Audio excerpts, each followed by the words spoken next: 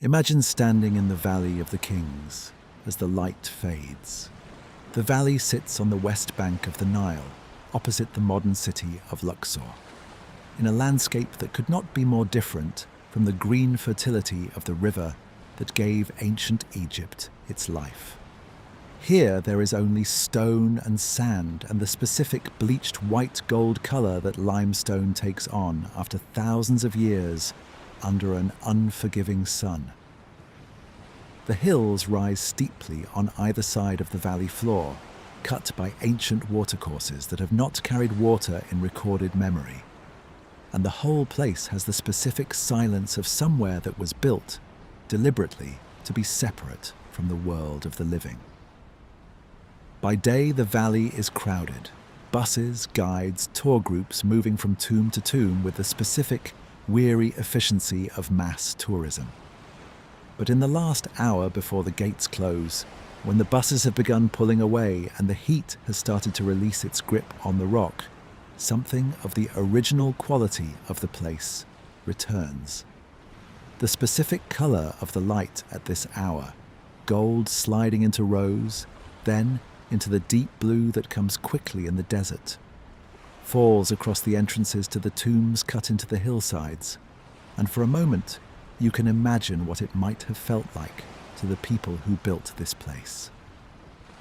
A valley designed entirely for the dead, where the living came only to bury, to seal, and to leave.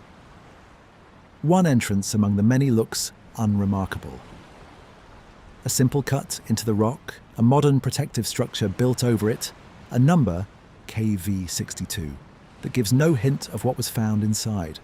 This is the tomb of Tutankhamun. It is one of the smallest tombs in the entire valley, tucked into a corner that had been used as a dumping ground for debris from other excavations for centuries, hidden almost by accident beneath the rubble of workmen's huts built for a later, much grander tomb above it. And it is the only tomb in this valley, in the entire history of Egyptian archaeology, that was found essentially intact. Every other royal tomb in the Valley of the Kings, without exception, had been entered and looted in antiquity, sometimes within decades of the burial, sometimes by the very priests who were meant to guard it. This one tomb, by an accident of geography and history, survived. And what came out of it? The gold, the jewelry, the furniture, the extraordinary mask that has become perhaps the single most recognizable artifact in the history of archaeology, was matched almost immediately by something else. A story. A story about death, about warning, about the specific danger of disturbing what was meant to remain undisturbed. My name is Arthur, and tonight we are going to sit carefully and honestly with the story of the curse of King Tutankhamun. Before we go further, hello to whoever is listening right now, in whatever part of the world and at whatever hour you have found your way to this room with me. If you want more videos like this, please click subscribe to show your support. A great deal of effort goes into making these videos, and simply subscribing genuinely makes a difference in keeping this channel going. And leave a comment if you feel moved to tell me where you are and what time it is. Now let me state the puzzle as it was understood by the people who lived through it in November 1922 and the months that followed. A team of archaeologists led by an Englishman named Howard Carter and funded by a wealthy aristocrat named Lord Carnarvon discovered the tomb of the boy pharaoh Tutankhamun after years of searching that had nearly exhausted both the patience and the money of everyone involved. The discovery was immediately recognized as one of the most important archaeological finds in history. The world's press descended on Luxor.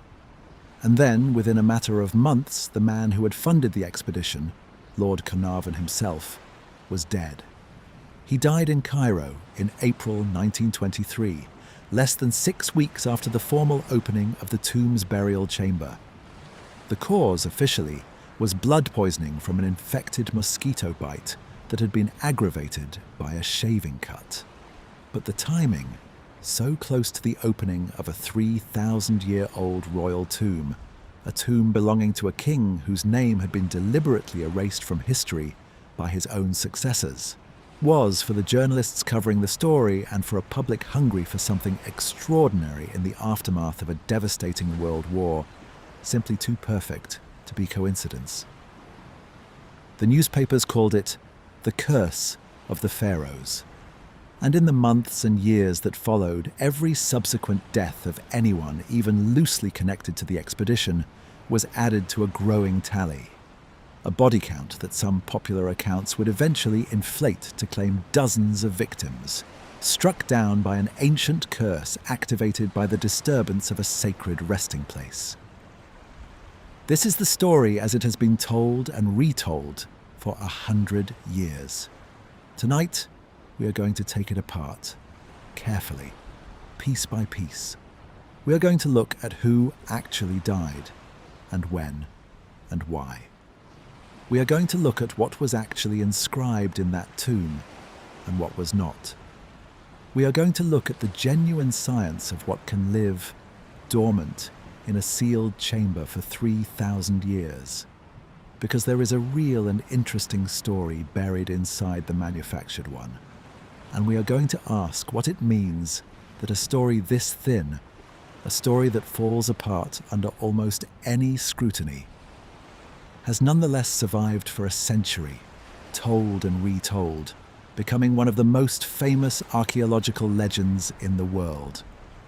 The boy king is resting in Cairo tonight, in a climate-controlled case, his mask catching whatever light falls on it in the museum's quiet halls. The tomb that held him for 3,000 years is empty now, in the Valley of the Kings, its painted walls visible by the soft light that modern conservation allows. And the story that grew up around his disturbance is still being told. Let us see what is actually true. Let me stay with the Valley of the Kings a little longer before we move forward, because the specific character of this place matters for understanding everything that follows. The valley was chosen by the pharaohs of the New Kingdom, roughly 1550 to 1070 BCE, specifically because of its isolation. Unlike the earlier pyramid tombs, which stood as enormous visible monuments on the desert plateau near Memphis, advertising their contents to anyone who cared to look, the New Kingdom pharaohs sought concealment. They wanted their tombs hidden, their treasures protected not by scale and visibility, but by secrecy and inaccessibility. The valley they chose has only a small number of natural entry points, easily guarded, and the tombs themselves were cut deep into the limestone, sometimes descending more than 100 meters from the entrance. This strategy of concealment failed almost completely. Of the more than 60 tombs that have been identified in the valley, only one, Tutankhamun's, escaped the attention of ancient tomb robbers for its full span of burial. Every other royal tomb was entered, sometimes within a generation of the burial, and stripped of its portable wealth. In some cases, the priests themselves, in the chaotic final centuries of the New Kingdom, organized the removal of royal mummies to consolidated hiding places, specifically to protect them from the looting that had become endemic across the valley. The reasons Tutankhamun's tomb survived intact are a combination of accident and obscurity. He was a minor king, ruling for less than a decade as a child and then a teenager, and his memory was deliberately suppressed by the rulers who followed him because of his connection to the religious upheaval of his predecessor, Akhenaten. His tomb was small, modest by royal standards, tucked into a low-lying area of the valley, and at some point, probably during the construction of a much larger tomb above it for a later pharaoh, Ramesses VI, the entrance to Tutankhamun's tomb was buried under debris and workmen's huts, hidden not by design, but by accumulated rubble and forgetting. This accident of obscurity is itself worth sitting with for a moment, because it sets up the specific drama of the discovery. a king whose name had been actively erased from official records, whose tomb had been accidentally hidden by the construction debris of later pharaohs who had no idea he was there, lay undisturbed for more than 3,000 years. Through the end of the New Kingdom, through the late period, through the conquest of Alexander, through Roman rule, through the rise of Christianity and then Islam in Egypt, through the entire span of human history that we associate with the modern world, until a team of British and Egyptian excavators, funded by the wealth of an English aristocrat, found the first step cut into the rock in November 1922. What they found when they finally broke through to the burial chamber was unlike anything any archaeologist had encountered before or has encountered since. Not an empty, looted chamber with scattered fragments of what had once been a king's burial wealth, which is what every previous tomb excavation in the valley had produced, but a chamber crowded, almost chaotically, with the actual material wealth of a new kingdom pharaoh's burial. Golden shrines nested one inside another. Chariots, beds, chairs, weapons, food offerings still in their containers, and at the center, the nested coffins and the golden mask that would become one of the most famous objects in the history of human art. The specific scale of this discovery is hard to overstate. Before Tutankhamun, Egyptologists had reconstructed what a royal burial might have contained, based on tomb paintings, on textual references, on the scattered and damaged remnants found in looted tombs. After Tutankhamun, they had the actual thing, an essentially complete material record of what surrounded a new kingdom pharaoh in death. The specific quantity of objects recovered from the tomb numbered in the thousands, and the cataloguing and conservation of this material occupied Howard Carter for the rest of his working life. It is against this backdrop of genuine, extraordinary, world historical archaeological achievement that the curse story needs to be understood. The discovery itself did not need embellishment to be remarkable. It was already one of the most significant events in the history of archaeology, full stop. And yet, the story that captured the public imagination most powerfully in the months and years that followed was not, primarily, the story of the discovery itself. It was the story of the deaths that seemed to follow it. This is worth pausing on, because it tells us something important before we have even examined a single piece of evidence. The human appetite for a story about supernatural punishment can be stronger than the appetite for a story about genuine human achievement, even when the achievement itself is one of the most remarkable in the history of a discipline. We are going to spend tonight understanding why that appetite exists and what it did to the historical record of one of archaeology's greatest moments. Let me say one more thing before we move into the history properly, about why this particular story has had such staying power, because it will help frame everything we examine afterward. A curse narrative requires three things to take hold in the popular imagination: a transgression, a punishment, and a sense of inevitability connecting the two. The transgression here was clear and dramatic. The opening of a sealed royal tomb, the disturbance of a king's eternal rest, the removal of objects that had been placed there with the specific intention that they remain undisturbed for all time. Ancient Egyptian religious belief held that the tomb and its contents were essential to the deceased's survival in the afterlife, that disturbing them was not merely disrespectful, but could genuinely threaten the soul's continued existence. The punishment, when it came in the form of Lord Carnarvon's death, fit a specific narrative shape that human beings have used to make sense of misfortune across nearly every culture in recorded history. Someone did something forbidden, and something bad happened to them as a consequence. This is one of the oldest story structures we have. It appears in the Garden of Eden. It appears in Pandora's box.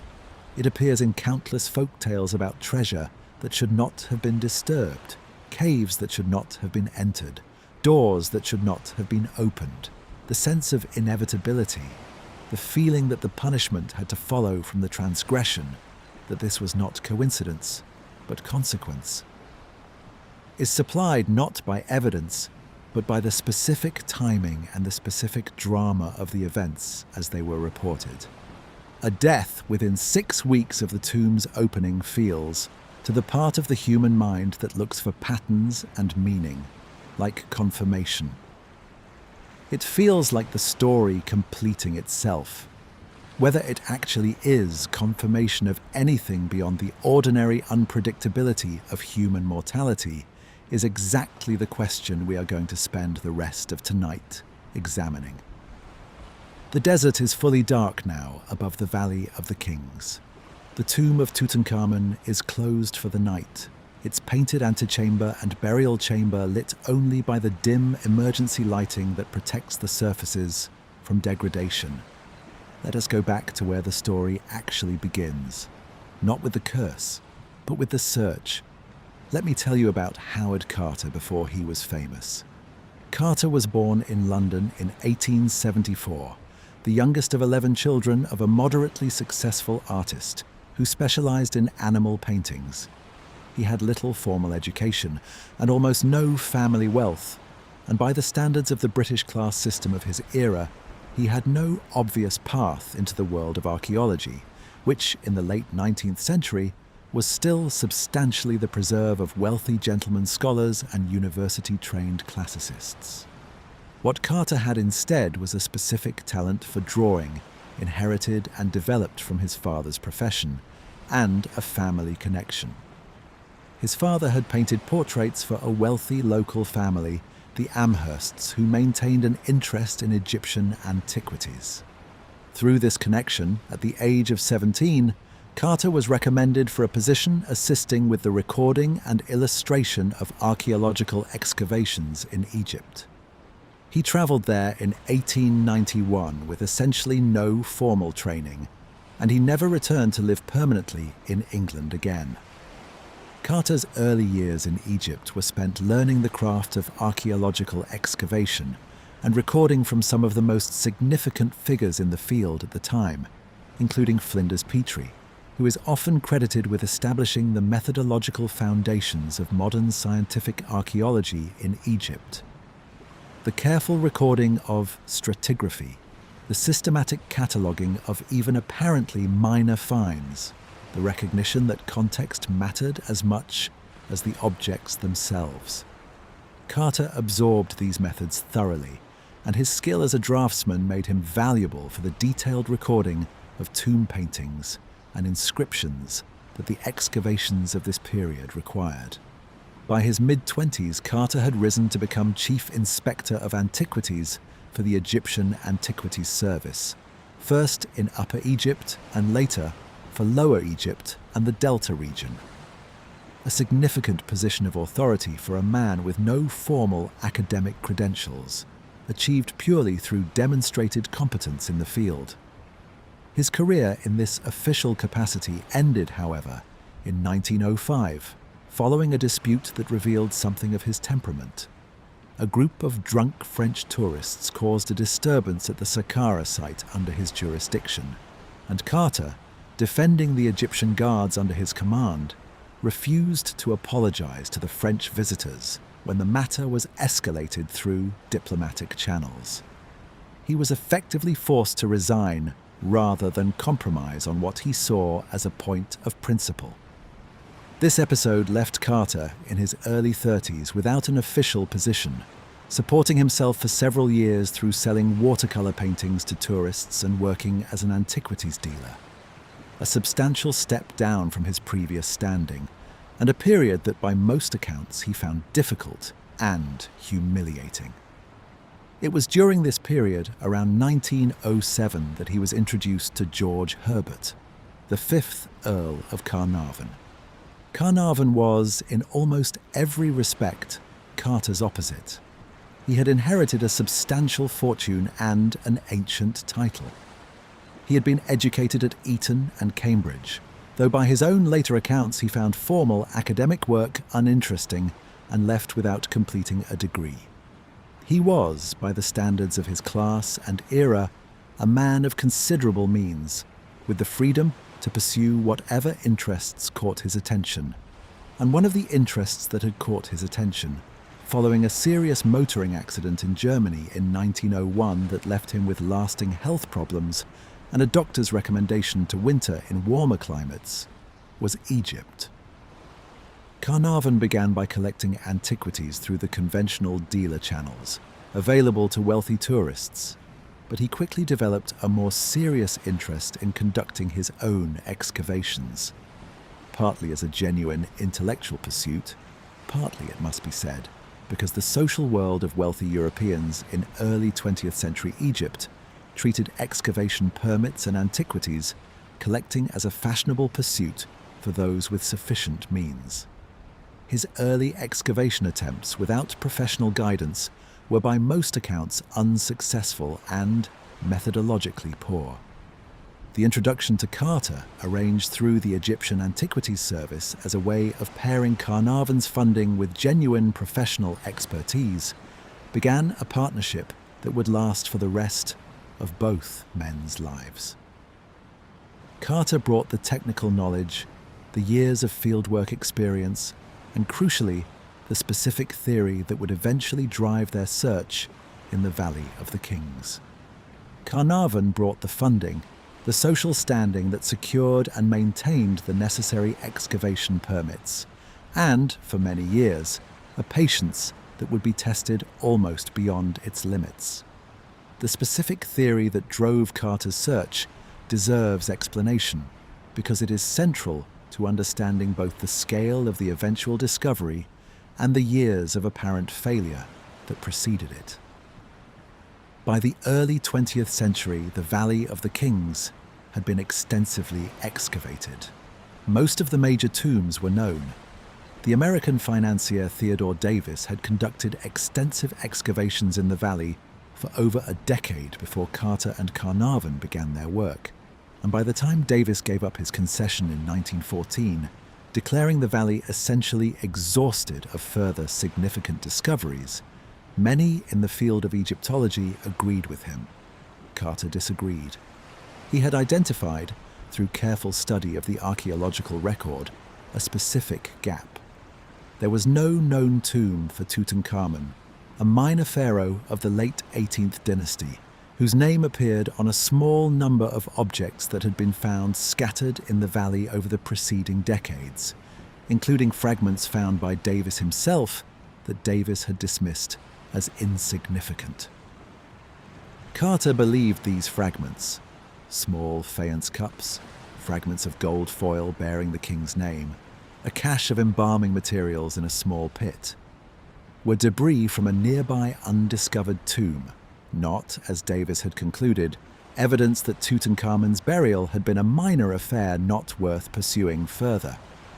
This was the theory that Carter brought to Carnarvon when the two men took over the excavation concession for the Valley of the Kings in 1914, just as the outbreak of the First World War was about to disrupt archaeological work across the region for several years. The war years were difficult for the partnership in ways that had nothing to do with archaeology directly. Egypt itself became a major strategic theatre for British operations against the Ottoman Empire, and the resources, manpower, and general attention that large-scale excavation required were simply unavailable. Carter spent part of this period working for British military intelligence in Cairo, drawing on his decades of local knowledge and his fluency in Arabic, while Carnarvon remained largely in England, his health, already compromised by the 1901 accident, further strained by the general anxieties and disruptions of wartime life.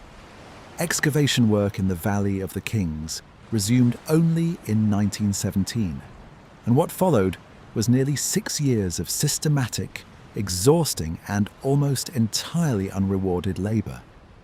Carter's strategy was methodical in a way that reflected his training under Petrie. Rather than searching randomly, he divided the valley floor into a grid and proceeded to clear each section down to bedrock, removing in some cases many meters of accumulated debris and flood deposits that had built up over 3,000 years, searching for any trace of an undiscovered tomb entrance.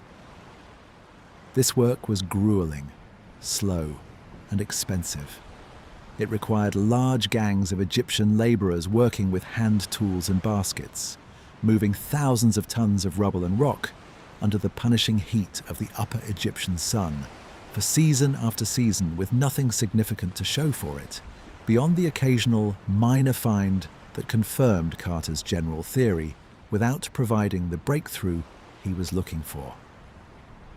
Carnarvon, who was funding this effort entirely from his personal fortune, watched season after season pass, with the costs mounting and the results remaining frustratingly thin.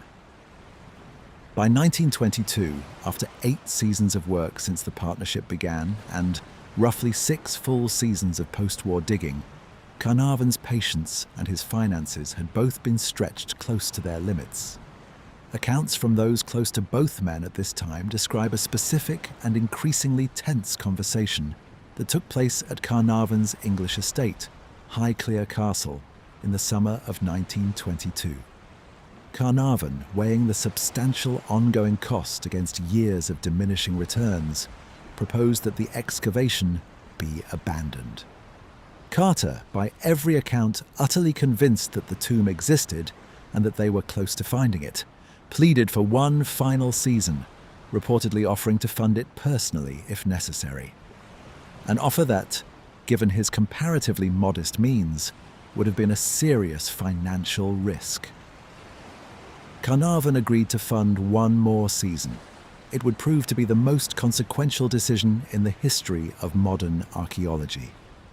Carter returned to Egypt in late October 1922 and resumed work in an area of the valley floor near the entrance to the tomb of Rameses VI, an area that contained a cluster of ancient workmen's huts that had been left largely unexamined in previous seasons, because clearing them would disrupt visitor access to the popular and already well-known Rameses VI tomb above. Carter had deliberately left this area for last, but by the autumn of 1922, with time and money running short, it was one of the few unexplored sections of the valley floor remaining. On the morning of November 1st, 1922, Carter's workmen began clearing the area beneath the workmen's huts. Within days, on November 4th, a young water boy on the excavation team. Accounts differ on the exact circumstances, but the discovery is consistently attributed to this most junior member of the workforce. Uncovered the top of a step cut into the bedrock. This is where we will pick up the story properly in the next part of tonight's journey. But before we move forward, it is worth pausing on the specific human texture of what led to this moment. 8 years of partnership, 6 years of post-war digging, a near cancellation in the summer before the discovery, a final season funded against the weight of accumulating doubt, and then, within days of beginning that final season, in an area that had been deliberately left for last, the first physical evidence of what would become one of the most significant archaeological discoveries in human history. This is not the texture of a curse story. It is the texture of an ordinary, deeply human story about persistence, partnership, and the specific kind of luck that sometimes rewards people who have refused to give up just before they were about to.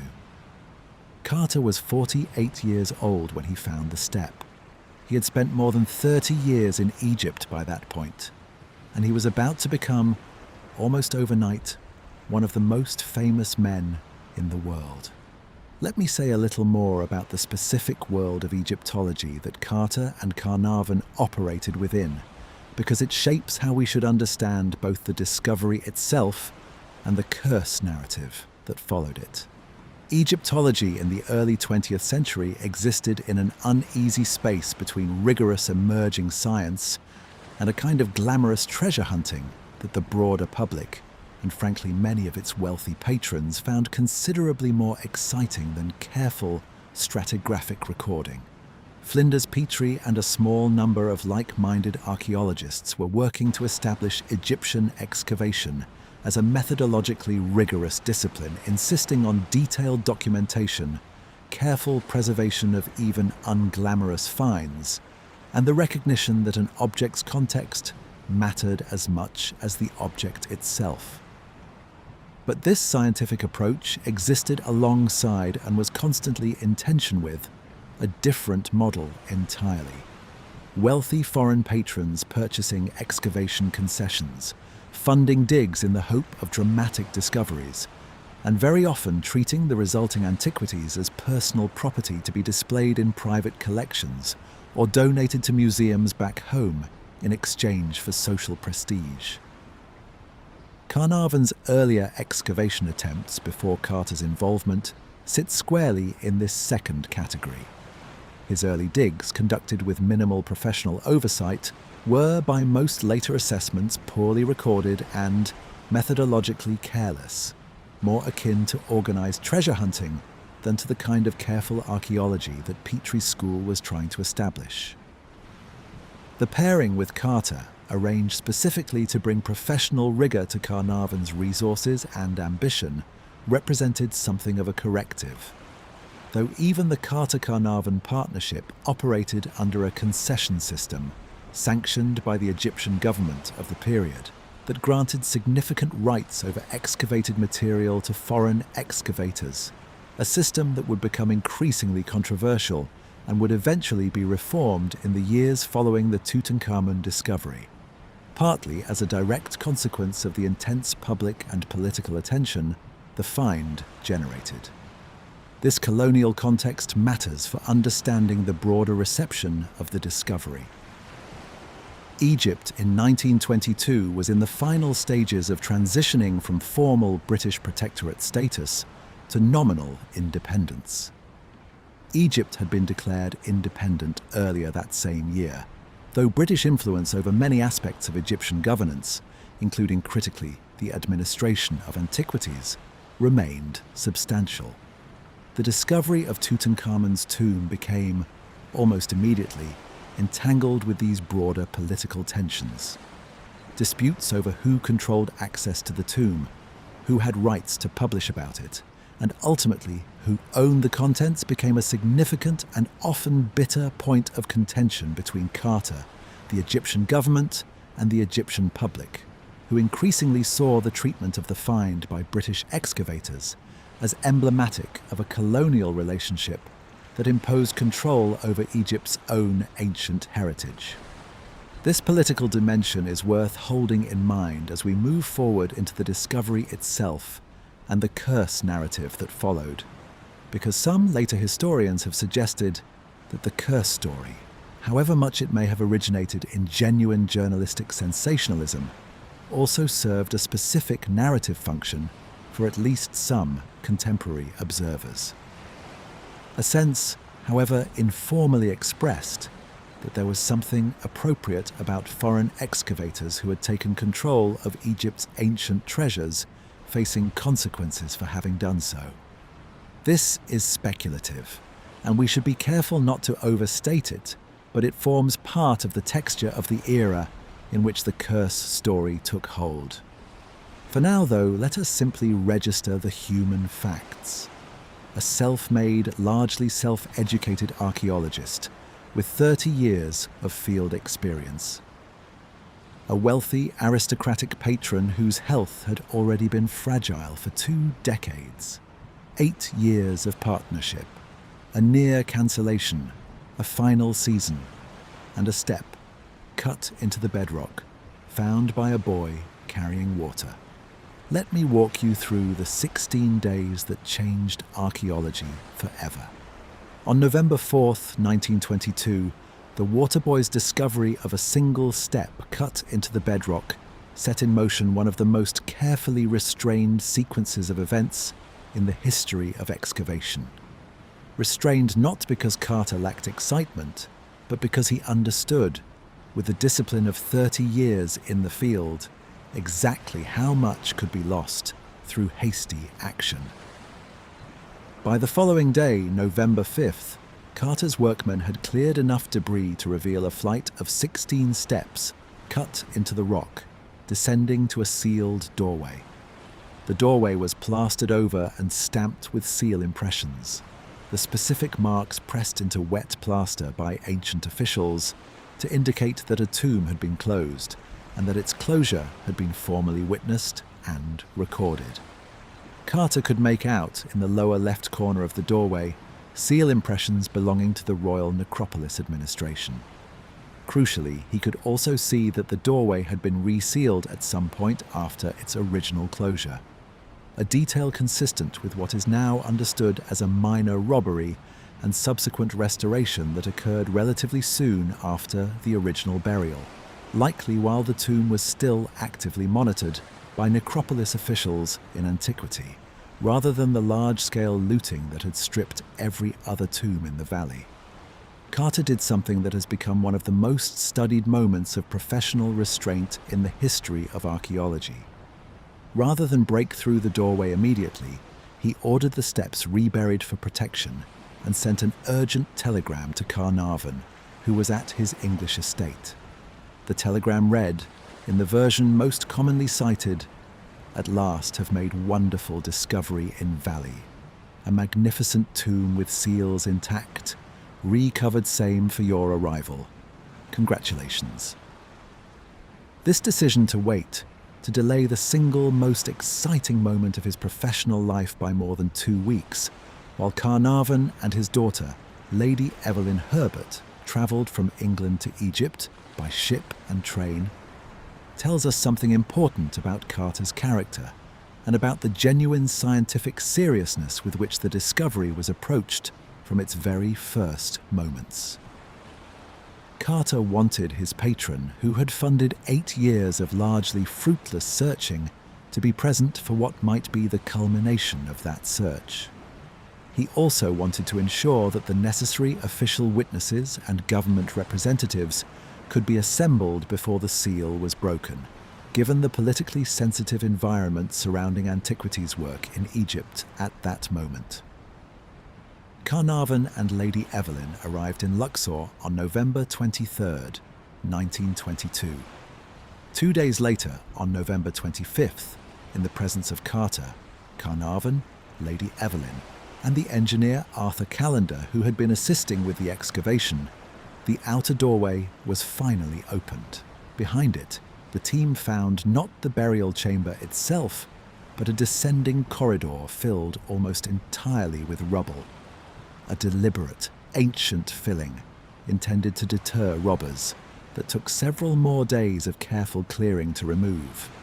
At the bottom of this corridor, on November 26, 1922, the team reached a second sealed doorway. This was the moment that would become, deservedly, one of the most famous in the history of archaeology. Carter made a small breach in the upper left corner of this second door, just large enough to insert a candle and look through. The air inside the chamber, sealed for more than 3,000 years, was tested first to ensure it was not dangerous. A standard and sensible precaution rather than evidence of any supernatural caution. And then Carter held a candle to the opening and looked inside. Carnarvon, waiting behind him in considerable suspense, asked the question that has become part of the permanent record of this moment. "Can you see anything?" Carter's reply, as he recorded it later, and as it has been quoted ever since, was simply, "Yes, wonderful things." What Carter was looking at in the flickering light of a single candle was the antechamber of the tomb, a room crowded almost beyond comprehension with golden objects, statues, dismantled chariots, beds, boxes, and the specific gleam of gold catching candlelight from every surface. It is worth pausing on the specific sensory reality of this moment. Carter was not looking at a tomb that had been carefully arranged for posterity.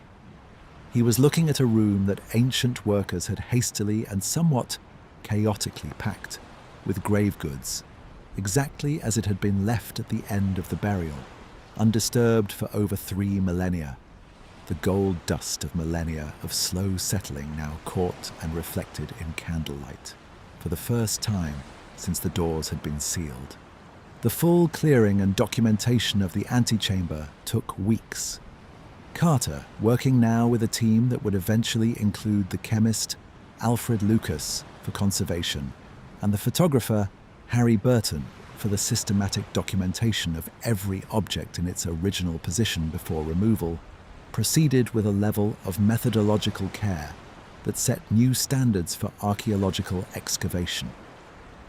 Every object was photographed in place, numbered, described, and only then carefully removed and conserved.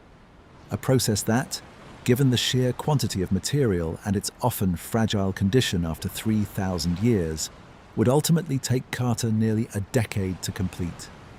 It was not until February 1923, 3 months after the initial discovery of the steps, that the team finally broke through to the burial chamber itself, where they found the nested golden shrines surrounding the sarcophagus, and confirmed what Carter had suspected from the very beginning, that they had found the undisturbed burial of the pharaoh Tutankhamun. The formal opening of the burial chamber on February 17, 1923, was attended by a substantial gathering of dignitaries, scientists, and government officials. A deliberately formal and witnessed event, given both the historical significance of the discovery and the politically charged environment surrounding who would be permitted to be present and to claim credit for what had been found. It is this event, the formal opening of the burial chamber in February 1923, rather than the initial discovery of the steps in November 1922, that is most precisely associated with the onset of the curse narrative, because it was in the weeks following this specific ceremony that Lord Carnarvon's health began its final decline. Before we move to that decline, however, let me dwell a little longer on what the antechamber and the subsequent rooms actually contained, because the sheer specificity and scale of the find is essential context for understanding why this discovery generated such an extraordinary global response, quite apart from any subsequent curse story. The antechamber alone contained more than 600 individual objects. There were 3 ornate funerary beds carved in the shape of animals: a lioness, a hippopotamus, a cow representing the goddess Mehet Weret, gilded and inlaid, used in the embalming and burial rituals. There were dismantled chariots, their wheels and frames taken apart for transport into the tomb and never reassembled, gilded and decorated with scenes of the young king in combat and in the hunt. There were stacked wooden boxes, many still containing their original contents: linen garments, sandals, jewelry, and in several cases food offerings, including baskets of fruit and joints of meat that had been provided for the king's sustenance in the afterlife.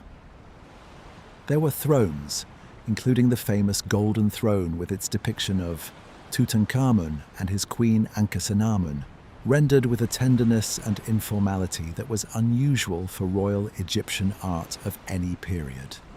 There was even, tucked beneath one of the funerary beds, a guardian statue and a sealed doorway that Carter correctly identified as leading to a further chamber, which the team would come to call the Annex. The level of preservation was extraordinary by any standard. Linen, which almost never survives more than a few centuries in most archaeological contexts, was present in recognizable form. Organic food offerings, ordinarily reduced to unidentifiable dust, were intact enough in places to be botanically analyzed. The gilding on wooden objects, protected from light and air for over 3,000 years, retained much of its original luster when first exposed to torchlight and camera flash. This level of preservation was itself a direct consequence of the tomb's small size and its accidental burial under construction debris. The compact dimensions of Tutankhamun's tomb, modest compared to the grand multi-chambered tombs built for longer reigning pharaohs, meant that once it was sealed and then buried under rubble from later construction work, it became remarkably stable. A sealed, dark, relatively cool environment with minimal air circulation and minimal exposure to the periodic flash flooding that had damaged or destroyed organic material in many other tombs in the valley over the millennia. When the team finally broke through to the burial chamber itself in February 1923, they found it almost entirely filled by an enormous gilded wooden shrine, so large that it left only a narrow space of perhaps 50 centimeters between its outer walls and the walls of the chamber itself.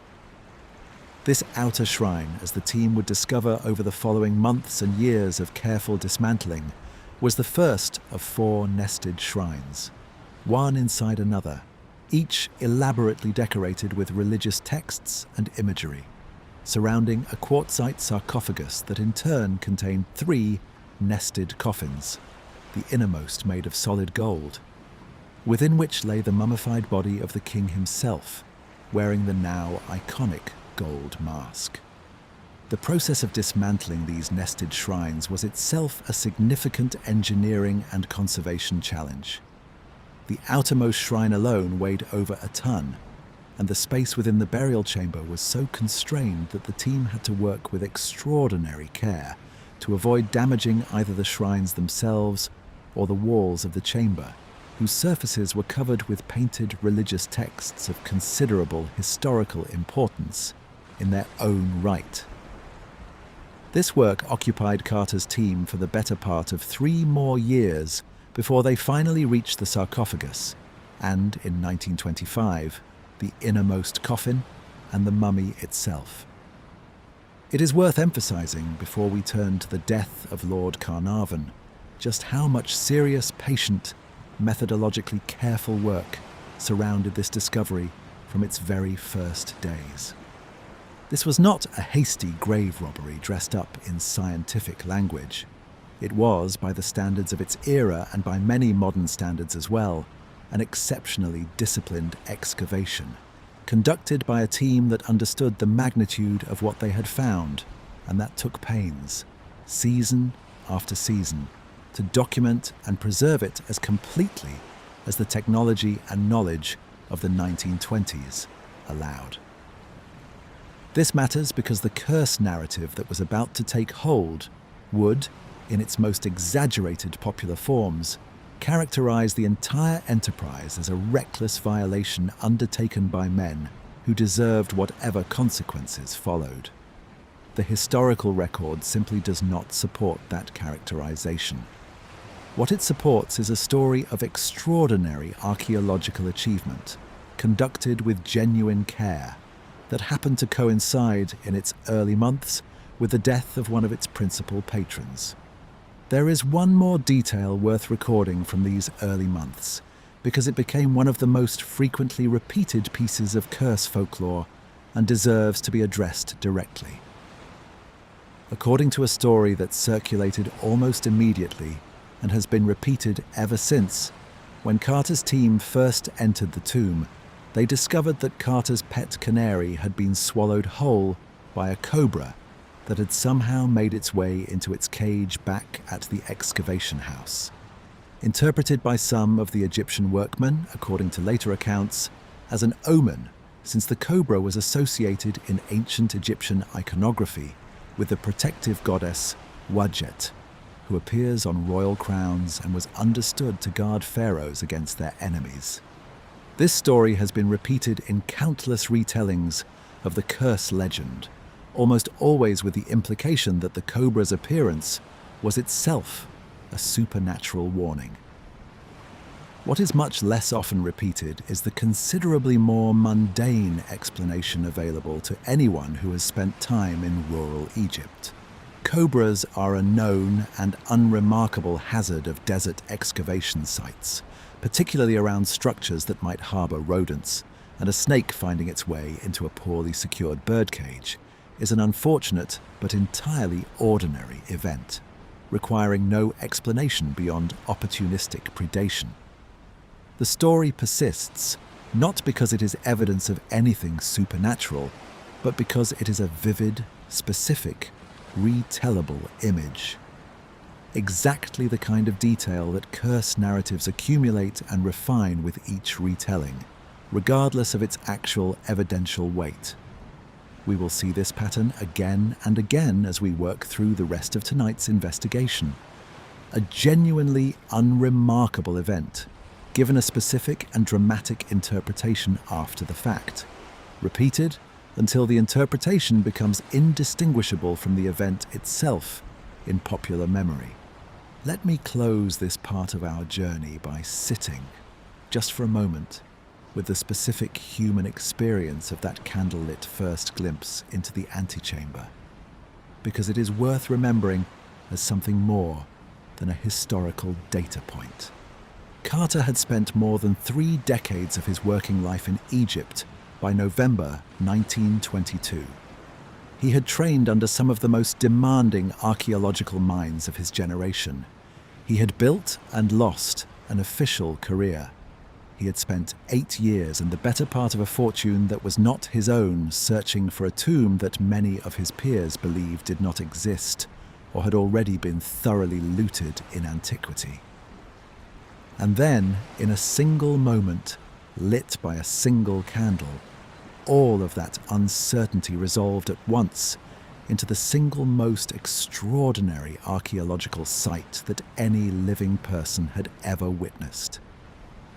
It is worth asking what that moment must have felt like, stripped of everything that came afterward, the press attention, the legal disputes, the curse story, the decade of painstaking conservation work. In that instant, before any of those complications existed, it was simply a man with a candle, looking into a room that no living eye had seen in over 3,000 years, and finding it exactly as full of wonder as he had spent decades hoping it might be. That coincidence is where we turn next. Let me tell you who Tutankhamun actually was. Before the discovery of his tomb, Tutankhamun was barely a footnote in the history of ancient Egypt. A minor king whose name had been deliberately scrubbed from official monument lists by the rulers who followed him, precisely because of his association with one of the most disruptive religious episodes in the entire 3,000-year span of pharaonic civilization. Understanding why he had been so thoroughly erased from official memory and what his tomb and his mummified remains have subsequently revealed about his life and death is essential to understanding the man behind the legend that grew up around his curse. Tutankhamun was born around 1341 BCE, during the reign of the pharaoh Akhenaten, whom modern DNA analysis and a substantial body of circumstantial archaeological evidence now identify as his father.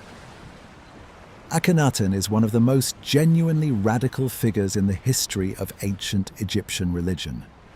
For roughly 17 years, he attempted to overturn the polytheistic religious system that had structured Egyptian society and politics for well over 1,000 years, replacing the traditional pantheon.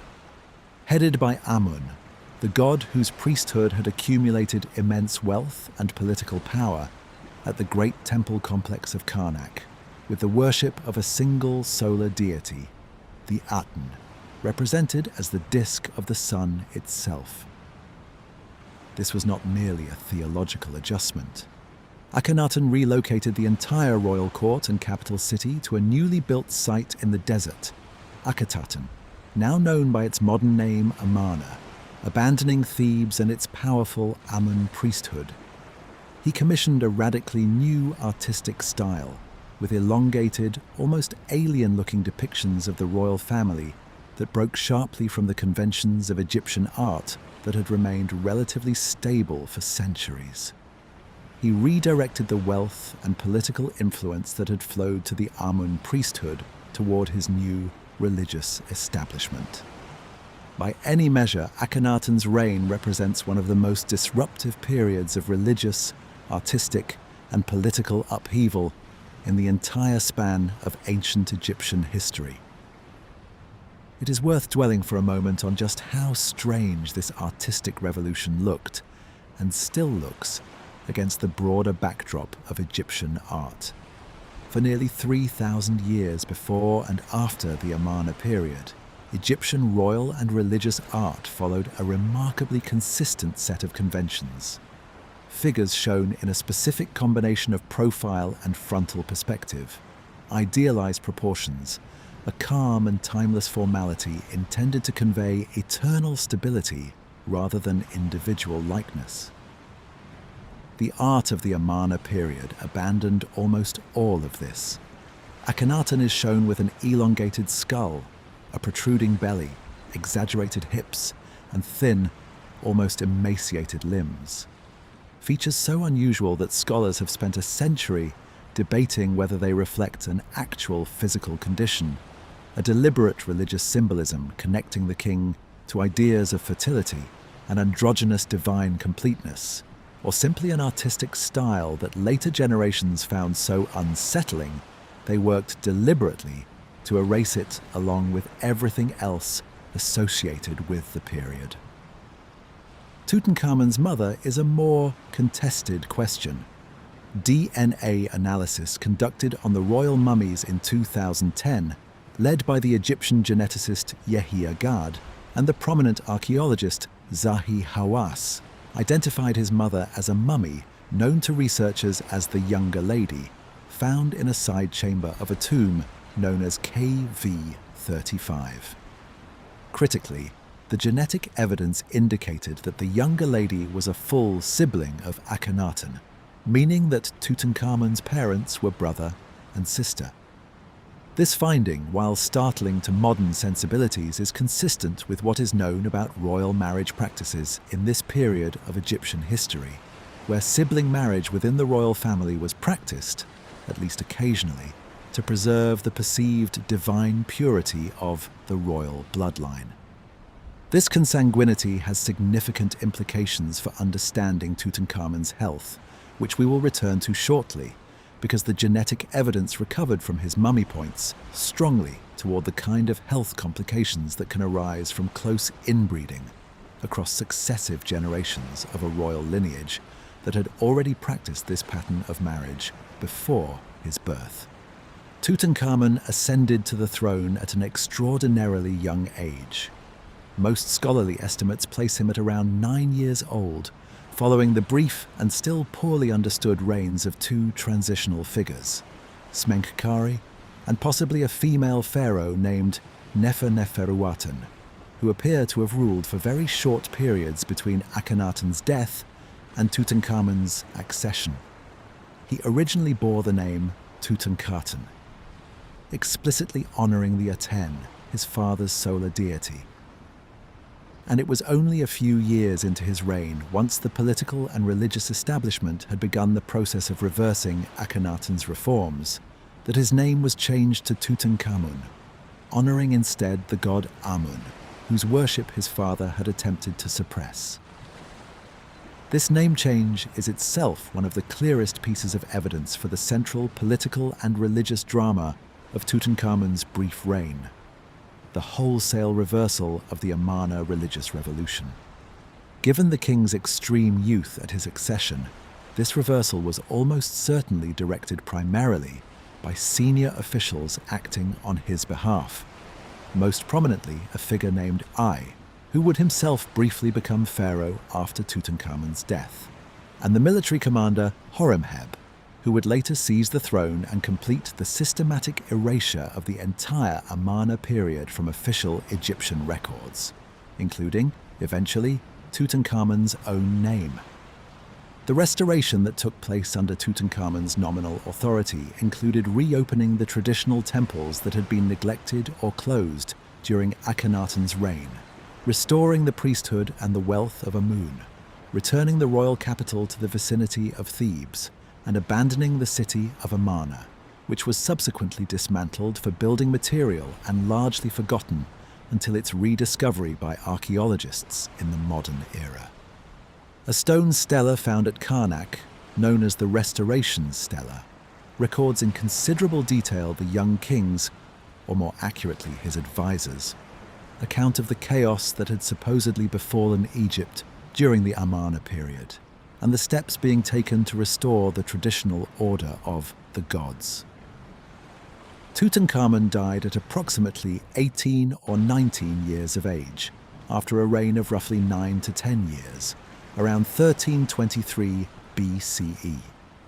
The cause of his death has been one of the most actively investigated and revised questions in modern Egyptology, and it is worth examining carefully because popular accounts of the curse legend have sometimes drawn on misleading or outdated theories about his death to add an extra layer of mystery to the story.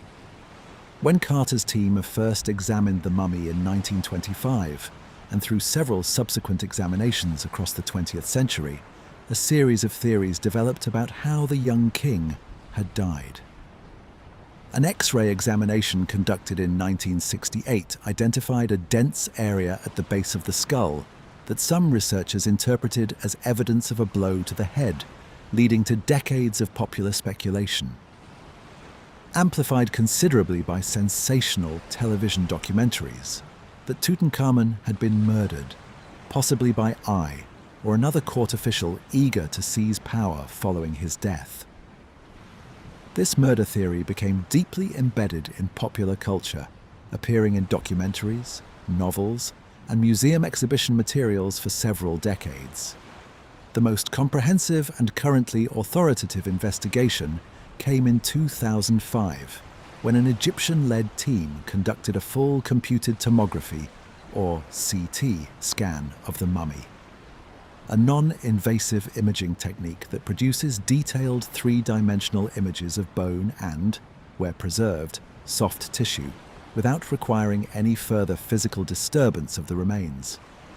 This scan, involving over 1,700 individual digital images, allowed researchers to examine the skeleton in far greater detail than any previous physical or X-ray examination had permitted.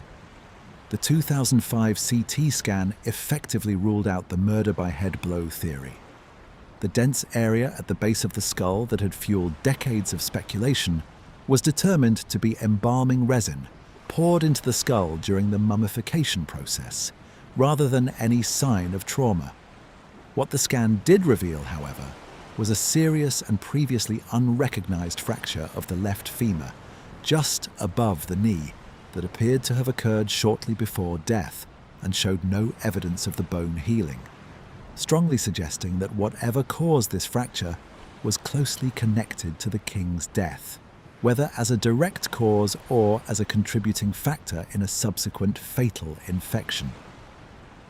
Subsequent and more detailed genetic research, published in 2010 by the same Hawass-led team that established Tutankhamun's parentage, added a further and very significant piece of evidence. Genetic markers in the mummy's tissue consistent with malaria, specifically the most severe form caused by the parasite Plasmodium falciparum.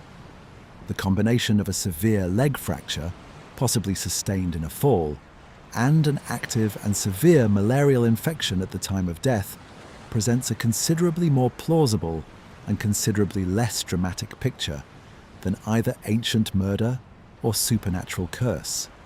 A young man already in fragile health, suffering a serious physical injury, complicated by a life-threatening infectious disease that was endemic in ancient Egypt and is well documented in other mummified remains from the period. The same body of genetic and skeletal research has also revealed a great deal about Tutankhamun's general physical condition during his short life, much of which appears directly connected to the consanguineous royal marriages we discussed earlier. The CT scan identified a club foot, specifically a condition affecting the second toe of the left foot, known as Curler disease, which would have caused him pain when walking and likely required the use of a cane. A detail given considerable circumstantial support by the discovery of more than 130 walking sticks and staves among the grave goods in his tomb, several of which show clear signs of wear consistent with actual use during his lifetime rather than purely ceremonial purpose. The genetic research also identified evidence of this bone condition alongside other indications of a generally compromised constitution, and some researchers have additionally proposed evidence consistent with a cleft palate and mild scoliosis, although these latter interpretations remain more contested among specialists than the foot condition and the malaria finding, which enjoy broader scholarly consensus.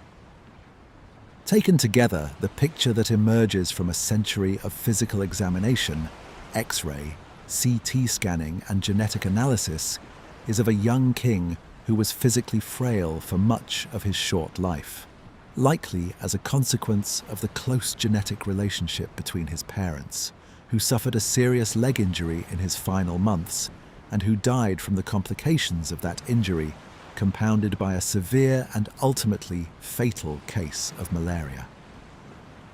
This is, it must be said, a far less sensational story than either the ancient murder theory that dominated popular imagination for much of the 20th century, or the supernatural curse narrative that we will spend the rest of tonight examining in detail.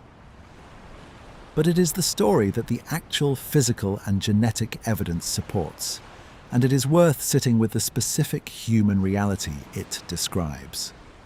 A teenage king, already weakened by the genetic consequences of his family's marriage practices, walking with the aid of a cane, eventually felled by an injury and an infection that, in the absence of modern medicine, would have been a death sentence for almost anyone in ancient Egypt, regardless of their royal status.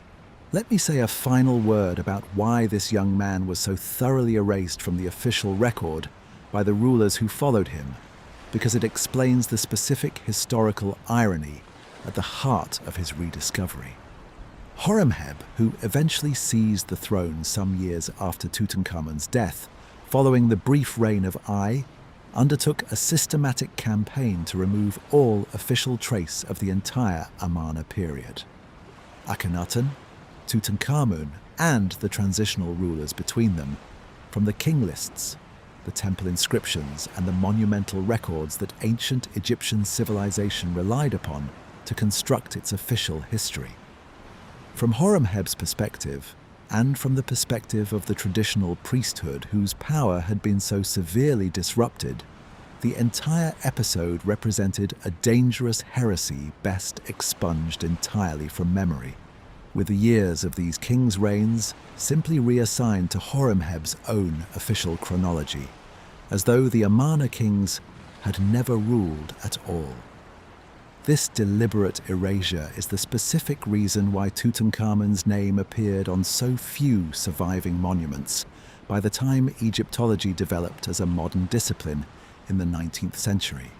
And it is the specific reason why his tomb, modest, hastily prepared given his unexpectedly early death, and quickly forgotten by a state actively trying to forget he had existed, was so easily buried and overlooked by the construction debris from Ramesses, the sixth's tomb, centuries later. The very obscurity that allowed his burial to survive intact for 3,000 years was a direct consequence of the same political erasure that had, ironically, almost guaranteed he would never be remembered at all. He was forgotten so completely that forgetting him is what saved him. And in 1922, he became, almost overnight, the most famous pharaoh in the entire 3,000-year history of ancient Egypt, better known to the modern world than Ramesses the Great, better known than Khufu, who built the largest pyramid, better known than almost any other figure from that civilization, precisely because the thing that had erased him from ancient memory had also preserved him intact for modern discovery. This is the boy whose tomb Howard Carter found in 1922. Not a figure of supernatural menace. A young man who had inherited a religious and political crisis he was too young to have caused, who lived a physically difficult life, and who died young, as a great many people, royal and common alike, did in the ancient world.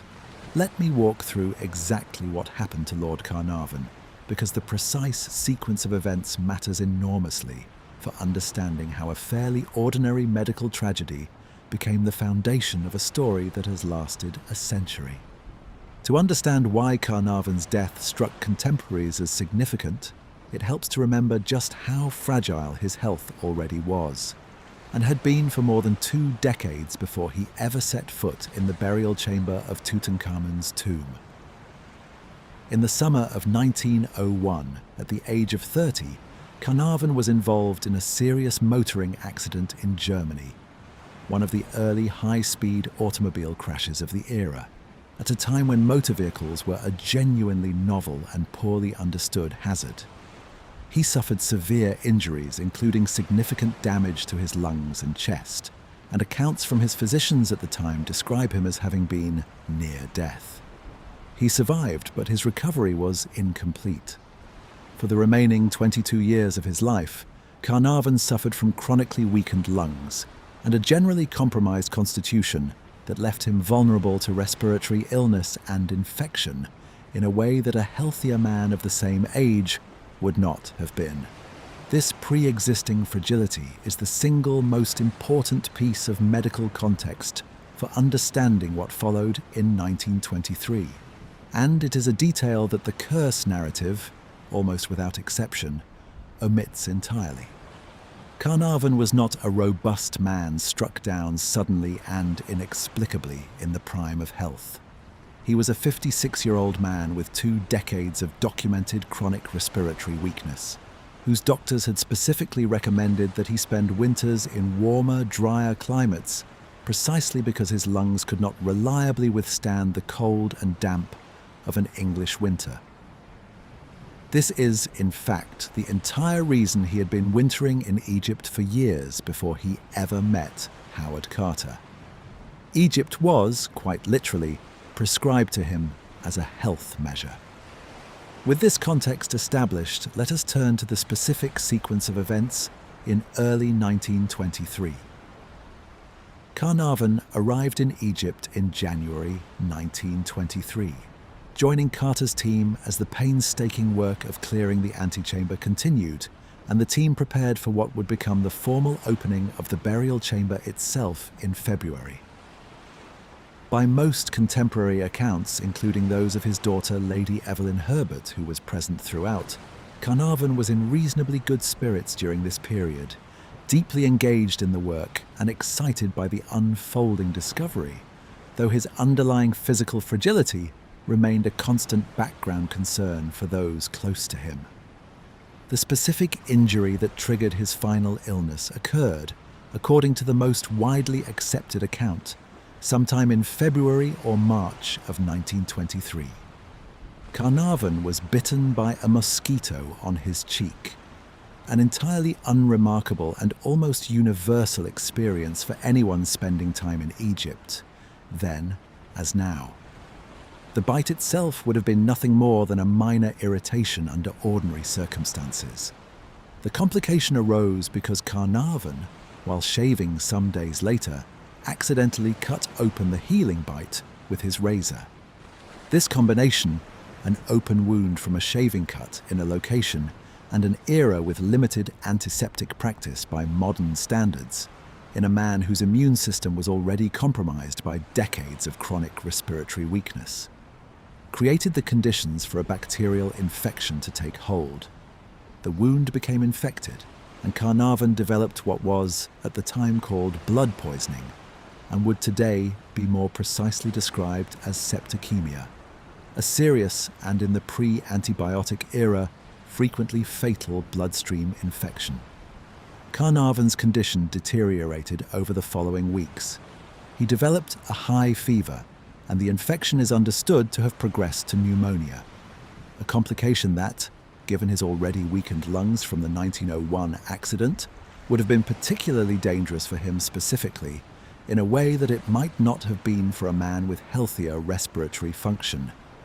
He was moved to the Continental Savoy Hotel in Cairo, where his condition continued to worsen despite the medical attention available to him, which, it should be noted, was the best that could be obtained in Cairo at the time, including consultation with multiple physicians.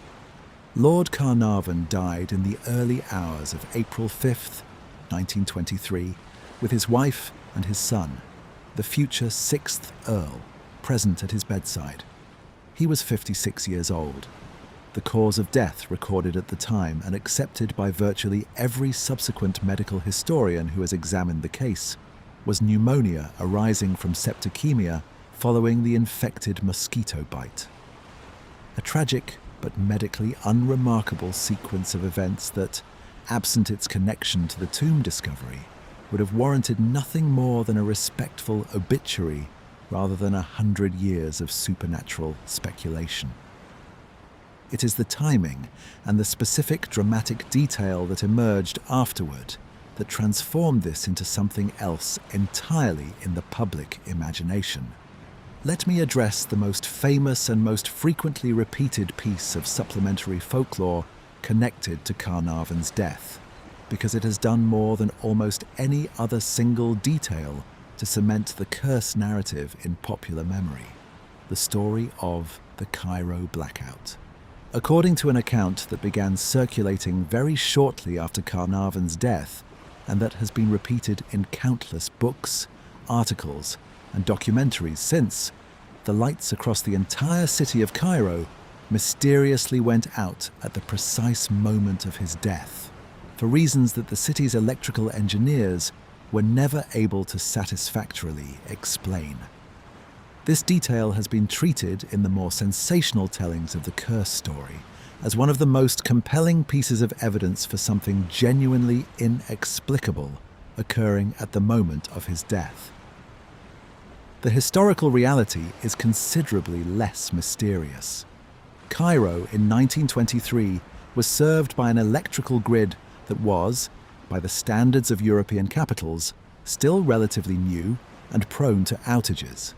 Power failures of varying scope and duration were not infrequent occurrences in the city during this period, for entirely mundane reasons related to the technical limitations and growing pains of an electrical infrastructure still being built out. There is no reliable contemporary documentation establishing that a citywide blackout occurred at the precise moment of Carnarvon's death, as opposed to occurring at some point on that day or in the surrounding days, coincidentally or otherwise, and then being retrospectively connected to the death once the story began to circulate. Egyptian power infrastructure records from the period where they survive do not support the specific dramatic claim of an unexplained, precisely timed, citywide outage. A second and equally famous detail concerns Carnarvon's son, the 6th Earl, who many years later gave an interview describing a personal recollection from the night of his father's death, that the family's pet dog back at Highclere Castle in England, thousands of miles away, was reported to have howled and then died at the exact same hour as Lord Carnarvon's death in Cairo. This story, like the blackout story, gained traction specifically because of its vivid, retellable, emotionally resonant specificity. A dog dying in apparent sympathy with its distant master is precisely the kind of detail that curse narratives accumulate, and that resists straightforward verification decades after the fact, since it rests entirely on a single family member's recollection, given long after the event, with no contemporary documentation to corroborate the precise timing being claimed. Neither of these stories can be definitively disproven in the strict sense. We cannot travel back to 1923 and audit Cairo's electrical grid logs, or establish the exact hour of a dog's death at an English country estate with forensic precision. But the appropriate standard for evaluating extraordinary claims is not whether they can be definitively disproven. It is whether there is reliable contemporary evidence supporting them. In both cases, the answer is no. What we have instead is a pattern that should by now be familiar from earlier parts of tonight's investigation. Vivid, dramatic, emotionally satisfying details that emerged in retellings after the fact, that lack contemporary documentary support, and that have nonetheless become fixed, almost unquestioned elements of the popular legend through sheer repetition. There is a further detail worth examining here because it speaks directly to how legends accumulate specific, seemingly verifiable particulars over time, even when no such particulars existed at the outset. Some later versions of the curse story claim that an inscription was found near the entrance to the tomb, reading, in translation, something to the effect of death will come on swift wings to him who disturbs the peace of the pharaoh. This specific phrase has been quoted in numerous popular books and documentaries as though it were an established archaeological fact, attributed to Carter's own records or to subsequent translations of inscriptions within the tomb. We will examine this specific claim in much greater detail in Part 7 of tonight's journey, because it deserves careful and dedicated attention. But it is worth flagging here, in connection with Carnarvon's death specifically, that this supposed inscription appears nowhere in Carter's own meticulous excavation records, nor in the records of any other member of the expedition team, nor in any of the academic publications produced about the tomb in the years immediately following its discovery. It appears to have originated later in popular journalism and to have been retrofitted into the narrative as a kind of explanatory mechanism, a way of giving the curse a textual source, a specific warning that had supposedly been ignored, rather than leaving the story as nothing more than an unfortunate coincidence of timing. Now let me return to the medical facts because they deserve one further layer of careful examination. Some accounts of the curse story have claimed that Carnarvon's death was somehow unusually rapid or unusually inexplicable for a man of his social standing and access to medical care. This claim does not hold up against the realities of medicine in 1923. Antibiotics, the class of drugs that would today make a bacterial bloodstream infection like Carnarvon's almost uniformly treatable, did not yet exist in any practical clinical form. Penicillin would not be discovered until 1928 by Alexander Fleming and would not become widely available as a therapeutic drug until the 1940s, more than 2 decades after Carnarvon's death. In 1923, a serious case of septicemia, particularly in a patient with pre-existing chronic respiratory weakness, was a genuinely life-threatening condition, with limited effective treatment options available to even the wealthiest and best-connected patients in the world. It is worth being specific about exactly how limited those treatment options were. The standard medical interventions available to Carnarvon's physicians in early 1923 amounted to supportive care. Rest, fluids, perhaps the application of antiseptic dressings to the original wound site, and the monitoring of fever and general condition. There was no equivalent to the targeted antibacterial therapy that would, within a generation, transform septicemia from a frequently fatal condition into a generally treatable one. A modern patient presenting with the same infection in a well-resourced hospital would in the great majority of cases be expected to survive with a course of intravenous antibiotics lasting no more than a few weeks. Carnarvon had no such option available to him, nor did anyone else alive in 1923, regardless of wealth or status. This is, I think, one of the most important and most consistently overlooked aspects of the entire curse narrative. It asks us to find something mysterious in an outcome that was, by the medical standards of its own time, entirely unremarkable. Thousands of people across the world died of septicemia and its complications every year in the early 1920s, in hospitals and homes far from any Egyptian tomb, simply because the medical tools to reliably treat such infections did not yet exist. Carnarvon's specific vulnerability, his chronically weakened lungs, the product of a serious accident more than 2 decades earlier, made him considerably more susceptible to a fatal outcome from what might, for a healthier man, have been a serious but survivable illness. Carnarvon's death, understood in this medical context, was not an inexplicable mystery. It was a recognizable and, for the era, almost unsurprising outcome for a man with his specific health history who developed a serious bloodstream infection in the years before antibiotics existed. What made it remarkable was not the medicine. It was the timing and the story that grew up around that timing. A story we will examine in detail in the next part of tonight's journey, when we look at exactly how the press transformed a sad but medically ordinary death into one of the most enduring legends of the 20th century. Let me tell you how the press actually built this story, because the mechanics of its construction are at least as interesting as the story itself. To understand why the curse narrative took the specific shape it did, you first have to understand a piece of business arrangement that had nothing to do with curses, ghosts, or ancient warnings, and everything to do with money. Shortly after the initial discovery in November 1922, Lord Carnarvon, as the expedition's primary financial backer, signed an exclusive reporting agreement with the Times of London, granting that single newspaper privileged access to the excavation and the right to publish the first and most detailed accounts of the discovery in exchange for a substantial fee that helped offset the enormous costs of the ongoing excavation and conservation work. This arrangement was, from a purely practical standpoint, a reasonable solution to a genuine problem: managing the overwhelming press attention generated by the discovery while protecting the actual scientific and conservation work from being disrupted by hundreds of competing journalists demanding access to a fragile and still partially unexcavated site. But it had an immediate and predictable consequence.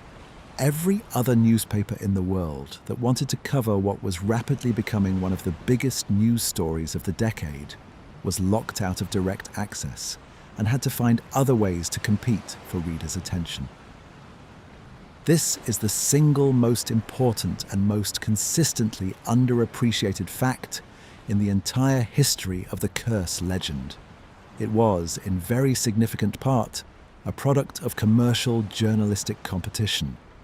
Newspapers that could not get exclusive interviews with Carter, could not photograph the latest finds as they emerged from the tomb, and could not publish the detailed scientific updates that the Times was providing, needed a different angle, something dramatic, something that did not require access to the dig site itself, something that could be reported and embellished from a hotel room in Cairo, or, for that matter, from a newsroom in London or New York, without ever visiting Egypt at all. The death of Lord Carnarvon, arriving as it did within months of the discovery and involving one of the central figures of the story, was precisely this kind of opportunity. A sensational story about an ancient curse striking down the men who had disturbed a pharaoh's tomb required no special access whatsoever. It could be written by any journalist with a typewriter and an imagination, and it offered something that the careful, methodical, scientifically grounded reporting that the Times was providing simply could not. Drama, mystery, and a sense of cosmic justice that readers in the aftermath of the First World War, a conflict that had killed millions and left much of Europe questioning whether the universe had any moral order at all, appear to have found genuinely compelling. It is worth pausing on this historical moment specifically. The early 1920s were a period of intense public interest in spiritualism, seances, and communication with the dead, driven substantially by the enormous and largely unprecedented scale of bereavement that the First World War had produced across an entire generation. Millions of families across Europe and beyond were grieving sons, husbands, and brothers who had died, often without a body to bury, in the trenches and battlefields of a war whose scale and senselessness had shaken confidence in conventional, religious, and rational explanations for suffering. This was the specific cultural environment into which the curse story was introduced, and it is not a coincidence that a story about ancient supernatural forces, divine punishment, and the permeability of the boundary between the living and the dead found such fertile ground. The single most influential public figure to lend credibility to the curse narrative was Sir Arthur Conan Doyle, the creator of Sherlock Holmes, who had become, in the years following the war, a passionate and very publicly vocal advocate for spiritualism. The belief that the dead could communicate with the living, typically through mediums. Doyle's own conversion to spiritualism had been driven substantially by personal grief. He had lost his son Kingsley, his brother and several other close relatives during the war, and had become convinced through his engagement with spiritualist practitioners that he had received genuine communications from beyond the grave. When Lord Carnarvon died, journalists seeking comment turned to Doyle, given his prominent public profile and his established willingness to discuss supernatural explanations for unusual events.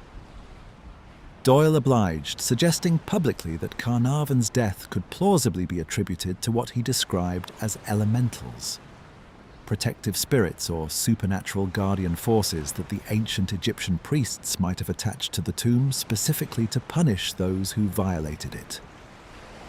Doyle's specific scientific or religious credentials for making this claim were non-existent. He was a novelist and physician by training, with no expertise whatsoever in Egyptology, archaeology, or the actual content of ancient Egyptian religious belief.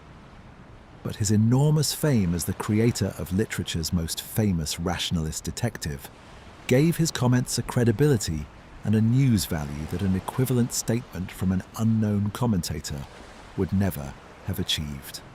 This is one of the great ironies embedded in the whole curse legend. The public figure whose endorsement did more than perhaps any other single voice to legitimize the supernatural curse theory was famous specifically for having created the most celebrated fictional exemplar of rigorous, evidence-based deductive reasoning in the English language. Conan Doyle, in his public life, had become something close to the opposite of his own most famous creation. A second and similarly influential voice was the popular novelist Marie Corelli, a best-selling author of sensational and often mystically themed fiction, who wrote a widely circulated letter to the press shortly before Carnarvon's death, though after the tomb's discovery had already become international news, claiming to possess knowledge of an ancient Arabic text, warning that dire punishments awaited anyone who violated a sealed tomb. Corelli's letter, written and published in the period of intense public anticipation following the November discovery, has frequently been cited in retrospect as a kind of eerie prediction of Carnarvon's subsequent death, since it appeared in print weeks before his illness began. The specific ancient Arabic text that Corelli claimed to be drawing upon has never been satisfactorily identified by any subsequent scholar, and it is worth noting that Corelli was, by profession, a writer of popular sensational fiction with a documented commercial interest in generating exactly this kind of dramatic public attention. Her letter reads, in retrospect, considerably less like a genuine scholarly warning, and considerably more like precisely the kind of opportunistic, attention-seeking commentary that a commercially minded novelist with an established track record of mystical and supernatural themes in her published work might produce in response to the biggest news story of the year. Once Doyle and Corelli had lent their public credibility to the curse narrative, the story acquired a momentum that was largely independent of any further factual development. Newspapers around the world, locked out of direct access to the dig itself, found that curse-related stories generated substantial reader interest and could be produced without any cooperation from Carter's team. The specific genre of curse journalism that emerged in 1923 and the years following established a pattern that would recur with each subsequent death of anyone even loosely connected to the expedition. A brief, factual report of the death, followed by speculative commentary connecting it to the supposed curse, frequently embellished with additional dramatic details. about strange noises, unexplained illnesses, or ominous coincidences that had little or no basis in the contemporary medical or circumstantial record. This is the machinery that produced the legend, not ancient magic. Commercial competition between newspapers locked out of an exclusive access agreement, amplified by two prominent public figures with their own specific reasons. One deeply personal, one commercially professional. For lending credibility to supernatural explanations, landing in a cultural moment uniquely primed by the trauma of the First World War to find comfort and meaning in stories about the permeability of death. That is how a sad but medically ordinary death became a curse.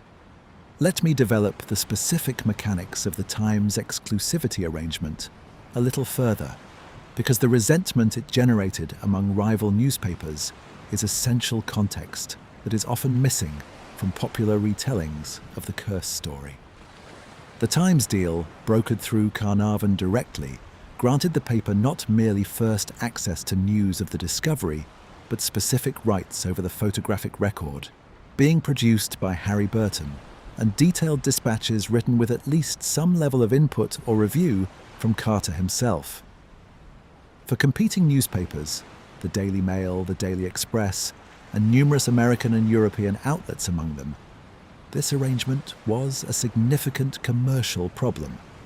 The Tutankhamun discovery was, by any measure, one of the most reliably profitable news stories of the decade, generating enormous and sustained public interest across multiple continents and being locked out of direct reporting access, while a single competitor enjoyed privileged coverage, was a serious commercial disadvantage that these other outlets had every incentive to work around. Contemporary accounts from journalists and press historians describe a specific atmosphere of frustration and resourcefulness among the excluded press corps gathered in Luxor during this period. Reporters who could not get access to the dig site itself turned to alternative sources. Local Egyptian workers willing to share rumors and unverified details in exchange for payment. Hotel staff and other Luxor residents with tangential connections to the expedition, and, perhaps most consequentially for our purposes tonight, their own imaginations, working from whatever fragments of information were publicly available, combined with whatever themes seemed likely to generate reader interest. This competitive dynamic helps explain a pattern that becomes very clear when you examine the press coverage of Carnarvon's death across different newspapers in April 1923. The Times itself maintaining its position as the publication with genuine privileged access and a corresponding interest in preserving its credibility as the serious, authoritative source on the excavation, reported Carnarvon's death in relatively restrained and medically accurate terms, focused on the infection and its complications. It was the competing publications, those with the most to gain from generating an alternative angle that did not depend on access to the dig, that pursued the curse narrative most aggressively and with the least restraint regarding factual accuracy. This is not a minor detail. It tells us something important about the specific economic incentives that shaped which version of the story reached the widest audience. The more measured, medically grounded account was associated with the publication that had the least commercial need to sensationalize, while the most dramatic and least factually grounded accounts proliferated specifically among publications that had the strongest commercial incentive to generate an alternative, attention-grabbing angle. Now let me say a little more about the specific cultural moment of the early 1920s, because understanding why this particular kind of story found such a receptive audience requires understanding just how widespread and how mainstream spiritualist belief had become in this period, well beyond the specific endorsement of figures like Conan Doyle. The Society for Psychical Research, founded in London in 1882, had by the 1920s accumulated decades of investigation into claimed paranormal phenomena and while many of its findings were skeptical, the organization's very existence and continued activity lent a degree of institutional respectability to serious public engagement with questions of life after death and supernatural communication. Séances were a common social activity across a wide range of social classes in Britain, continental Europe, and the United States during this period, and prominent mediums achieved a level of public celebrity that is difficult to fully appreciate from a modern vantage point. This was not a fringe belief confined to the credulous or the uneducated. Members of the British royal family, senior politicians, and numerous prominent intellectuals participated in or expressed sympathetic interest in spiritualist practices during this era. The specific scale of bereavement produced by the First World War, an estimated 9 million military deaths and a roughly comparable number of civilian deaths, concentrated overwhelmingly among young men whose families had, in many cases, no body to bury and no clear account of the circumstances of death, created an almost unprecedented public appetite for any framework that offered the possibility of continued connection with the dead. Against this backdrop, a story about an ancient Egyptian curse, about the dead reaching across thousands of years to exact consequences upon the living, about supernatural forces that could strike down even the wealthiest and most powerful men in the world, was not received as an isolated curiosity. It fit comfortably within a broader and already well-established cultural framework in which the boundary between the living and the dead was widely understood to be considerably more permeable than strict scientific rationalism would suggest. This is the full picture of how the curse legend took hold. A commercial press dispute creating strong incentives for sensational alternative coverage, two prominent public figures lending their celebrity and credibility to supernatural explanations for entirely separate personal and professional reasons, and a cultural moment uniquely primed by mass wartime bereavement to find comfort, meaning, and plausibility in stories about the dead, reaching back into the world of the living. Not ancient magic, a specific, traceable, entirely human convergence of commerce, celebrity, and collective grief. That is how a sad but medically ordinary death became a curse that has lasted 100 years. Let me address, in full, the single most quoted and most misleading piece of curse folklore, the supposed inscription warning of death. If you search for the curse of Tutankhamun today, you will almost certainly encounter some version of a specific phrase, presented as though it were an inscription found within or near the tomb itself. Death will come on swift wings to him who disturbs the peace of the pharaoh. Variations exist. Some render it as death shall come, on swift wings to whoever touches the tomb of the pharaoh. Others add additional clauses about plagues or divine vengeance. But the core image, swift-winged death descending upon the tomb's violator, recurs across nearly every popular retelling of the legend, almost always presented as a genuine ancient warning that Carter and his team either discovered and concealed or discovered and arrogantly ignored. This quote does not appear in Howard Carter's excavation journals. It does not appear in his official publications about the discovery, which were detailed, extensive, and produced with the full collaboration of professional Egyptologists and philologists, competent to translate any genuine hieroglyphic text found within the tomb. It does not appear in the records of Alan Gardner, one of the foremost Egyptian language specialists of the era, who was directly involved in translating inscriptions associated with the discovery. It does not appear in any academic publication from the 1920s describing the tomb's contents. There is, in short, no contemporary documentary evidence that any such inscription was ever found. So where did it come from? The most thorough investigations into the origin of this specific quote conducted by historians of Egyptology and by researchers specifically interested in tracing the development of the curse legend, point toward popular journalism in the years following the discovery as the most likely source, almost certainly invented or substantially embellished by a reporter or popular writer, seeking to give the curse story a more specific, quotable, dramatically satisfying textual foundation, rather than leaving it as a vague and somewhat unsatisfying narrative about coincidental timing. This pattern of retroactive textual invention is not unique to the Tutankhamun case. Curse legends across many cultures and historical periods frequently acquire, over time, specific quoted warnings or inscriptions that did not exist at the original point of the supposed transgression, because a story with a specific quoted warning feels more concrete, more verifiable, and more dramatically satisfying than a story that rests entirely on coincidental timing. The human mind, when constructing or retelling a narrative about cause and consequence, gravitates toward specificity, toward the idea that someone, somewhere gave an explicit warning that was then ignored, because this makes the subsequent consequence feel earned rather than arbitrary. Now, it is worth being precise here because there is a genuine and more nuanced layer to this story that deserves careful treatment rather than simple dismissal.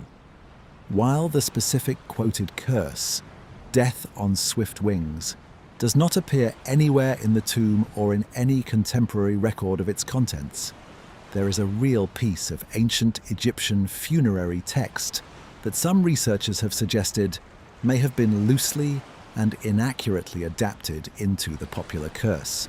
Quote, "A separate tomb, not Tutankhamun's, but belonging to a different and much earlier Egyptian official named Kentika, contains an inscription warning against disturbance, written in considerably less dramatic and more legally formal language than the popular curse quote suggests.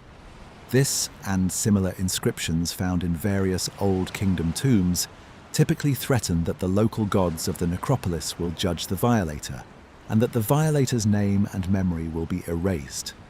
Language consistent with ancient Egyptian beliefs about the importance of memory and ritual continuity for the deceased's well-being in the afterlife, but considerably more bureaucratic and considerably less melodramatic than swift-winged death. It is possible, though not conclusively established, that whoever first popularized the death on swift wings quote in the 1920s was loosely aware of this broader Egyptian textual tradition of tomb protection curses found in various tombs across Egyptian history, and constructed a more dramatic, more quotable version specifically attributed to Tutankhamun's tomb, despite no such text actually existing there. This would explain both why the quote feels superficially consistent with genuine, ancient Egyptian religious concerns about tomb violation, and why it cannot be traced to any actual inscription found by Carter's team. Let me also address a specific and frequently repeated claim involving a clay tablet supposedly discovered near the tomb's entrance, bearing the inscription that death would slay with its wings whoever disturbed the pharaoh's rest, and which some retellings claim Carter deliberately destroyed or hid to prevent panic among his workforce.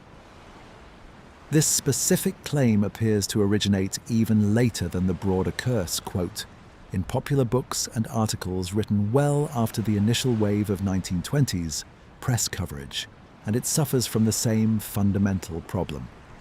No contemporary archaeological record, photographic documentation, or written account by any member of Carter's actual excavation team supports its existence. Carter's records were, by the standards of his era, exceptionally thorough. He photographed and documented virtually every object recovered from the tomb in obsessive detail, precisely because he understood the historic significance of what he had found. The idea that he would have discovered and then deliberately suppressed a uniquely dramatic inscribed warning while meticulously documenting thousands of far less sensational objects simply does not fit the pattern of behavior visible in every other aspect of his documented professional conduct. What we are left with, then, is this: the single most famous piece of evidence cited in support of the Tutankhamun curse, a specific, quotable, dramatic, inscribed warning, appears to be an invention of 20th century popular journalism, possibly loosely inspired by genuine but considerably less dramatic ancient Egyptian tomb protection texts found at entirely different sites, attributed to Tutankhamun's tomb, specifically because doing so made for a more compelling and more easily retold story.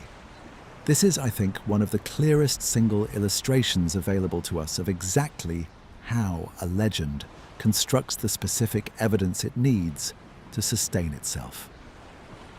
A story about coincidental timing is unsatisfying. A story about an ignored warning is satisfying. And so, over the course of repeated retellings across newspapers, books, and eventually films and documentaries, the warning was supplied. Not because anyone found it, but because the story needed it to feel complete. It did not exist when Carter opened the tomb. It does not exist now in any genuine archaeological record.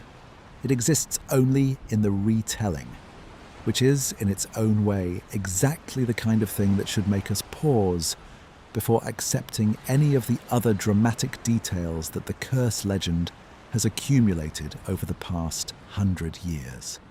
Let me develop the genuine Egyptian tradition of tomb curses more fully, because it is a real and historically interesting phenomenon in its own right, and understanding it properly helps us see exactly how the popular Tutankhamun legend diverges from authentic ancient practice.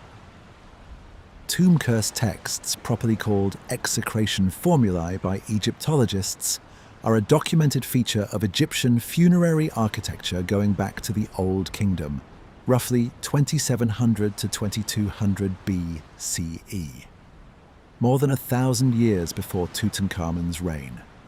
These texts appear most commonly in the tombs of high officials rather than pharaohs themselves, inscribed near tomb entrances or on false doors, and they follow a recognizable formal structure. An invocation of specific funerary deities, most commonly Anubis or the generic gods of the necropolis, followed by a conditional threat against anyone who would damage the tomb, remove its contents, or interfere with the offerings meant to sustain the deceased spirit in the afterlife. The specific consequences threatened in genuine execration texts are notably different in character from the popular swift-winged death formula. Rather than promising sudden violent death, authentic Egyptian tomb curses typically threaten things like the violator's exclusion from the company of the blessed dead, the destruction of the violator's own memory and lineage, infertility, the loss of the violator's position and possessions, or judgment before the divine tribunal of the afterlife. One well-documented example from the tomb of an official named Hetepka at Saqqara threatens that the crocodile god Sobek, the lion-headed goddess Sekhmet, and the snake goddess will be against anyone who disturbs the tomb. Another, from a different Old Kingdom official's tomb, threatens that the violator will not receive proper burial themselves. These authentic texts reflect a coherent ancient Egyptian theological logic. The worst possible fate, within the framework of Egyptian religious belief, was not a quick, violent death, but rather a failure of continuity. The loss of memory, lineage, and proper ritual treatment that the Egyptians believed was essential to a successful afterlife. Threatening someone with sudden death, while dramatically satisfying to a modern audience raised on horror films, would actually have been a comparatively mild threat within the Egyptian conceptual framework, since death itself was understood as a transition rather than an ending. What truly threatened an ancient Egyptian, and what these genuine curse texts therefore threaten, is erasure, the second, more permanent death that came from being forgotten and excluded from the proper rites of remembrance. This is precisely why the popular swift-winged death formula rings false to specialists in ancient Egyptian religion the moment they examine it closely. It reflects a thoroughly modern, Western, almost Gothic horror sensibility about death as sudden violent punishment, rather than the considerably more specific and theologically coherent Egyptian concern with memory, continuity, and proper ritual treatment after death. Someone constructing a fake Egyptian curse in 1920s, London or New York, working from a general cultural impression of Egypt as exotic and mysterious rather than from genuine knowledge of its actual religious texts, would very plausibly produce exactly the kind of generic, dramatically satisfying death threat formula that circulated in the press, rather than the more specific and culturally accurate threats of erasure and exclusion that genuine Egyptian execration texts actually contain. It is also worth noting that royal tombs specifically, including Tutankhamun's, are considerably less likely than official or private tombs to contain explicit curse inscriptions at all. The protection of royal burials was understood within Egyptian religious and political ideology to derive primarily from the king's own divine status and from the elaborate ritual and magical protections built into royal funerary architecture and texts, the Book of the Dead, the Amduat, and other royal funerary literature inscribed on tomb walls and on objects within the burial, rather than from explicit warnings directed at potential human violators. The absence of an explicit curse inscription in Tutankhamun's tomb is not an anomaly requiring explanation. It is entirely consistent with the broader pattern of royal Egyptian funerary practice. So what protections did exist in Tutankhamun's tomb, if not an explicit curse? The tomb does contain extensive religious texts of genuine significance, passages from the Book of the Dead, depictions of the king's judgment and journey through the underworld, images of protective deities including Anubis and various forms of the goddess Isis, and the elaborate iconographic program covering the burial chamber walls, all intended to ensure the king's safe passage and eternal existence in the afterlife. These are genuinely significant religious and artistic achievements, extensively studied and translated by professional Egyptologists in the century since the discovery. None of them constitute a curse directed at potential tomb robbers or archaeologists. They are devotional and protective texts oriented toward the king's own spiritual journey, not threats issued outward toward the living. This distinction matters enormously for understanding what was actually found in 1922. Carter and his team uncovered one of the most extensive and well-preserved collections of genuine ancient Egyptian royal funerary religious text and imagery ever recovered. What they did not uncover, and what no subsequent careful examination of the tomb's contents has ever found, is any inscription threatening death or supernatural punishment against those who would disturb it. There is one further thread worth pulling on here because it illustrates how the absence of a genuine curse text did not prevent later writers from constructing increasingly elaborate variations on the theme, each one presented with greater specificity than the last, as though specificity itself were evidence of authenticity.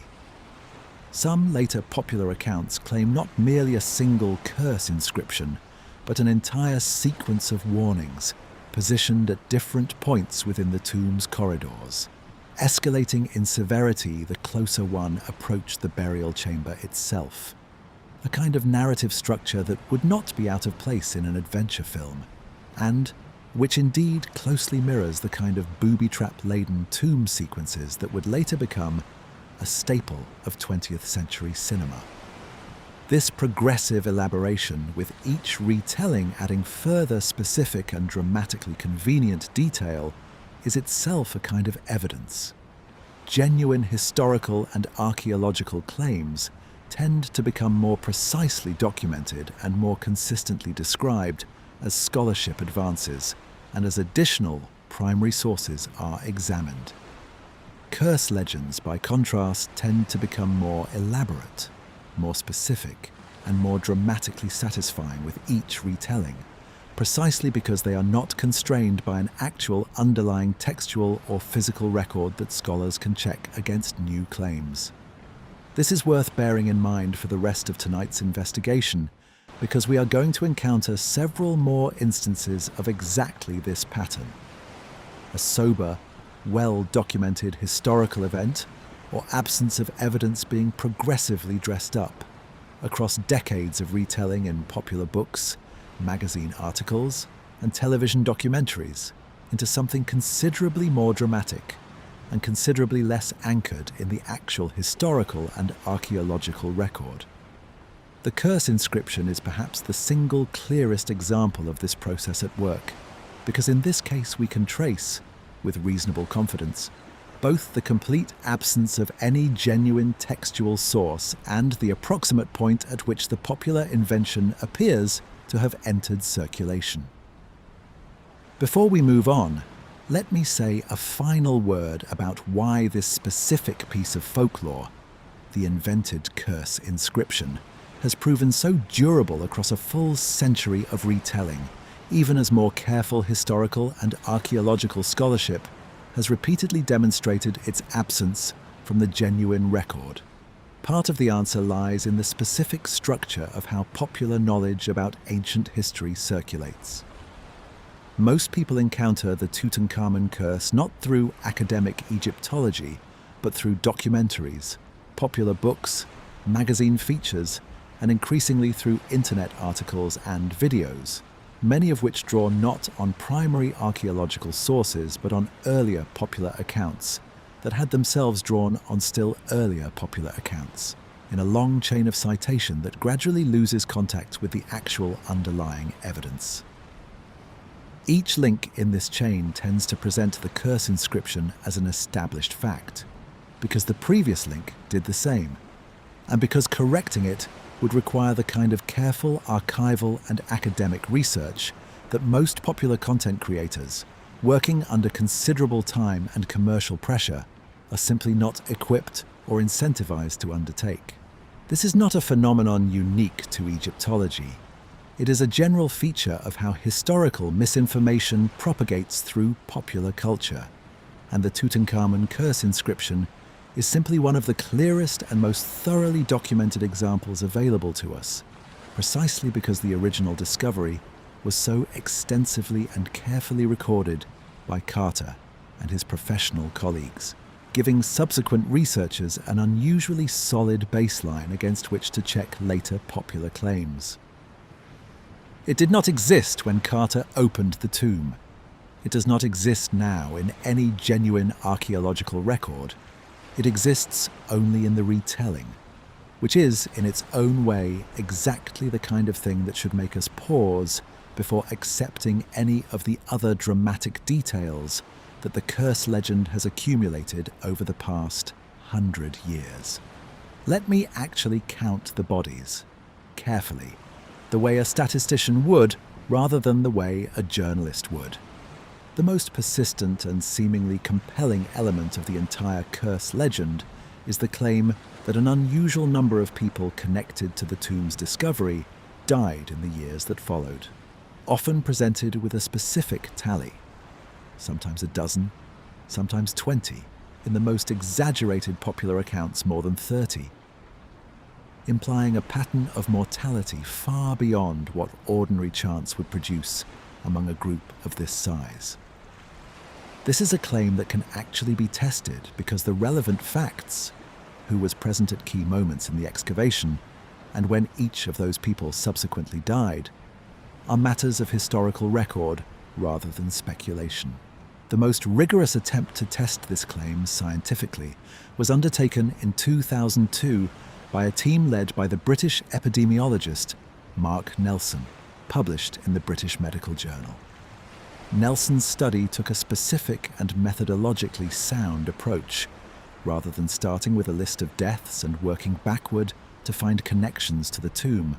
which is the approach that generates curse narratives in the first place by selectively including whoever conveniently died and excluding whoever conveniently did not. Nelson started with a complete and unbiased list of everyone documented as having been present in Egypt at the time the tomb was opened, and then tracked the actual lifespan of every person on that list, regardless of whether they happened to die soon or many decades later. The choice to publish in a respected, peer-reviewed medical journal, rather than a popular history magazine, is itself significant. It subjected the analysis to the kind of methodological scrutiny that popular curse tally journalism has never been required to withstand. Nelson identified 58 individuals who were in Egypt at the time the tomb was unsealed and could plausibly be considered exposed to whatever the curse, if it existed, might have been expected to affect. Of this group, 25 could be classified as having had direct contact with the mummy or the burial chamber specifically.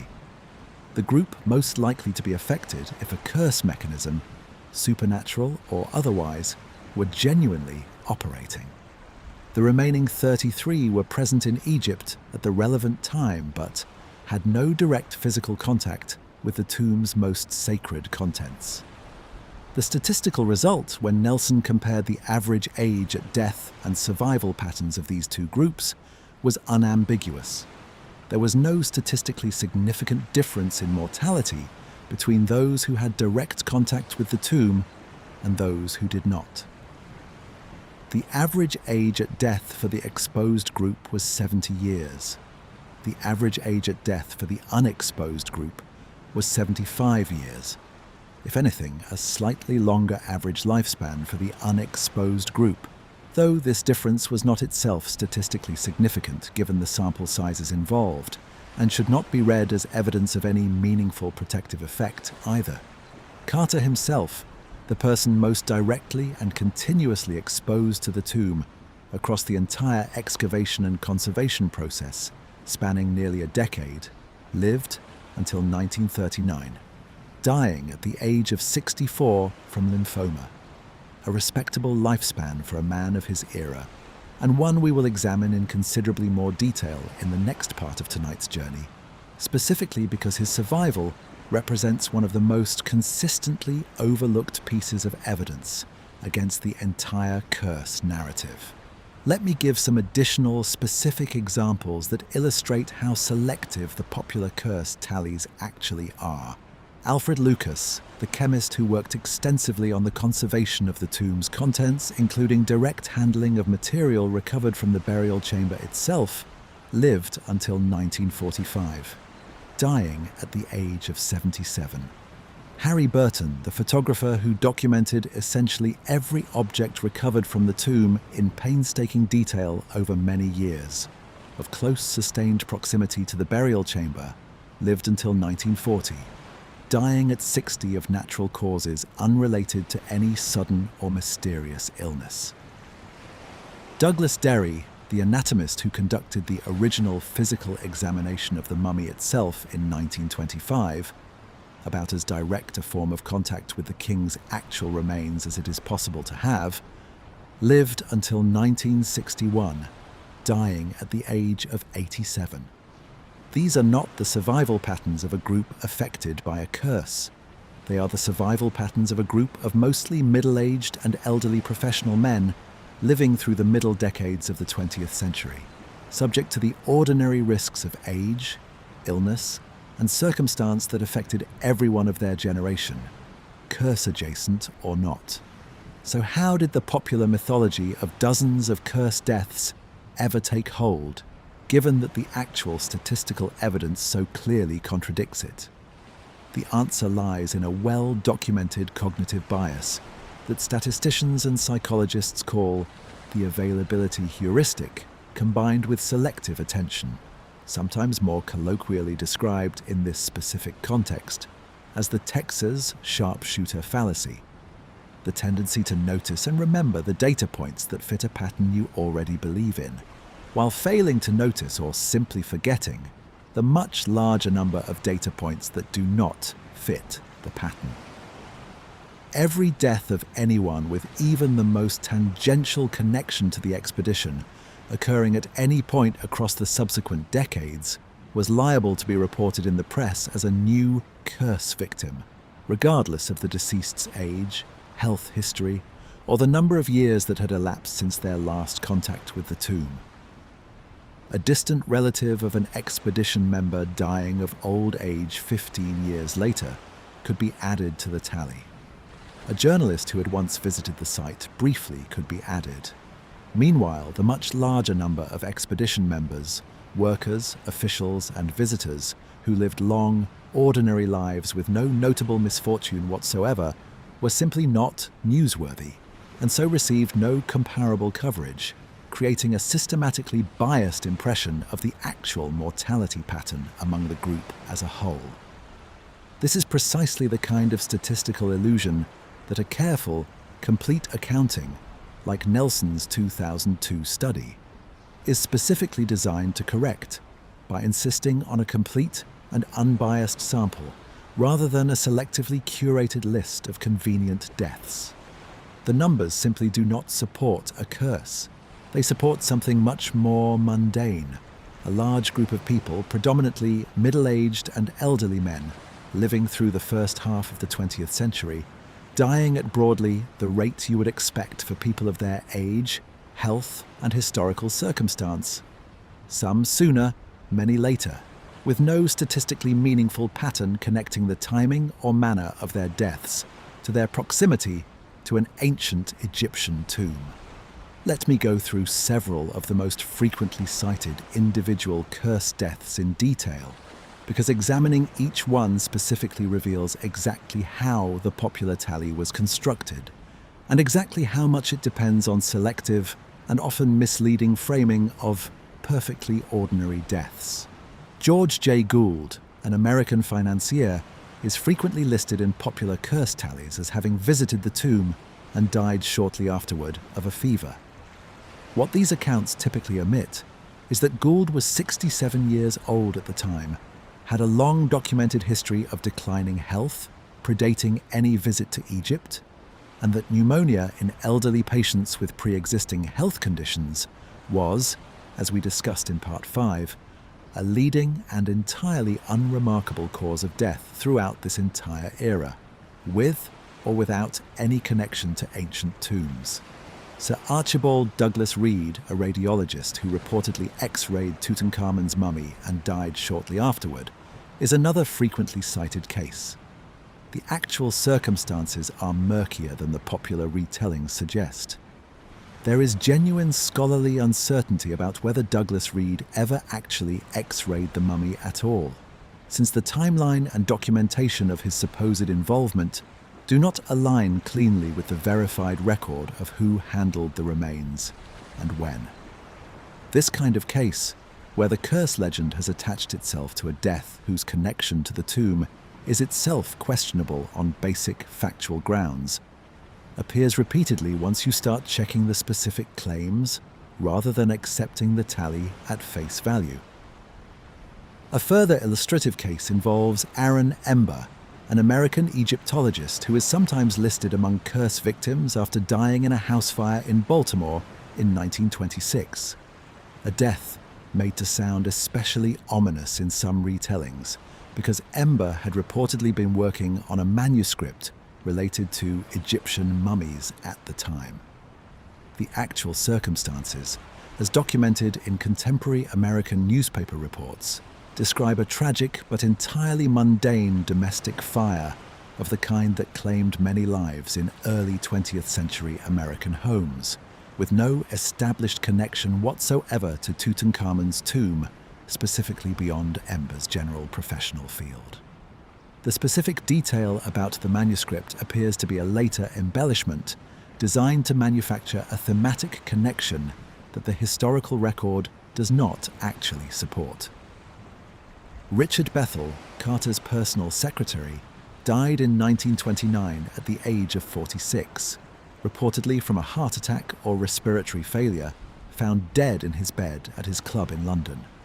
This death is frequently presented in the most sensational curse accounts as mysterious or unexplained, but the historical record indicates a documented history of poor health and a sudden cardiac or respiratory event in a middle-aged man with pre-existing health problems, while certainly tragic, requires no supernatural explanation.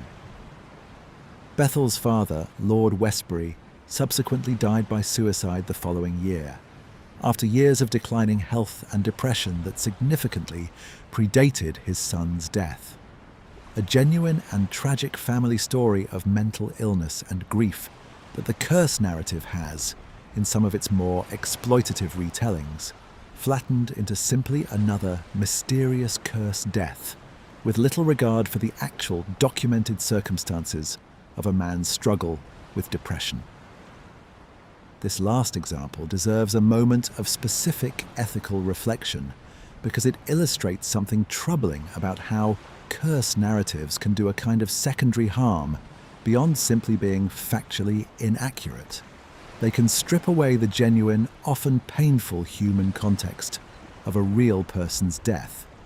In this case, what appears to have been a serious and long-standing struggle with depression, and replace it with a flattened, sensationalized supernatural explanation that treats a human tragedy as entertainment. Now let me return to the broader statistical point because it bears restating with additional precision.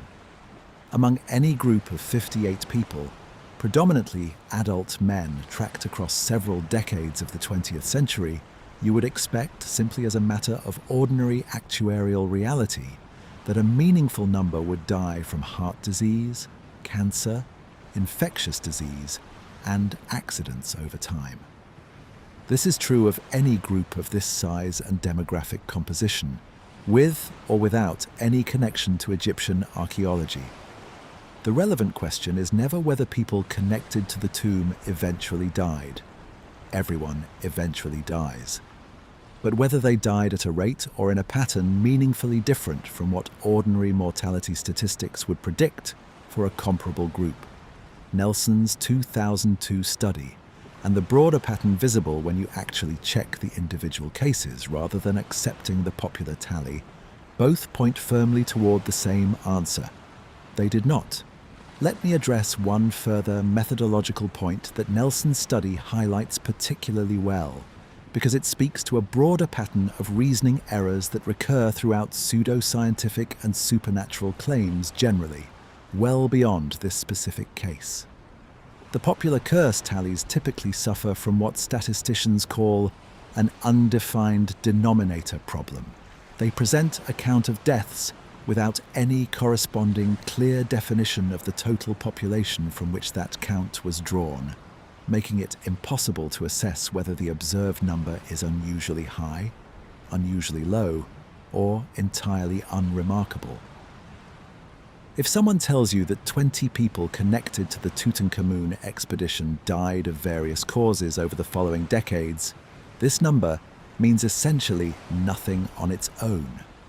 20 deaths out of a connected population of 30 would be statistically extraordinary and would genuinely demand explanation.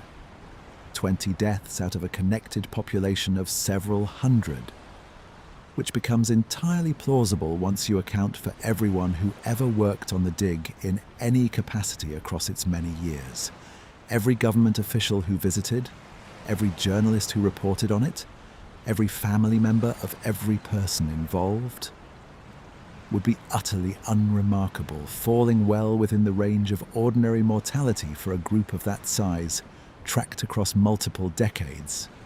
This is precisely why Nelson's careful, methodological choice to start with a complete, clearly defined population, everyone present in Egypt at the specific moment the tomb was unsealed, rather than working backward from a list of convenient deaths, represents such an important corrective to the popular mythology.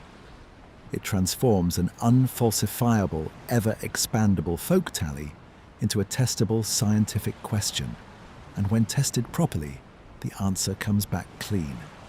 There is no curse-related excess mortality detectable in the data. It is worth adding one final layer of context here because Nelson's study was not the only attempt to test this question scientifically, and the broader pattern of findings is worth knowing about. A separate, smaller analysis published some years later by another team examined the specific subset of individuals present at the most dramatic moments of the excavation: the breaking of the seal on the outer doors, the opening of the burial chamber itself, and the unwrapping of the mummy in 1925.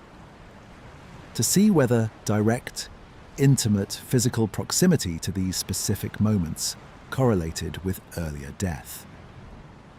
Once again, no statistically significant pattern emerged. People who were in the room for the unwrapping of the mummy lived, on average, just as long as people who were not. This consistency across multiple independent attempts to find a statistical signal using slightly different methodological approaches and slightly different definitions of exposure strengthens the overall conclusion considerably. This is not a case where one study happened to find a null result, while other studies found something different. Every rigorous attempt to test the curse claim statistically has produced the same basic finding. There is no detectable excess mortality among people connected to the Tutankhamun discovery. However, you choose to define that connection. It is worth sitting for a moment with what this finding actually means in human terms, because the statistical conclusion is also a story about 58 real individuals whose lives deserve to be understood on their own terms, rather than reduced to entries on a curse tally. Some of these people lived into their 80s and 90s. Some died relatively young, of conditions that had nothing to do with Egypt at all. Some had genuinely difficult, even tragic personal circumstances, as we saw with Richard Bethel and his father, that the curse narrative has, in its hunger for a simple supernatural explanation, often treated with considerably less care and respect than the actual human reality deserved. What the statistics ultimately tell us is not that nothing happened to these people.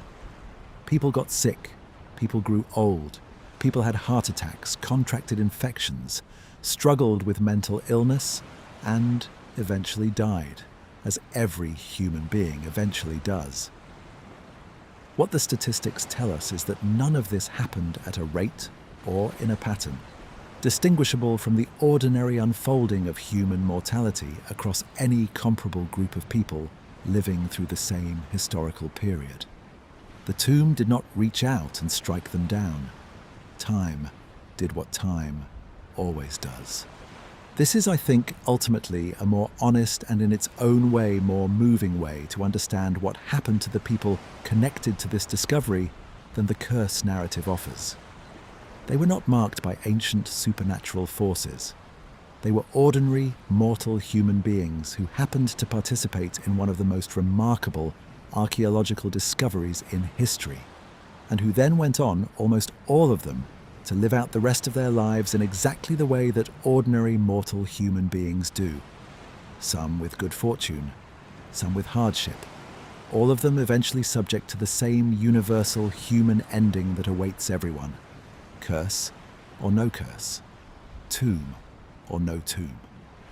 The numbers simply do not support a curse. They support something much more mundane: a large group of people, predominantly middle-aged and elderly men, living through the first half of the 20th century, dying at broadly the rate you would expect for people of their age, health, and historical circumstance. Some sooner, many later, with no statistically meaningful pattern connecting the timing or manner of their deaths to their proximity to an ancient Egyptian tomb. Let me tell you about the 17 years that the curse legend has the most difficulty explaining away. If there is one single fact that should give pause to anyone inclined to believe in a supernatural curse striking down those who disturbed Tutankhamun's tomb, it is the life and death of Howard Carter himself. Carter was, by any reasonable measure, the person with the most direct, sustained and intimate contact with the tomb of anyone connected to the discovery. He was the first person to look inside it. He personally directed every stage of its excavation.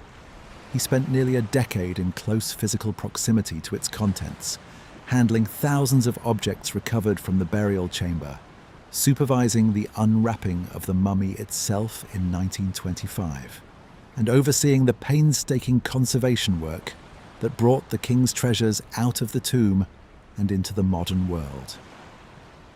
If any human being should have been struck down by a curse activated through the disturbance of Tutankhamun's rest, the internal logic of the curse narrative itself would suggest it should have been Carter, far more plausibly than Lord Carnarvon, who was present for considerably less of the actual hands-on excavation work, and who, as we established in Part 5, had a well-documented pre-existing medical vulnerability entirely unrelated to the tomb.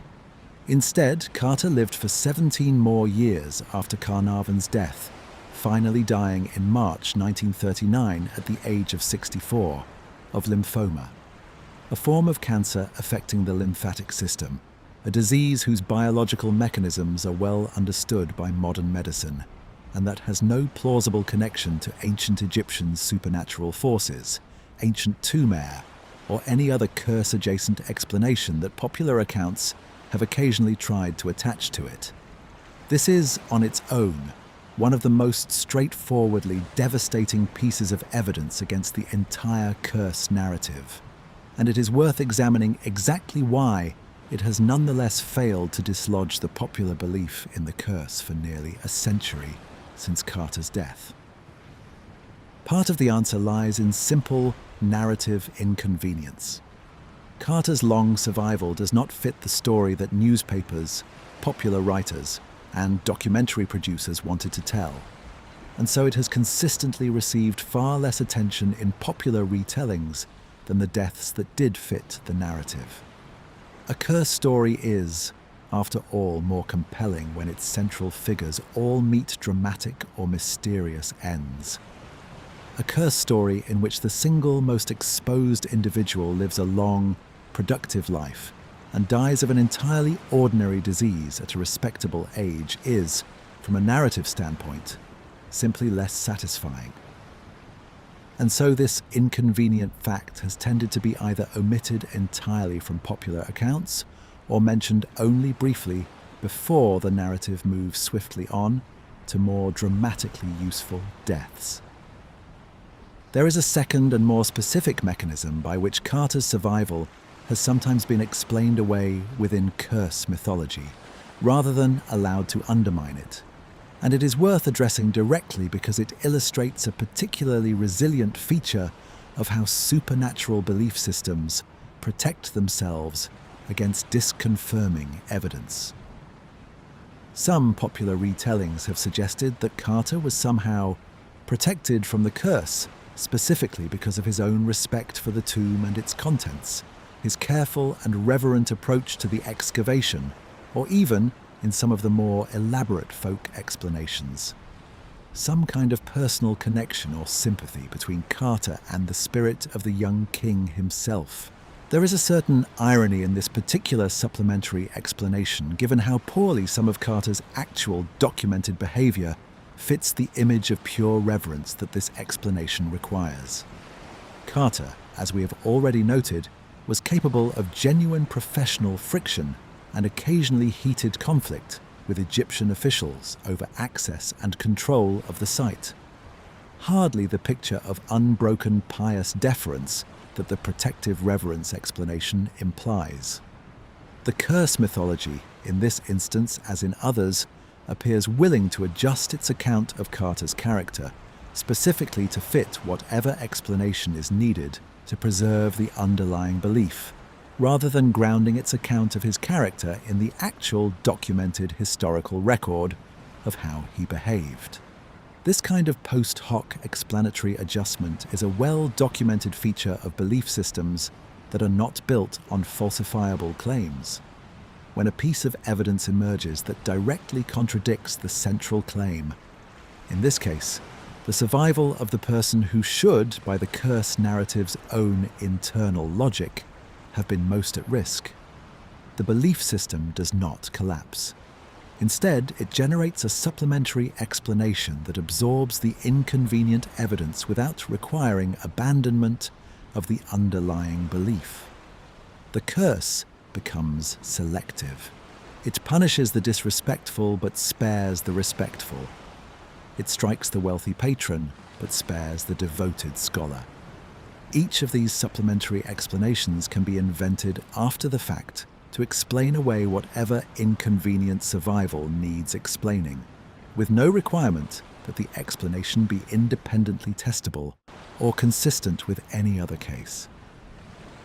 This is precisely the kind of reasoning that distinguishes a genuine scientific hypothesis from an unfalsifiable belief system, a distinction we touched on briefly when discussing the lost technology claims around Inca stonework in an earlier video, and one that recurs constantly across the entire landscape of supernatural and pseudo-scientific belief.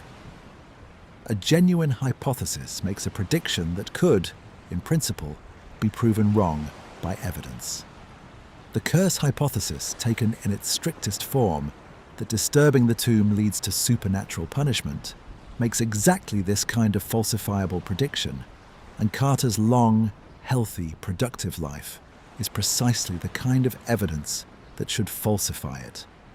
The belief survives not because the evidence supports it, but because believers are willing to supply an ad hoc supplementary explanation for any case that threatens to disconfirm it.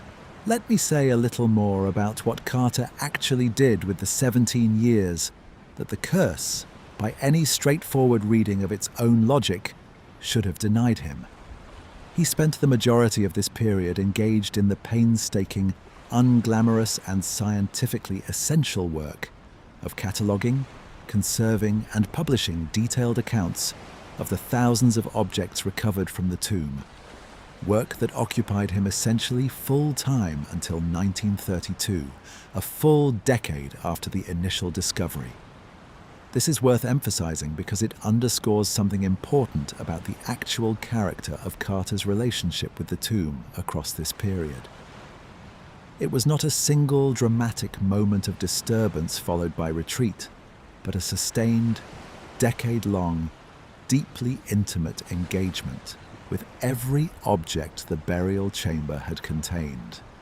Carter also wrote and published, with the collaboration of the archaeologist Arthur Mace, a 3-volume popular and scholarly account of the discovery, The Tomb of Tutankhamun, which remains a foundational text in the Egyptological literature on the discovery, and which demonstrates in its meticulous detail and scholarly rigor exactly the kind of careful documentation that stands in such stark contrast to the embellished popular curse narratives that were simultaneously circulating in the same press that occasionally reported on Carter's own ongoing scholarly work. Carter never married, and by most accounts of those who knew him in his later years, he became somewhat reclusive and difficult, his health gradually declining through the 1930s in ways that appear, with the benefit of modern medical hindsight, consistent with the slow development of the lymphoma that would eventually kill him.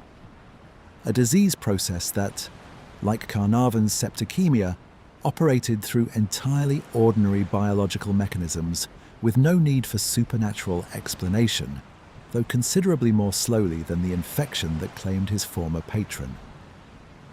He died at his flat in London on March 2nd, 1939, attended by friends and former colleagues rather than by any dramatic or mysterious circumstance. His funeral was, by most accounts, a comparatively modest affair, reflecting his relatively private later years, rather than the global fame that had attended the initial discovery 17 years earlier. He was buried at Putney Vale Cemetery in London, his headstone bearing an inscription drawn from the wishing cup found in Tutankhamun's tomb itself. A detail that feels, in retrospect, considerably more genuinely moving than anything the manufactured curse legend ever produced. Not a warning, but a wish, carried from one resting place to another. It is worth pausing on this specific choice of epitaph. because it tells us something quietly significant about how Carter himself, or those who arranged his memorial, chose to frame his relationship with the king whose tomb had defined his life. Of all the thousands of inscriptions, religious texts, and decorative elements recovered from the tomb across nearly a decade of careful documentation, the phrase selected for Carter's own final resting place was not a warning, not a threat, not anything connected to the supernatural punishment narrative that had grown up around the discovery in the press. It was a wish for good fortune in the next life. The genuine sentiment of an ancient Egyptian funerary tradition concerned with continuity, blessing, and remembrance, rather than with vengeance against those who might later encounter it. This choice feels, in its own understated way, like a final and fitting rebuke to the entire curse mythology that had attached itself to Carter's life's work. The man who knew the tomb and its actual contents more intimately than any other living person chose, for his own memorial, to draw on the genuine spirit of ancient Egyptian funerary belief. Continuity, blessing, hope for the deceased's well-being, rather than on any of the manufactured menace that the press had spent 17 years attaching to his name. This is the man who looked through the candlelit gap in the doorway first. This is the man who spent a decade with his hands on the king's own treasures. He lived, he worked, he grew old, and he died in the end of cancer, like a great many people do, with no curse required to explain any of it. Let me say a little more about Carter's complicated later years, because they reveal something important about the human cost of fame that the curse legend, in its focus on supernatural punishment, almost entirely ignores. Carter's relationship with both the Egyptian government and the broader archaeological establishment grew increasingly strained in the years following the discovery, for reasons that had nothing to do with curses, and everything to do with the specific political and professional disputes that the find generated. The most serious of these disputes concerned ownership and access. The Egyptian government, asserting its sovereign rights over the antiquities found within its own territory, with increasing confidence in the wake of Egypt's formal independence in 1922, came into direct conflict with Carter and the Carnarvon estate over who had the right to control access to the tomb, to publish about its contents, and ultimately to claim ownership of at least some portion of the recovered treasures. This dispute became sufficiently severe that, in early 1924, the Egyptian government briefly revoked Carter's excavation permit entirely, locking him out of the tomb for several months during a particularly bitter standoff over these questions. Carter, by most contemporary accounts a man of considerable personal pride and limited diplomatic finesse, recall his earlier resignation from the Antiquities Service over the Saqqara dispute we discussed in Part 2, handled this conflict poorly by the standards of professional diplomacy, at one point closing the tomb to visitors in protest and posting a notice at the site that further inflamed tensions with Egyptian officials. The dispute was eventually resolved, with Carter regaining access to continue the excavation, but the relationship between Carter and Egyptian authorities, and indeed between Carter and a number of his professional colleagues who felt he had handled the situation badly, never fully recovered.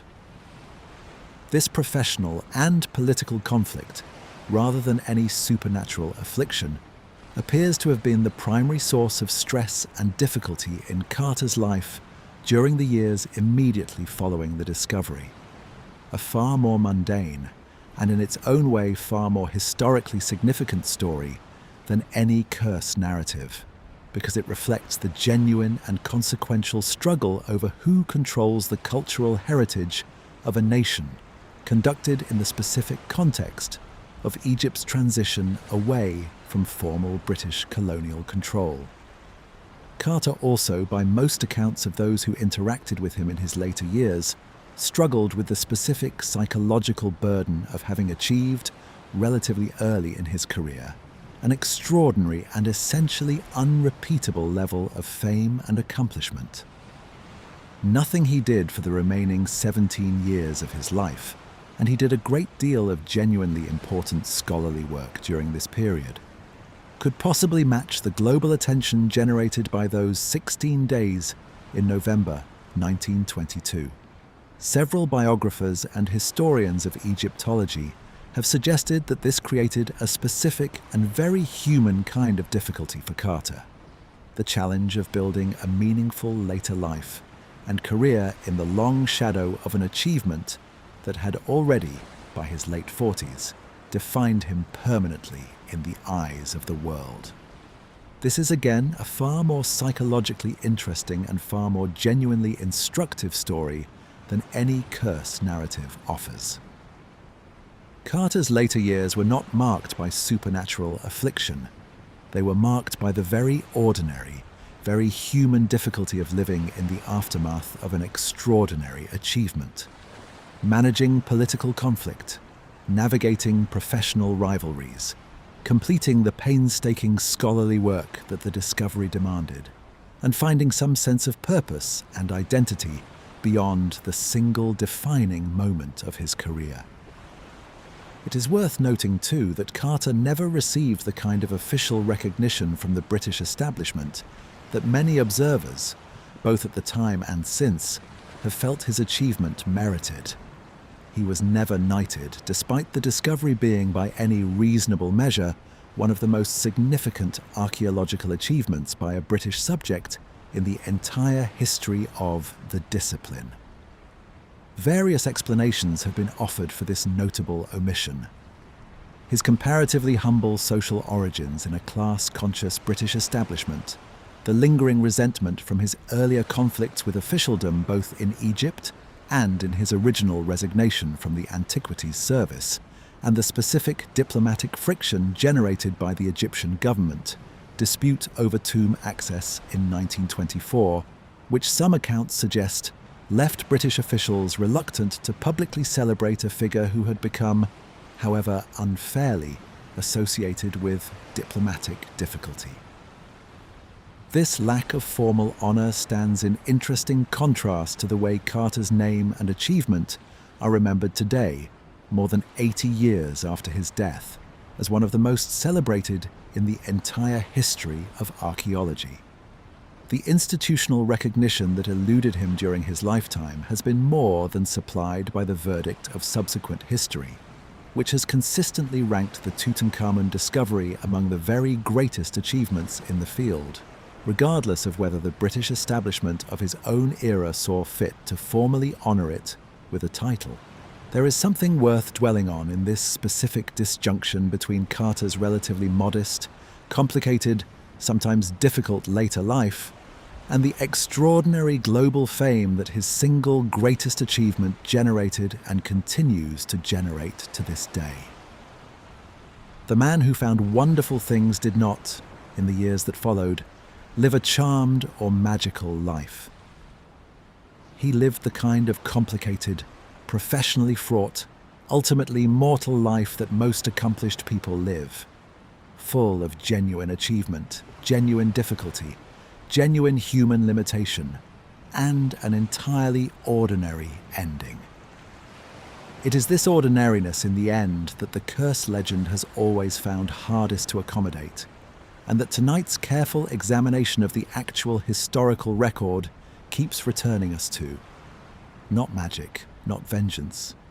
A man with a career, a temperament, a body that eventually failed him the way bodies do, and a death that arrived in its own time, on its own terms, with nothing whatsoever to do with the boy king whose tomb had made him famous.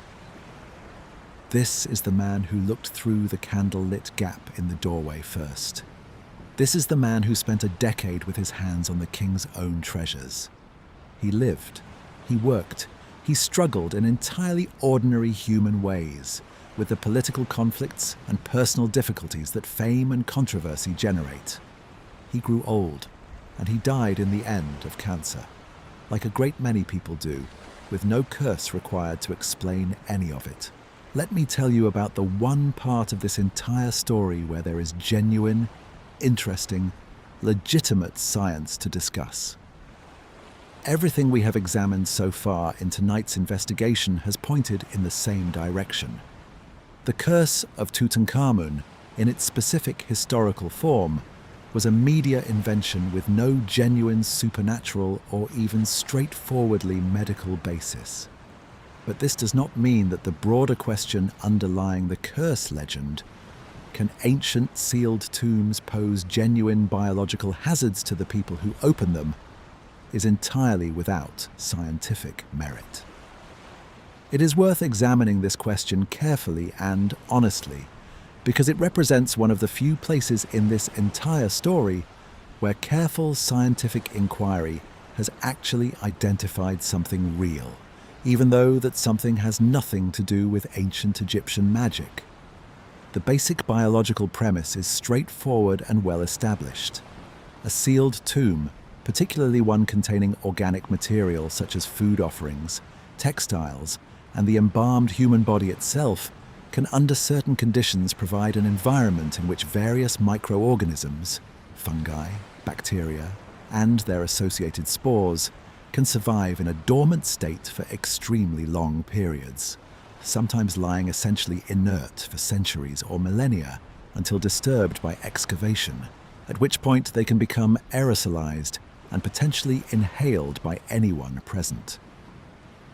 The specific organism most frequently discussed in connection with this hazard is Aspergillus, a genus of mold that produces large numbers of microscopic spores capable of remaining viable, in the right conditions, for very long periods of dormancy. Several species within this genus, most notably Aspergillus niger and Aspergillus flavus, are known to cause a range of respiratory illnesses in humans, particularly in individuals with compromised immune systems, ranging from relatively mild allergic reactions to a serious and sometimes fatal lung infection known as aspergillosis. The reason this organism specifically has become associated with tomb excavation is that several documented cases exist of archaeologists and researchers developing serious respiratory illness shortly after entering sealed ancient burial sites, with subsequent investigation identifying significant concentrations of Aspergillus spores in the air or material of the tomb in question. The most frequently cited example in the scientific literature is not from Egypt at all, but from Poland. In the 1970s, a team of researchers entered the previously sealed tomb of King Casimir IV, a 15th century Polish monarch, and within a relatively short period, 10 of the 12 scientists who had been present in the tomb died. Subsequent investigation identified high concentrations of Aspergillus flavus in the tomb's air and material, and this specific case has become one of the most frequently cited pieces of evidence for the genuine biological hazard that sealed ancient tombs can pose under the right conditions. It is worth being precise about the specific scientific mechanism that researchers eventually proposed to explain the Casimir deaths, because it illustrates exactly the kind of careful, falsifiable, evidence-based reasoning that the Tutankhamun curse narrative consistently lacked. Researchers examining the case did not simply note the correlation between tomb entry and subsequent death and declare the matter explained. They conducted laboratory analysis of air and material samples taken directly from the tomb environment, identified the specific fungal species present at elevated concentrations, cross-referenced this finding against the known clinical presentation and mortality risk associated with Aspergillus flavus exposure in immunocompromised or otherwise vulnerable individuals, and were able to construct a coherent, testable, mechanistically plausible account of how exposure to this specific organism, in this specific concentration, could plausibly explain the pattern of illness and death observed among the research team. This is precisely the kind of rigorous evidentiary chain that no version of the Tutankhamun curse narrative has ever managed to produce.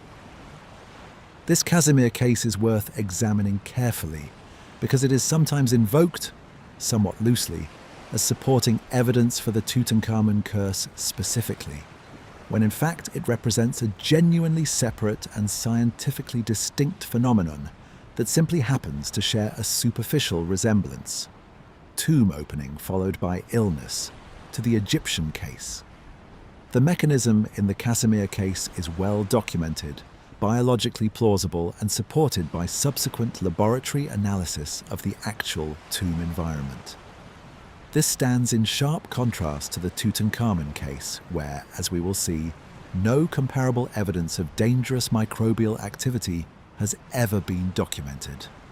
A second organism sometimes discussed in this context is Stachybotrys, a genus of mold commonly known as black mold, which produces mycotoxins capable of causing serious illness in humans through prolonged exposure, particularly affecting the respiratory and immune systems. Stachybotrys requires specific conditions of moisture and organic material to establish itself. And while it is a well-documented hazard in modern contexts, such as water-damaged buildings, its specific relevance to ancient Egyptian tomb environments is considerably less well established than the Aspergillus hazard, given the generally very dry conditions of most Egyptian tombs, which tend not to provide the sustained moisture that Stachybotrys requires to flourish. Beyond Aspergillus and Stachybotrys specifically, the broader scientific literature on tomb microbiology has identified a range of other organisms that can persist in sealed ancient environments, including various bacterial species capable of forming long-lived dormant spores, and, in some specific cases, ancient pathogens that have attracted considerable scientific interest for entirely separate reasons related to the study of historical disease patterns and the genetic evolution of pathogens over time. This broader field of paleomicrobiology has developed considerably since the 1920s, employing techniques such as ancient DNA analysis that were entirely unavailable to Carter and his contemporaries, and which allow modern researchers to identify with much greater precision exactly what organisms, if any, are present in a given ancient burial environment, rather than relying on the kind of vague, unverifiable speculation that characterized early popular discussion of the curse. Now let me address the specific and crucial question. Was there any documented evidence of dangerous microbial activity in Tutankhamun's tomb itself, comparable to what was found in the Casimir tomb in Poland? The answer, based on the available historical and scientific record, is no, or at least nothing remotely approaching the scale documented in the Polish case. There is no contemporary record from Carter's excavation, nor from any subsequent scientific investigation of the tomb's environment conducted in the decades since, identifying dangerously high concentrations of Aspergillus, Stachybotrys, or any other pathogenic organism within Tutankhamun's burial chamber specifically. This absence is itself scientifically meaningful. If a genuine and significant microbial hazard had been present at the levels found in the Casimir tomb, we would expect to see a much higher rate of respiratory illness among the dozens of people who spent extensive time working directly within the tomb's confined spaces across the nearly decade-long conservation process. And as we established in Part 8, the statistical evidence simply does not show this pattern. Let me explain why the conditions in Tutankhamun's tomb specifically would have been considerably less favorable to dangerous microbial growth than those in many other sealed burial environments, because the comparison is scientifically informative.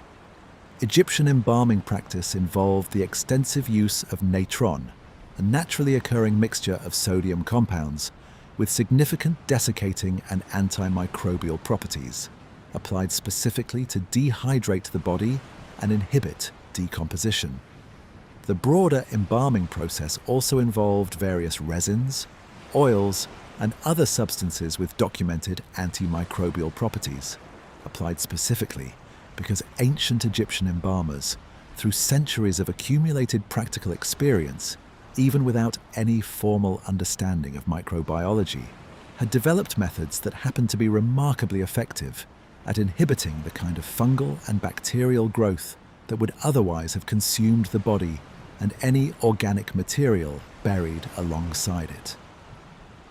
The extremely dry climate of Upper Egypt, where humidity levels in the Valley of the Kings are characteristically very low for most of the year, further reduces the likelihood of the kind of sustained moisture that fungi, such as stachyba trees, require to establish significant colonies.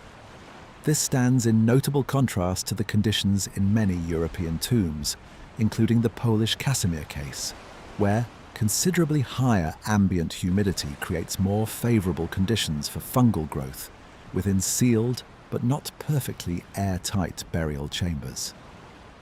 None of this means that the air inside Tutankhamun's tomb was entirely free of any microbial spores whatsoever.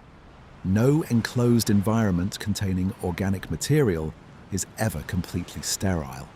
And it would be scientifically inaccurate to claim the tomb posed zero biological risk of any kind. What the evidence does suggest is that the specific combination of effective ancient Egyptian embalming chemistry and the naturally arid Upper Egyptian climate likely kept whatever microbial activity did occur within the tomb at levels considerably below those documented in cases like the Casimir tomb, where the actual statistical and medical evidence does point toward a genuine and serious biological hazard.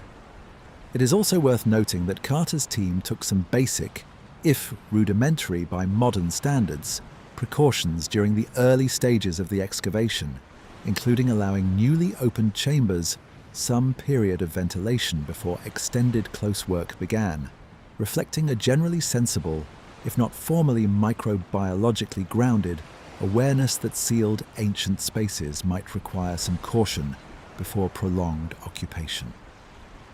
There is a further important distinction worth drawing out here, concerning who exactly is most at risk from this kind of biological hazard, even where it does exist at significant levels. The serious cases of tomb-related fungal illness documented in the broader scientific literature, including several cases beyond the Casimir example involving researchers who developed aspergillosis after exposure to ancient sealed environments, disproportionately affect individuals with pre-existing immune compromise.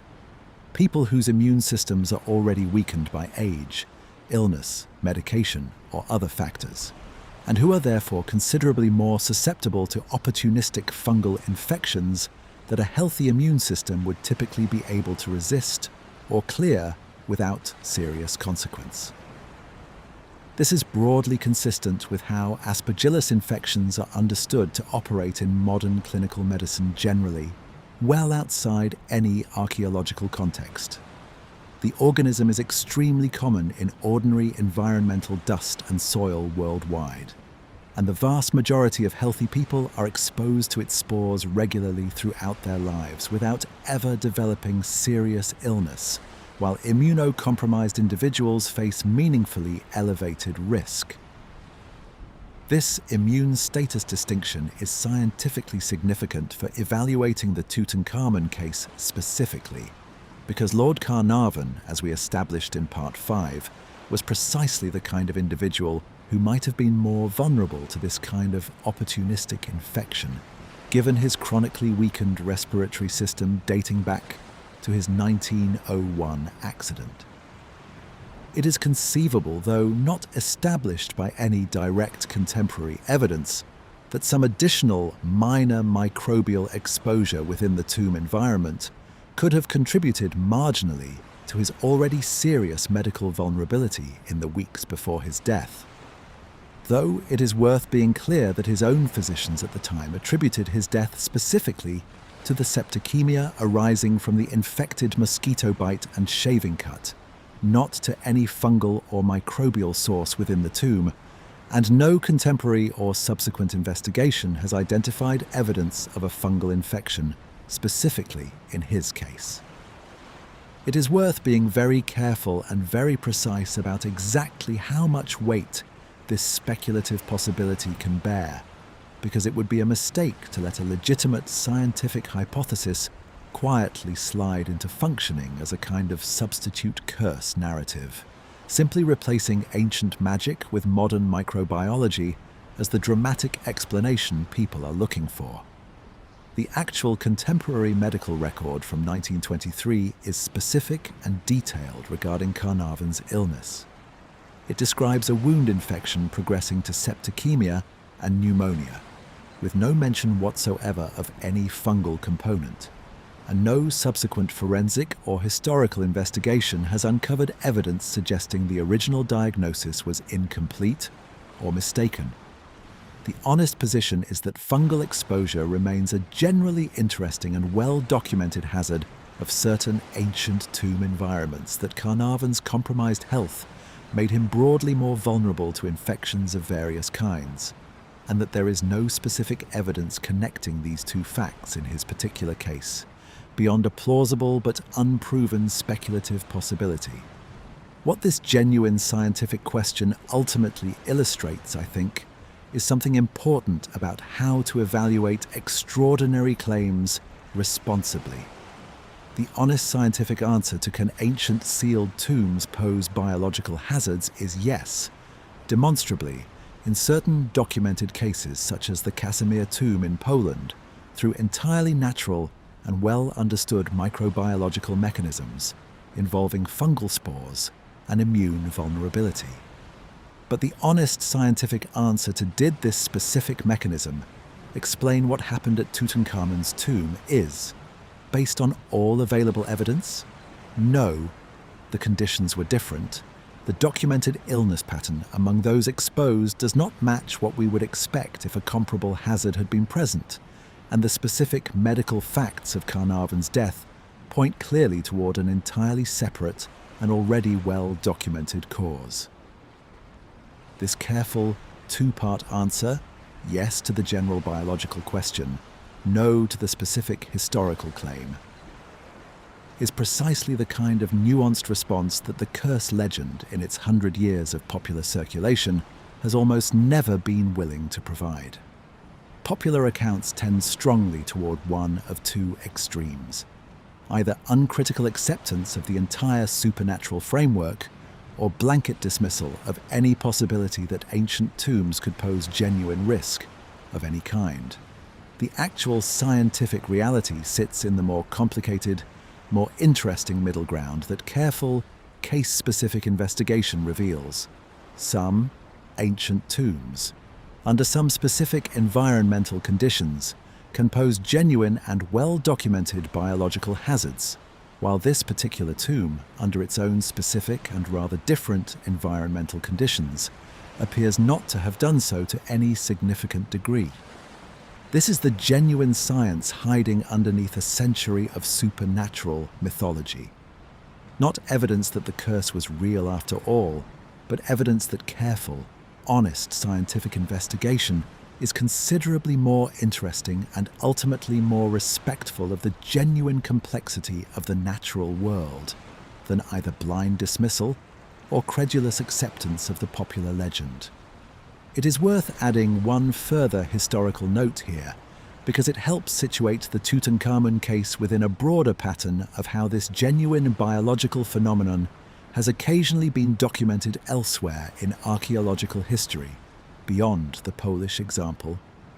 Egyptologists working at various other ancient Egyptian sites over the decades since Carter's discovery have, in a small number of cases, reported respiratory symptoms consistent with fungal exposure after entering particularly long sealed chambers, and modern archaeological practice has, partly as a result of this accumulated awareness, developed standard precautionary protocols, including, in some cases, the use of respiratory protection equipment when first entering newly opened ancient sealed spaces, specifically to manage this kind of legitimate, well-understood biological risk, entirely independent of any supernatural framework.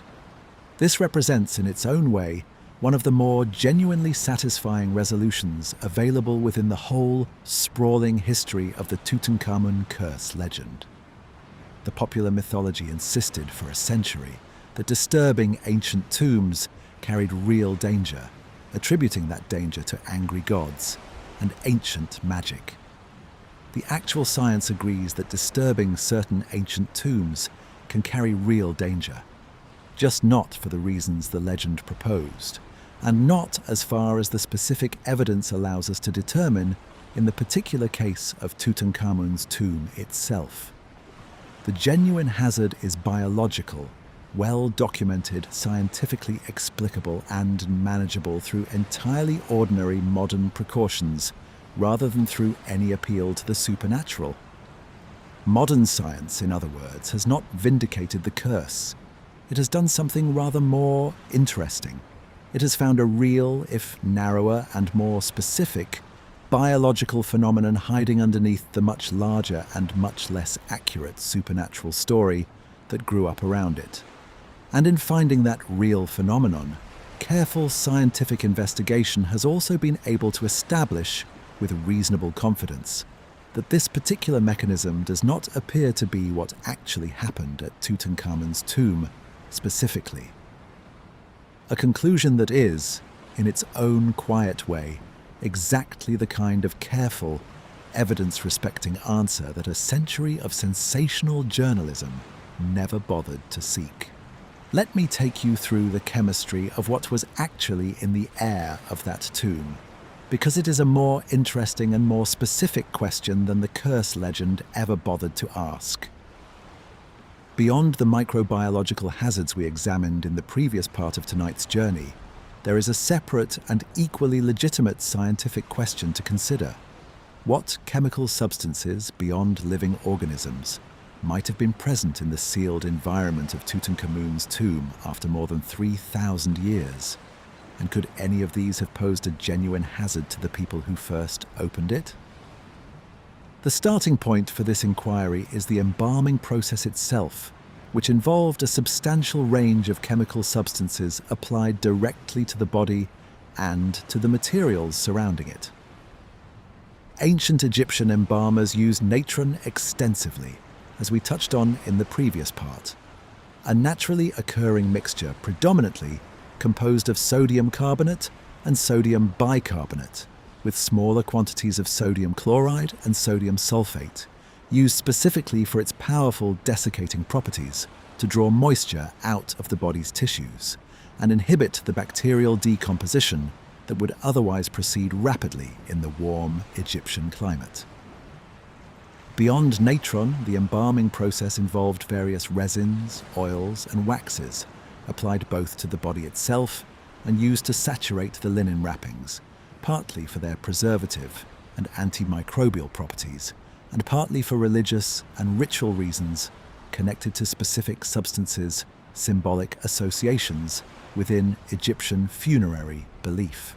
Frankincense and myrrh, both aromatic tree resins imported from considerable distances along established ancient trade routes, were commonly used, and chemical analysis of mummies from this general period has identified residues of various plant oils, beeswax, and bituminous substances as well.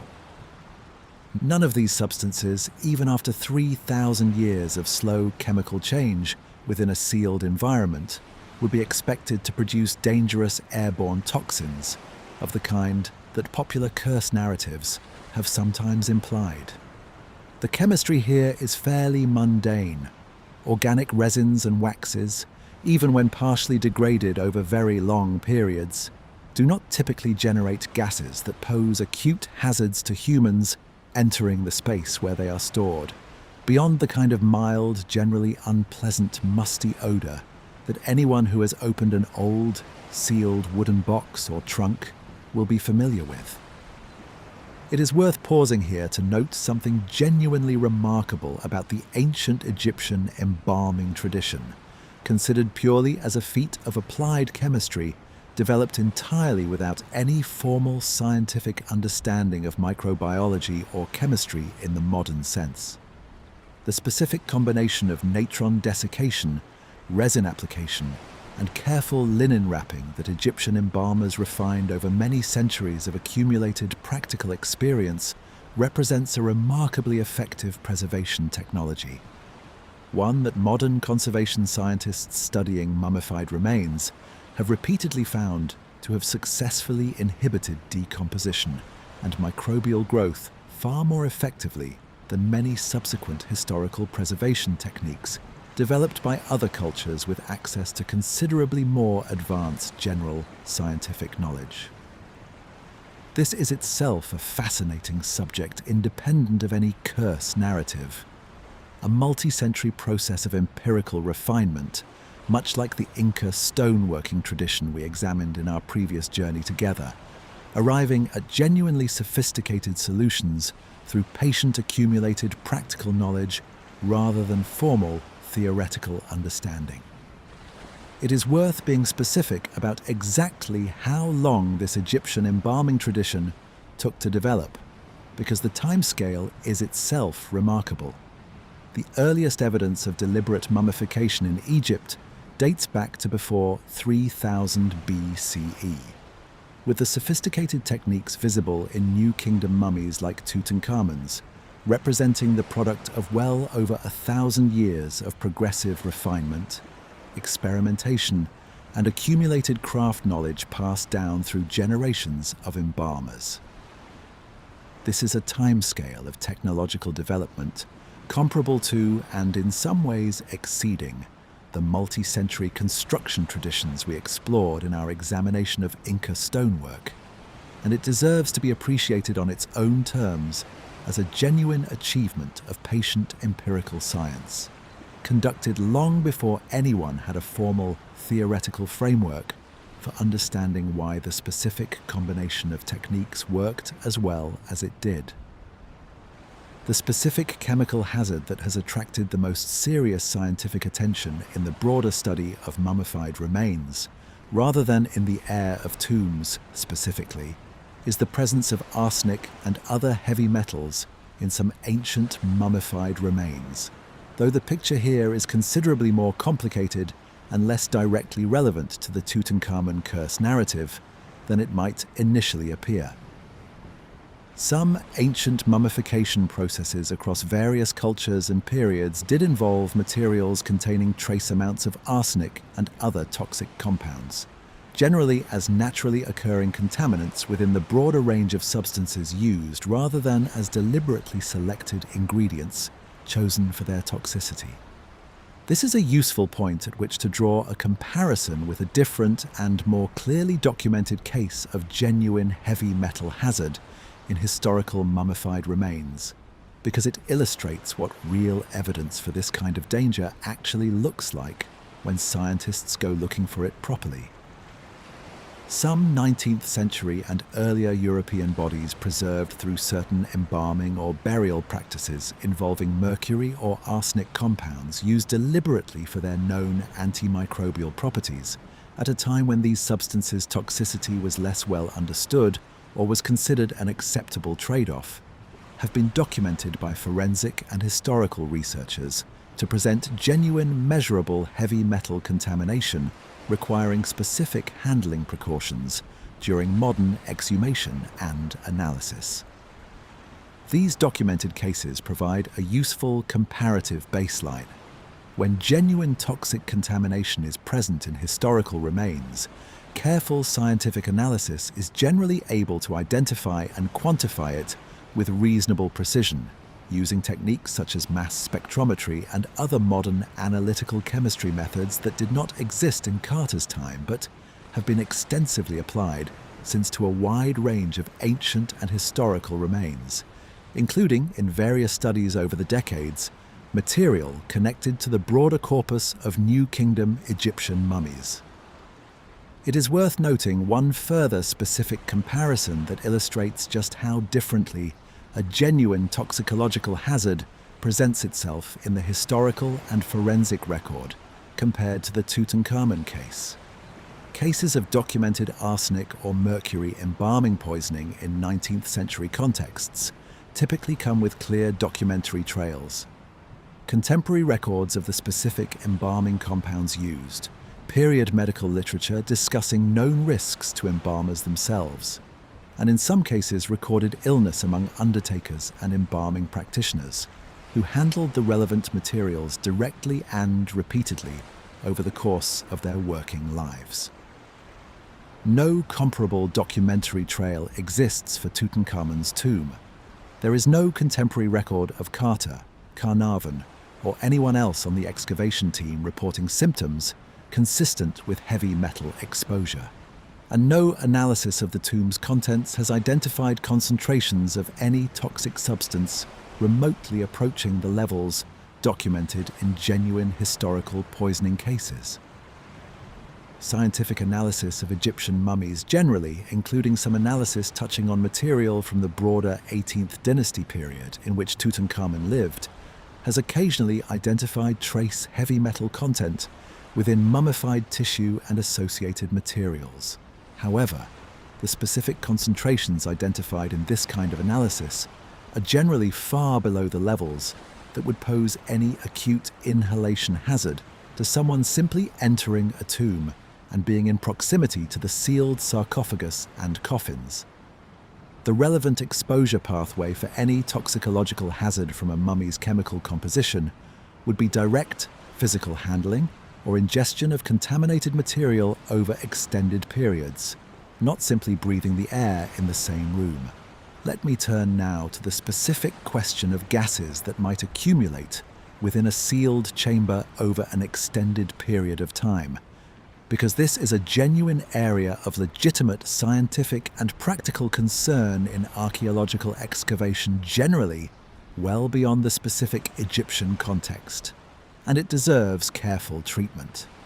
When organic material decomposes within an enclosed space, even very slowly over an extended period, various gases can be produced as byproducts, including ammonia from the breakdown of nitrogen-containing compounds, hydrogen sulfide from the breakdown of sulfur-containing compounds, and in some cases, methane, depending on the specific decomposition pathway and the presence or absence of oxygen within the sealed environment. In a tomb sealed for 3,000 years, the vast majority of any organic decomposition that was ever going to occur would, by simple chemical logic, have already occurred long before the 20th century. Most straightforward decomposition processes reach a relatively stable chemical endpoint within years or decades, not millennia, meaning that the air within a tomb sealed since antiquity would not typically contain large active concentrations of these specific decomposition gases by the time modern excavators arrived, simply because the chemical processes that would have generated them had already run their course centuries or millennia earlier. This basic point about chemical timescales is worth dwelling on, because it runs directly counter to a common popular intuition about ancient sealed spaces. The imaginative idea that opening a tomb sealed for millennia releases some kind of concentrated, long pent-up toxic atmosphere that has been building in danger and potency the entire time it sat undisturbed. This is simply not how chemistry works. Decomposition and chemical breakdown processes follow predictable kinetics, generally proceeding fastest in the period immediately following the relevant biological death or material deposition, and then slowing dramatically and eventually essentially stopping once the readily available reactive material has been consumed or the chemical system reaches a stable equilibrium. A tomb that has been sealed for 3,000 years is, in this specific chemical sense, very much not the same kind of environment as a tomb that was sealed only a few months or years ago.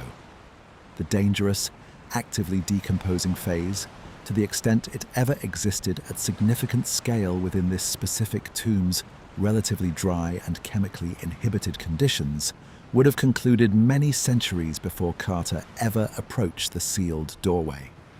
There is, however, a more specific and practically relevant concern that any cave, tomb, or other long-sealed enclosed space can present, regardless of its ancient or modern origin. The simple physical risk of reduced oxygen concentration. In any sealed space that has not been ventilated for an extended period, oxygen levels can gradually decline through a combination of slow chemical reactions with exposed materials, including oxidation of metals and certain minerals, and the simple absence of any fresh air exchange with the outside atmosphere. This is a well-understood and genuinely important practical hazard in modern archaeological, mining and caving practice generally, addressed through standard precautionary protocols, including atmospheric testing before extended occupation of any newly opened enclosed space, and through deliberate ventilation periods allowing fresh air to circulate before workers spend extended time in the space.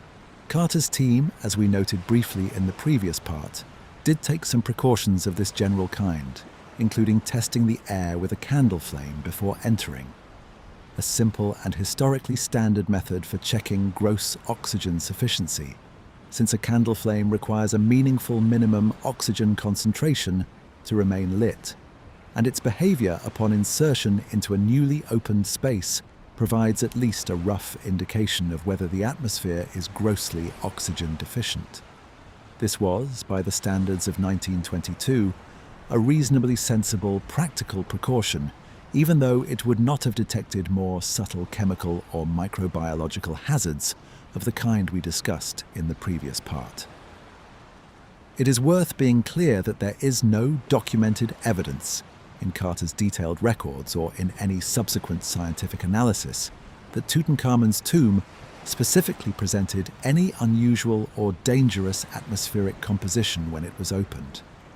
The tomb, while sealed, was not perfectly airtight in the absolute engineering sense. Ancient Egyptian tomb construction did not achieve the kind of hermetic seal that would be required to create genuinely dangerous oxygen depletion or toxic gas accumulation over a 3,000-year period, and some degree of slow air exchange through the surrounding rock, and through the inevitable minor imperfections in the sealing process would have occurred over such an extended time frame, gradually equilibrating the tomb's internal atmosphere with the surrounding environment long before 1922. What this careful chemical and physical analysis tells us, taken together with the microbiological evidence examined in the previous part, is a consistent and scientifically coherent picture. Tutankhamun's tomb, while certainly an unusual and historically unprecedented environment to encounter, does not appear to have presented any of the specific, well-documented categories of genuine hazard: dangerous fungal contamination, toxic chemical accumulation, or oxygen-depleted atmosphere, at levels significant enough to explain the deaths that the curse legend has attributed to it. This is not because ancient tombs can never present genuine hazards of these specific kinds. As the Casimir case demonstrates clearly, they sometimes can under the right combination of environmental conditions. It is because this specific tomb, under its own specific combination of desert climate, effective embalming chemistry, and gradual natural ventilation over 3 millennia, appears not to have developed the particular hazardous conditions that would be required to produce a genuine biological or chemical explanation for what happened to Lord Carnarvon and the others whose deaths became attached to the legend. The careful, patient, evidence-based answer once again turns out to be considerably less dramatic than the curse. But it is, I think, considerably more genuinely interesting because it represents real scientific knowledge about how ancient sealed spaces actually behave chemically and microbiologically over very long periods of time. Knowledge that is useful far beyond this single famous case, and that we owe entirely to the kind of careful, skeptical, evidence-respecting investigation that a century of supernatural mythology consistently failed to provide.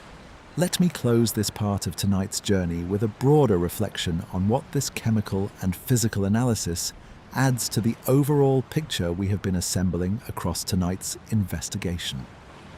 Each individual line of inquiry we have pursued so far, the medical facts of Carnarvon's death, the statistical analysis of mortality among everyone connected to the expedition, Carter's own long and ordinary life, the genuine but inapplicable science of tomb microbiology, and now the chemistry and physics of the tomb's sealed atmosphere, converges on the same basic conclusion from a different angle each time.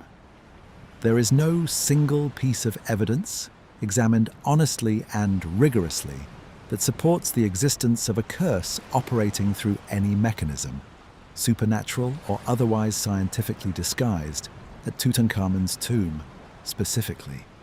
What there is, instead, is a remarkably well-preserved and genuinely fascinating ancient burial environment, shaped by 3,000 years of slow, predictable, entirely natural, chemical and physical processes operating exactly as chemistry and physics would predict, given the specific materials, climate, and construction methods involved.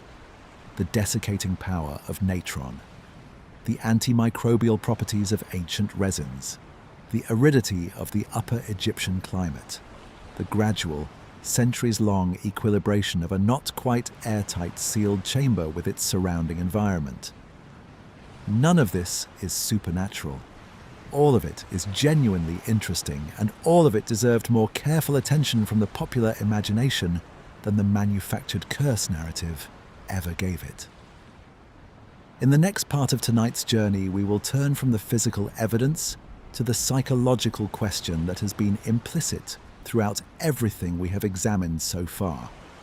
Why, given the consistent absence of supporting evidence at every single turn, has this story persisted so powerfully for a full century, told and retold by people who, in many cases, surely know or could easily discover that the specific details they are repeating do not hold up to scrutiny? Let me ask the question we have been circling around all night. Why has this story survived a century of consistent disconfirmation?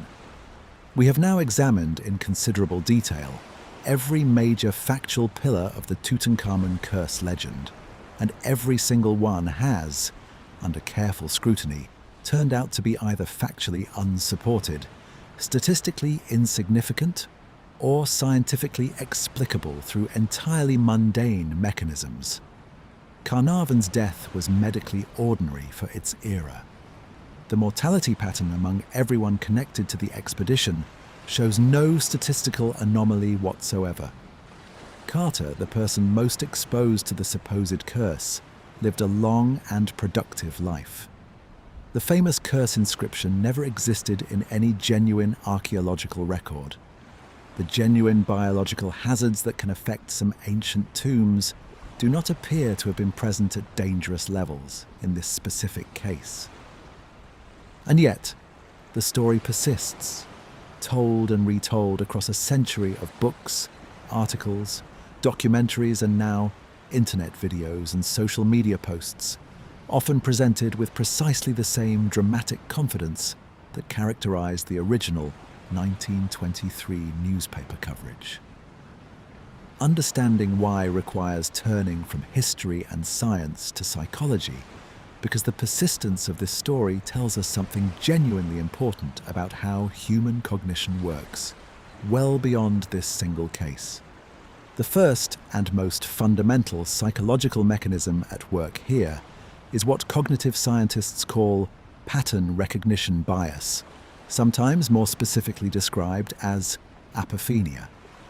The human tendency to perceive meaningful patterns and connections in what is actually random or coincidental data. This tendency is, in evolutionary terms, almost certainly adaptive in its general form. An organism that quickly notices the pattern this kind of rustling in the grass sometimes precedes a predator attack, has a survival advantage over one that requires extensive statistical proof before reacting to potential danger.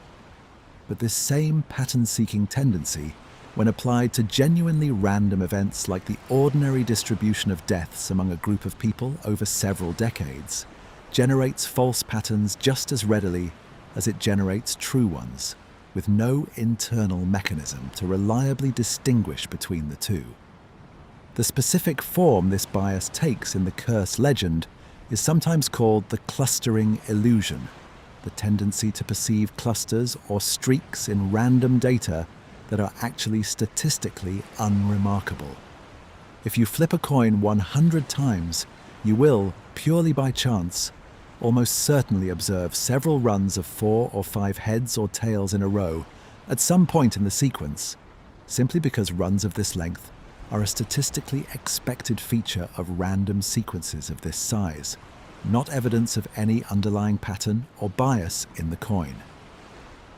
Human observers presented with such a sequence without statistical training very commonly perceive these chance runs as meaningful and look for an explanation, exactly as journalists and the public did when several deaths among the very large population of people connected, even loosely, to the Tutankhamun expedition happened to occur within a period that felt, subjectively, like a meaningful cluster.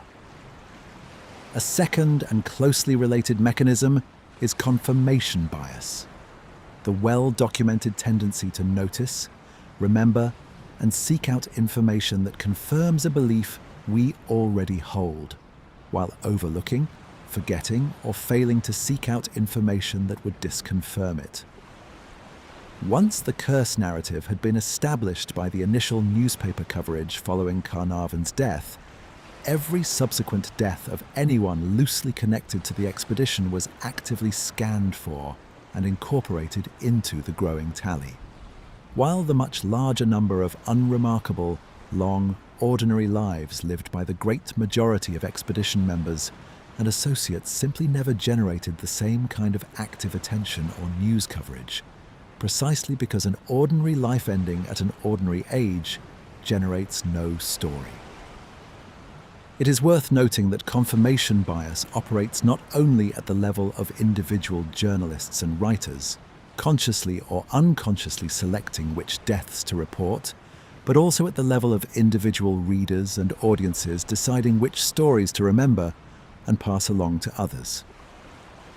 A reader encountering both Nelson's careful 2002 statistical analysis and a vivid magazine account of the latest supposed curse victim is, by the well-documented logic of confirmation bias, considerably more likely to remember, discuss, and eventually retell the vivid magazine account, particularly if they already find the broader idea of an ancient curse intriguing or entertaining, regardless of which account is actually more reliable as a source of accurate information about the world. This asymmetry in what gets noticed and reported is not a matter of deliberate deception on the part of any single individual. It is a structural feature of how human attention and memory, and indeed how news media generally, operate.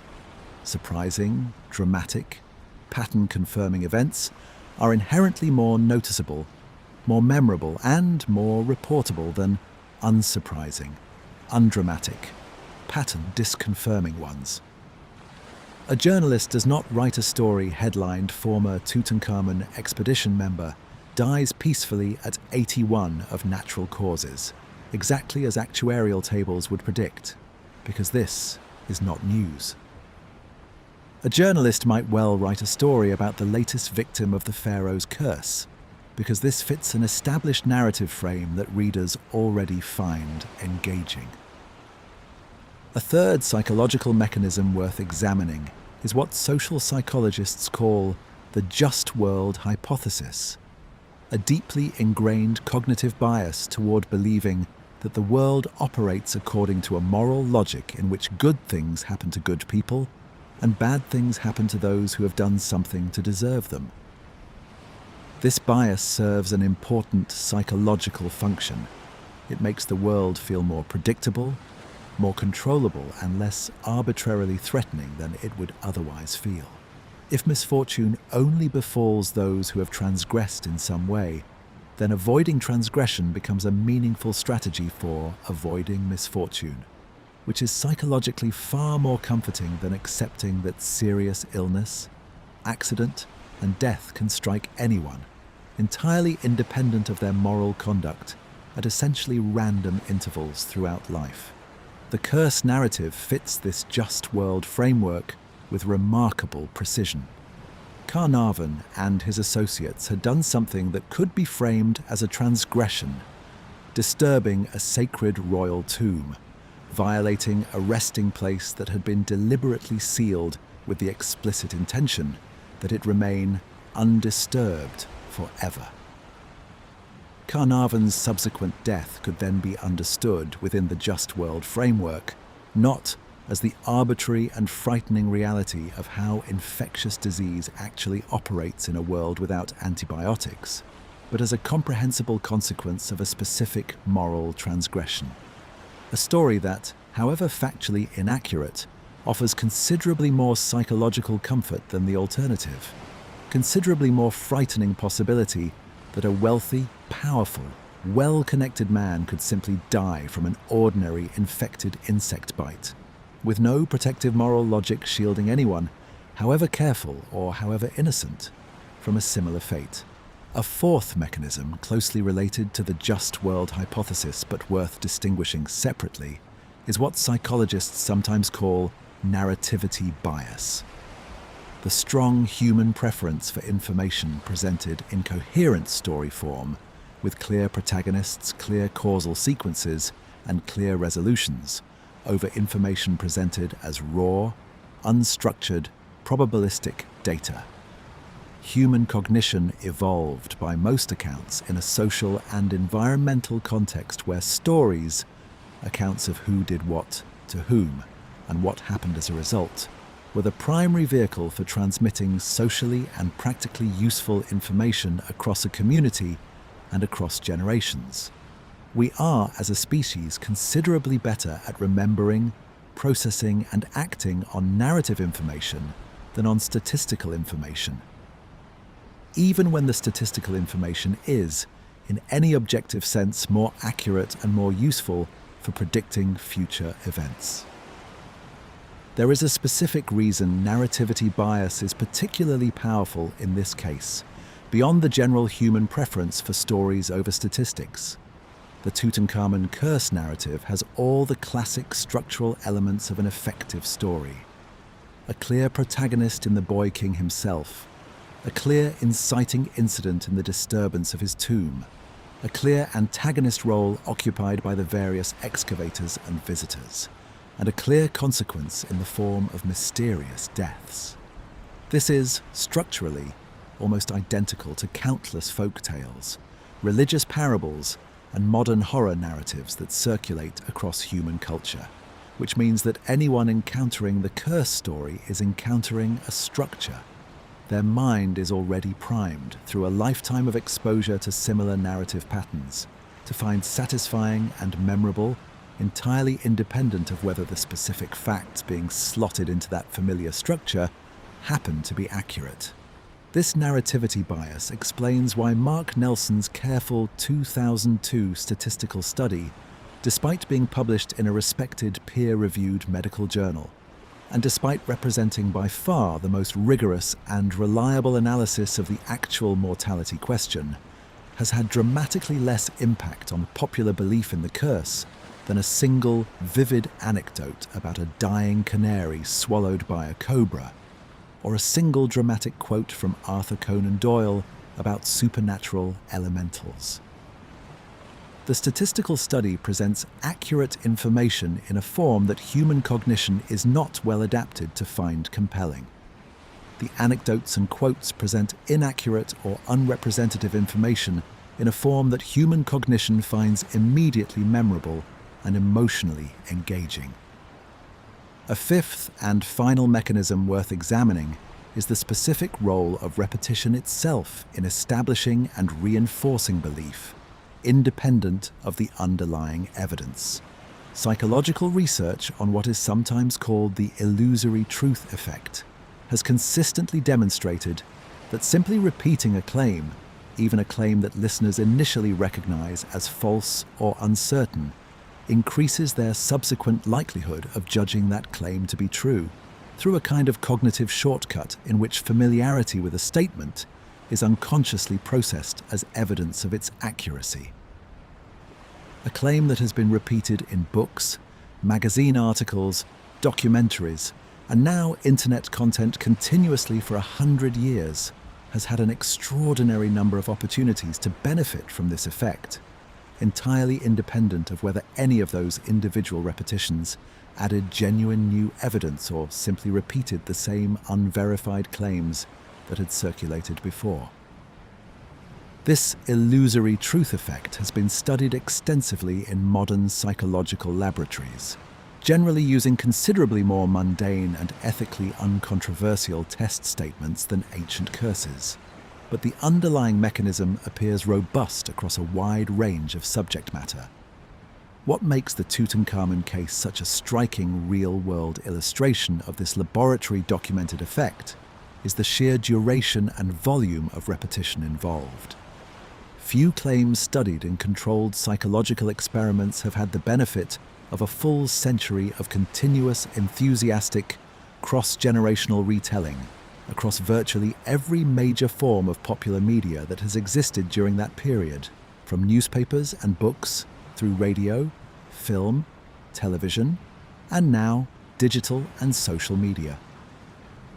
Taken together, these 5 mechanisms, pattern recognition bias, confirmation bias, the just world hypothesis, narrativity bias, and the illusory truth effect generated through a century of simple repetition, provide a comprehensive and psychologically well-grounded explanation for why the Tutankhamun curse legend has proven so durable, despite the complete absence of supporting evidence at every single point where careful investigators have actually looked.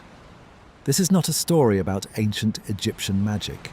It is a story about how human minds, doing exactly what human minds evolved to do, can construct and sustain a vivid, emotionally compelling, and almost entirely false belief, generation after generation, when the right combination of dramatic initial events, motivated retelling, and the simple passage of time conspire to override the much less emotionally satisfying signal of careful statistical and historical evidence.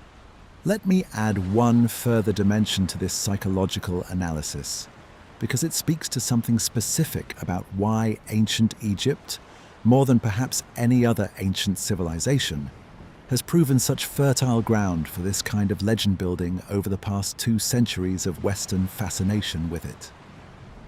Ancient Egypt occupies a particular psychological position in the modern Western imagination, distant enough in time and culture to feel genuinely alien and mysterious, while remaining well enough documented through surviving monuments, mummies, and texts to feel concretely real rather than purely mythical. This combination, genuine concrete evidence combined with genuine cultural distance and mystery, creates an unusually fertile environment for exactly the kind of narrative embellishment we have traced throughout tonight's investigation. A wholly fictional setting, like an invented fantasy kingdom, cannot generate the same sense of authenticated mystery because there is no real archaeological discovery to anchor the story in apparent fact. A thoroughly familiar setting like contemporary domestic life cannot generate the same sense of ancient, accumulated, half-glimpsed power. Ancient Egypt sits in a specific narrative sweet spot between these 2 extremes, and the Tutankhamun discovery, with its genuine, well-documented, extraordinary archaeological reality, combined with its genuinely unfamiliar religious and cultural context, provided perhaps the single best opportunity in the entire history of Egyptology for this kind of legend to take root and flourish. We will return to this broader question of Western fascination with ancient Egypt, specifically in a later part of tonight's journey, when we examine the specific cultural phenomenon of Egyptomania that swept the Western world following the Tutankhamun discovery.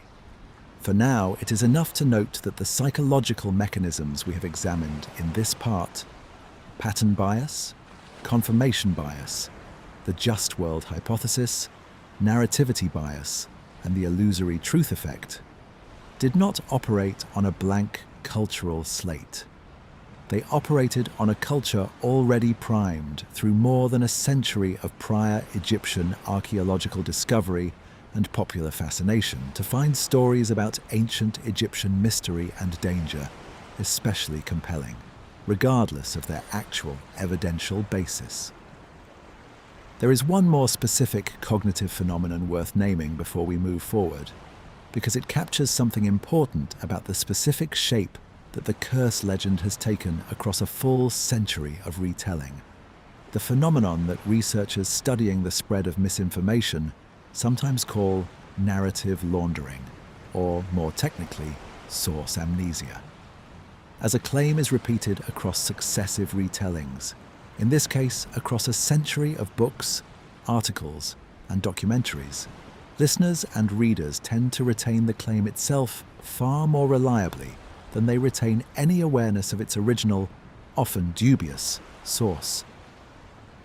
A claim that began as a piece of speculative, commercially motivated 1920s tabloid journalism, entirely unsupported by any contemporary archaeological record, gradually loses its original context with each retelling until it arrives in a 21st century documentary or social media post, presented with exactly the same air of established settled fact as the genuinely well-documented elements of the story, such as the basic chronology of the discovery itself, or the genuine scientific achievements of Carter's conservation work. This source amnesia effect is, I think, one of the most important and most generally applicable lessons that the Tutankhamun curse case offers, well beyond its specific historical content. Any claim, however dubious its original source, can acquire an unearned appearance of established fact simply through the passage of time and the accumulation of repetition, with each new retelling functioning less as an independent verification of the claim and more as a kind of citation of the previous retelling, in a long chain that, traced back far enough, often terminates not in solid primary evidence, but in exactly the kind of speculative, commercially motivated invention that we examined in detail in Part 6 and Part 7 of tonight's journey. Recognizing this pattern, not just in the specific case of the Tutankhamun curse, but as a general feature of how historical and scientific misinformation spreads and persists across popular culture, is, I think, one of the most genuinely useful things that careful engagement with this particular legend can teach us, applicable far beyond ancient Egypt and far beyond archaeology. Let me widen the lens for a moment and look at the broader family of cursed object legends that the Tutankhamun story belongs to, because seeing the pattern across multiple unrelated cases makes the underlying mechanism even clearer. The Hope Diamond is perhaps the most famous cursed object legend in the Western popular imagination after the Tutankhamun curse itself, and the parallels between the two stories are instructive. The Hope Diamond is a large, naturally blue diamond with a documented history stretching back to at least the 17th century, when it is believed to have originated in the Kollur mine in India, eventually passing through various European royal and aristocratic collections before settling into its modern home at the Smithsonian Institution in Washington, where it remains on public display today. Along the way, the diamond accumulated an extensive popular mythology attributing a curse to it, supposedly originating from its theft from a Hindu temple statue, with countless subsequent owners said to have suffered financial ruin, madness, or violent death as a direct consequence of possessing it. As with the Tutankhamun curse, careful historical investigation of the Hope Diamond's actual ownership history reveals a pattern strikingly similar to what we found in Part 8 of tonight's journey. A long list of owners, the great majority of whom lived entirely ordinary lives, with no notable misfortune whatsoever, alongside a small number of owners who did experience genuine hardship or tragedy, which curse enthusiasts have selectively highlighted while ignoring the much larger number of unremarkable cases. The French Queen Marie Antoinette is sometimes listed among the diamond's supposed victims, owing to a popular but historically unsubstantiated claim that she once wore a related stone, despite the fact that her execution during the French Revolution had entirely well-documented political causes requiring no supernatural explanation whatsoever.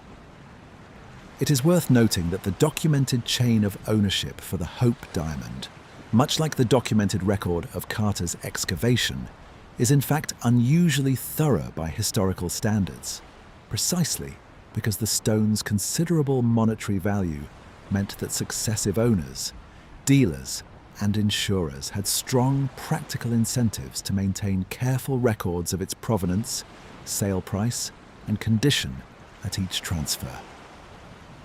This unusually good documentary record is itself part of what allows historians of the gem trade to demonstrate, with reasonable confidence, that the popular curse tally significantly overstates the actual rate of misfortune among the diamond's genuine, verifiable owners, in a pattern directly analogous to Nelson's careful statistical debunking of the Tutankhamun mortality claims that we examined in Part 8.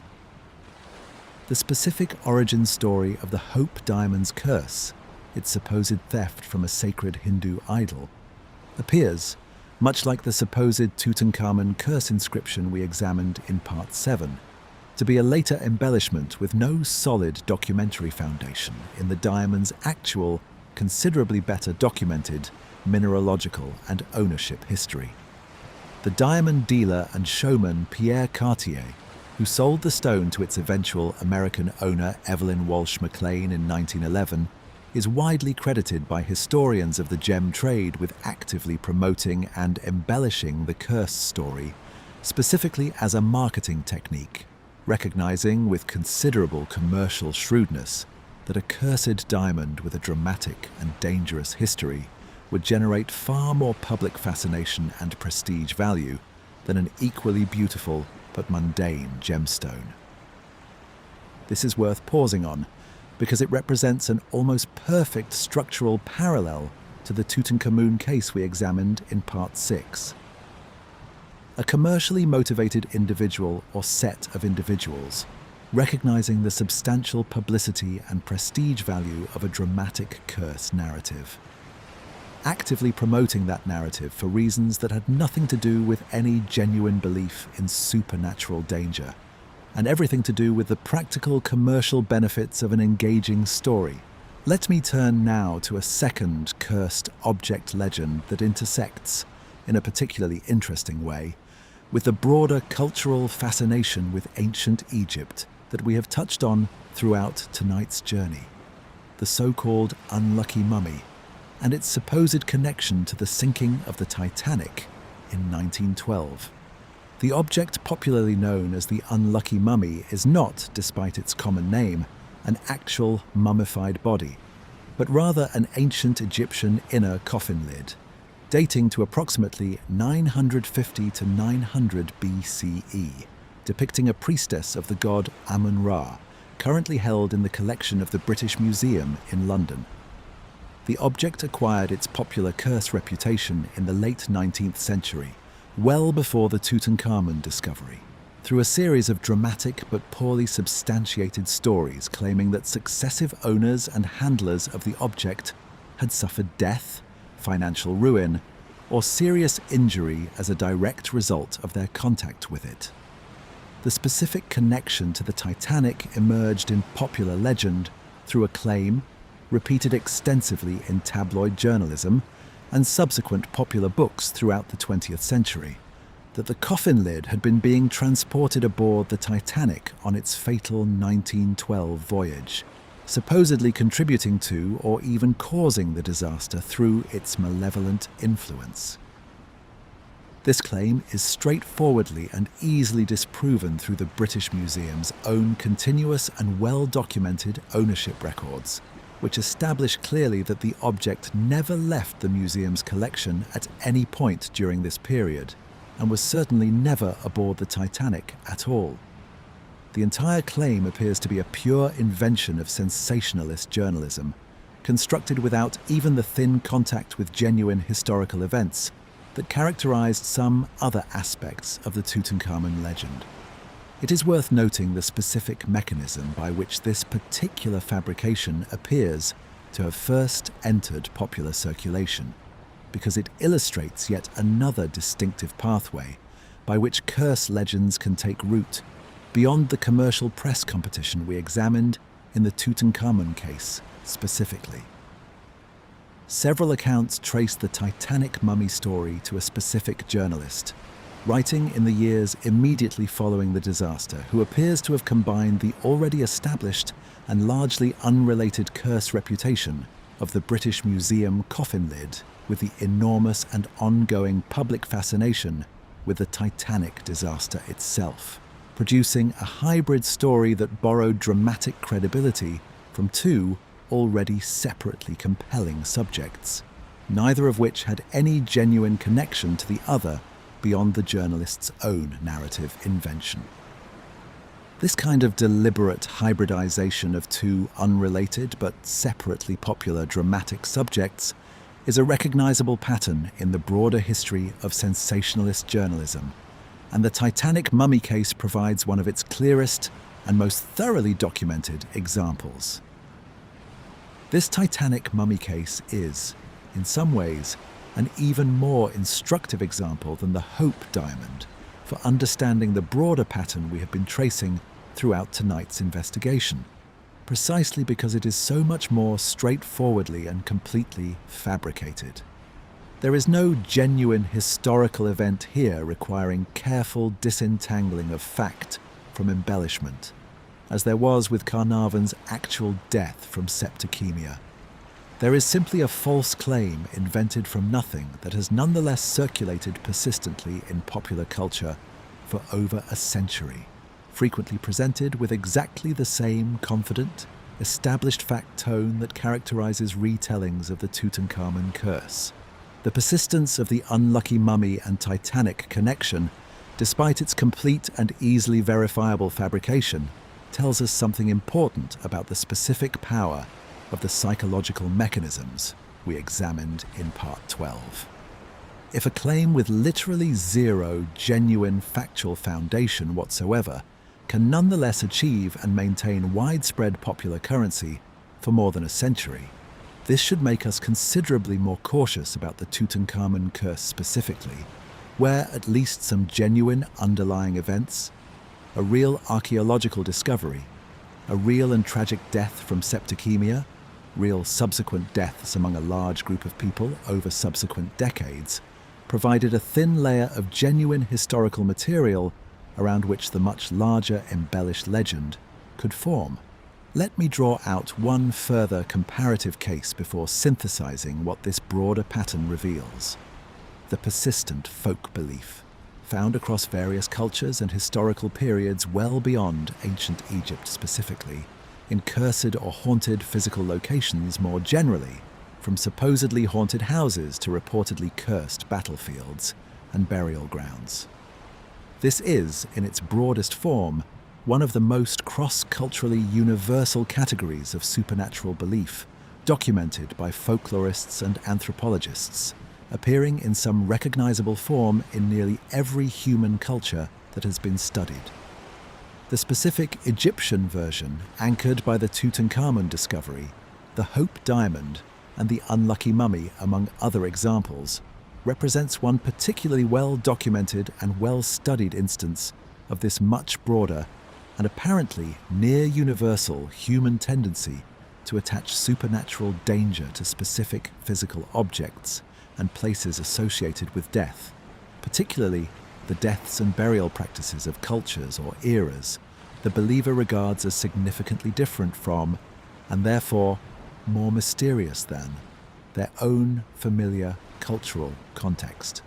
Folklorists studying this broader category of belief have noted that cursed object narratives tend to cluster particularly strongly around objects associated with three specific characteristics: violent or unresolved death, removal from a sacred or culturally significant original context, and acquisition by someone perceived, by the standards of the originating culture, or the believer's own moral framework to have acted with insufficient respect or legitimate right to the object in question. All three of these characteristics are present in the Tutankhamun case, the Hope Diamond case, and the Unlucky Mummy case alike, which helps explain why these particular categories of object, ancient tombs and their contents, gemstones removed from religious or royal contexts, mummified or coffin-related artifacts taken from their original burial setting, recur so consistently across this broader genre of curse mythology, well beyond the specific Egyptian examples we have focused on tonight. What does this broader pattern, taken as a whole, tell us about Western fascination with ancient Egypt specifically? It tells us that ancient Egypt occupies a uniquely productive position within this much broader, cross-culturally universal tendency toward cursed object and cursed place mythology. Among all the ancient civilizations that Western popular culture has engaged with extensively, ancient Greece, ancient Rome, ancient China, the various civilizations of the pre-Columbian Americas that we explored in considerable depth in our previous video together.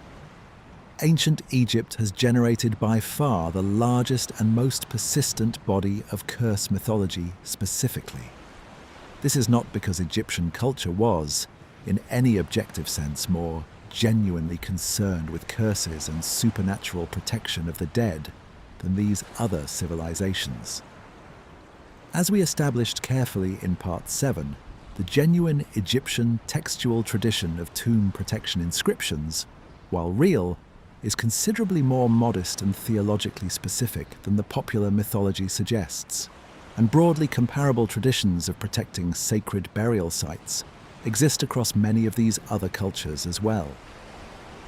It is worth noting briefly that this comparative observation connects directly to a broader pattern we examined extensively in our previous video together regarding pre-Columbian American civilizations. The specific Western tendency to find certain non-European cultures, particularly those whose surviving material culture combines genuine sophistication with genuine cultural unfamiliarity, unusually fertile ground for exactly this kind of mystery and danger narrative construction, regardless of whether the underlying culture's actual beliefs and practices support the specific mysterious or dangerous framing being projected onto them.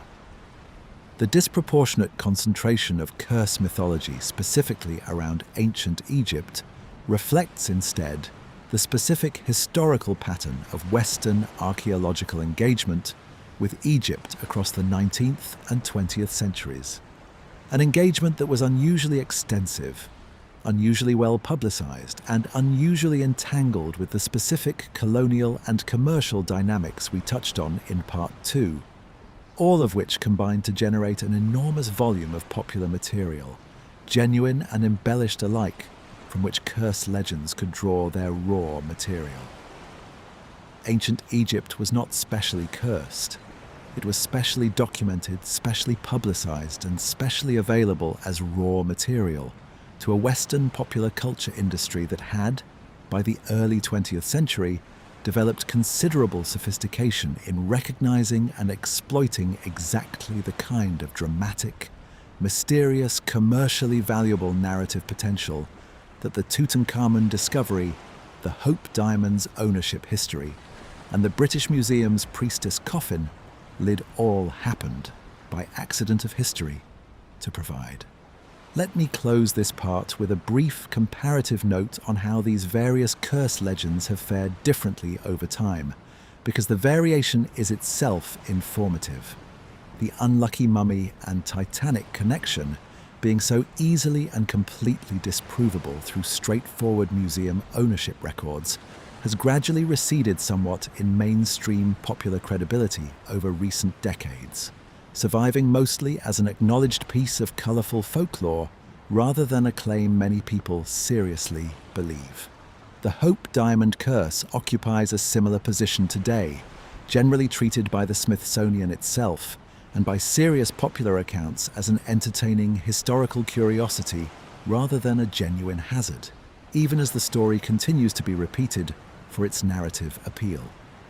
The Tutankhamun curse, by contrast, appears to retain considerably more residual credibility in contemporary popular culture than either of these comparable cases, even after a century of careful historical and statistical investigation has reached essentially the same conclusion in all three cases.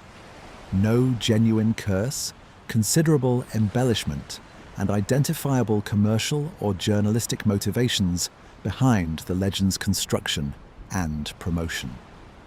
Why this particular legend has proven more durable than its closest comparable cases is itself an interesting question, and the most likely answer lies in the sheer scale and genuine historical significance of the underlying archaeological discovery itself. The Tutankhamun find was not a single object with a colourful ownership history, like the Hope Diamond, nor a museum piece with an invented disaster connection, like the Unlucky Mummy. It was one of the most significant archaeological events of the 20th century, generating a volume of genuine, well-documented historical material. Genuine photographs, genuine scholarly publications, genuine and extensively covered news events. So substantial that the embellished curse elements have had unusually rich, genuine material to attach themselves to and hide within, making the task of separating fact from embellishment considerably more demanding than it is for the comparatively simpler Hope Diamond and Unlucky Mummy cases. This is, in its own way, a fitting closing thought for this part of tonight's investigation. The very greatness and genuine historical significance of Carter's discovery is part of what has allowed the curse legend attached to it to survive so much longer and so much more robustly than its lesser, more easily disprovable cousins.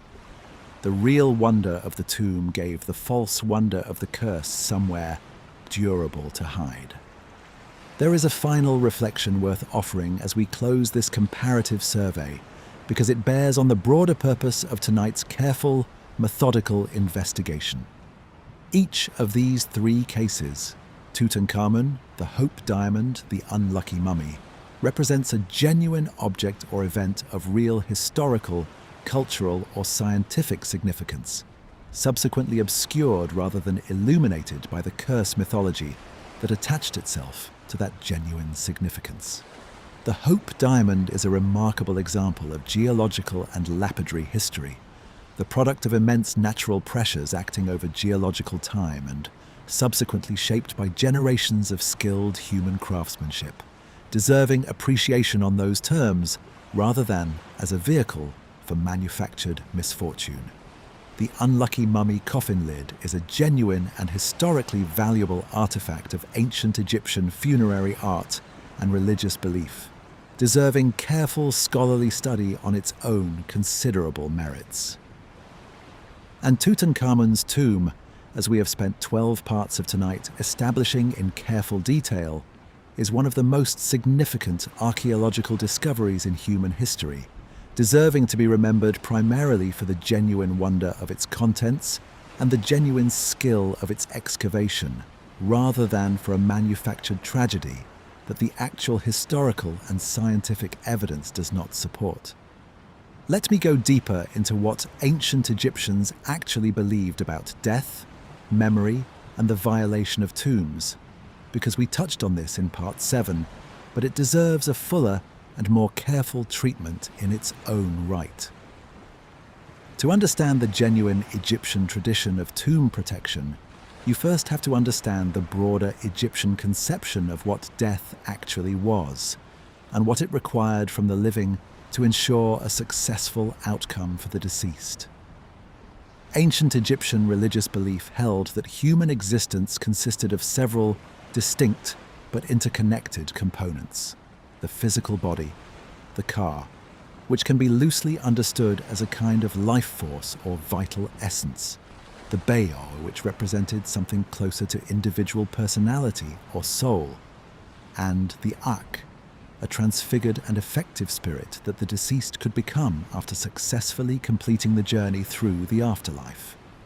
The successful continuation of all these components after physical death depended on a complex set of conditions being met, most of which required ongoing action from the living.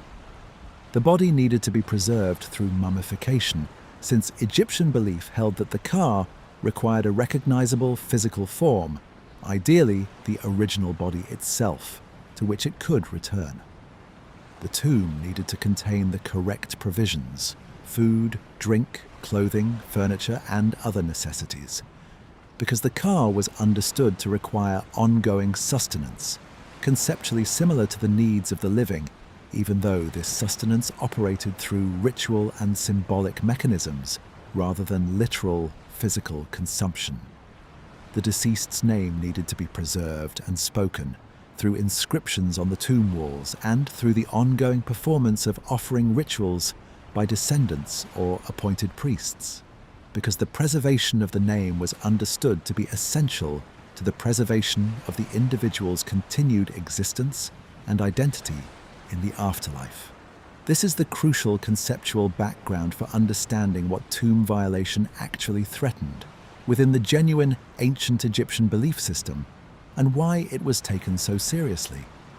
Disturbing a tomb threatened not primarily the physical remains, though this was certainly a concern, but the entire structure of ongoing ritual support that the deceased's continued existence in the afterlife was believed to depend upon.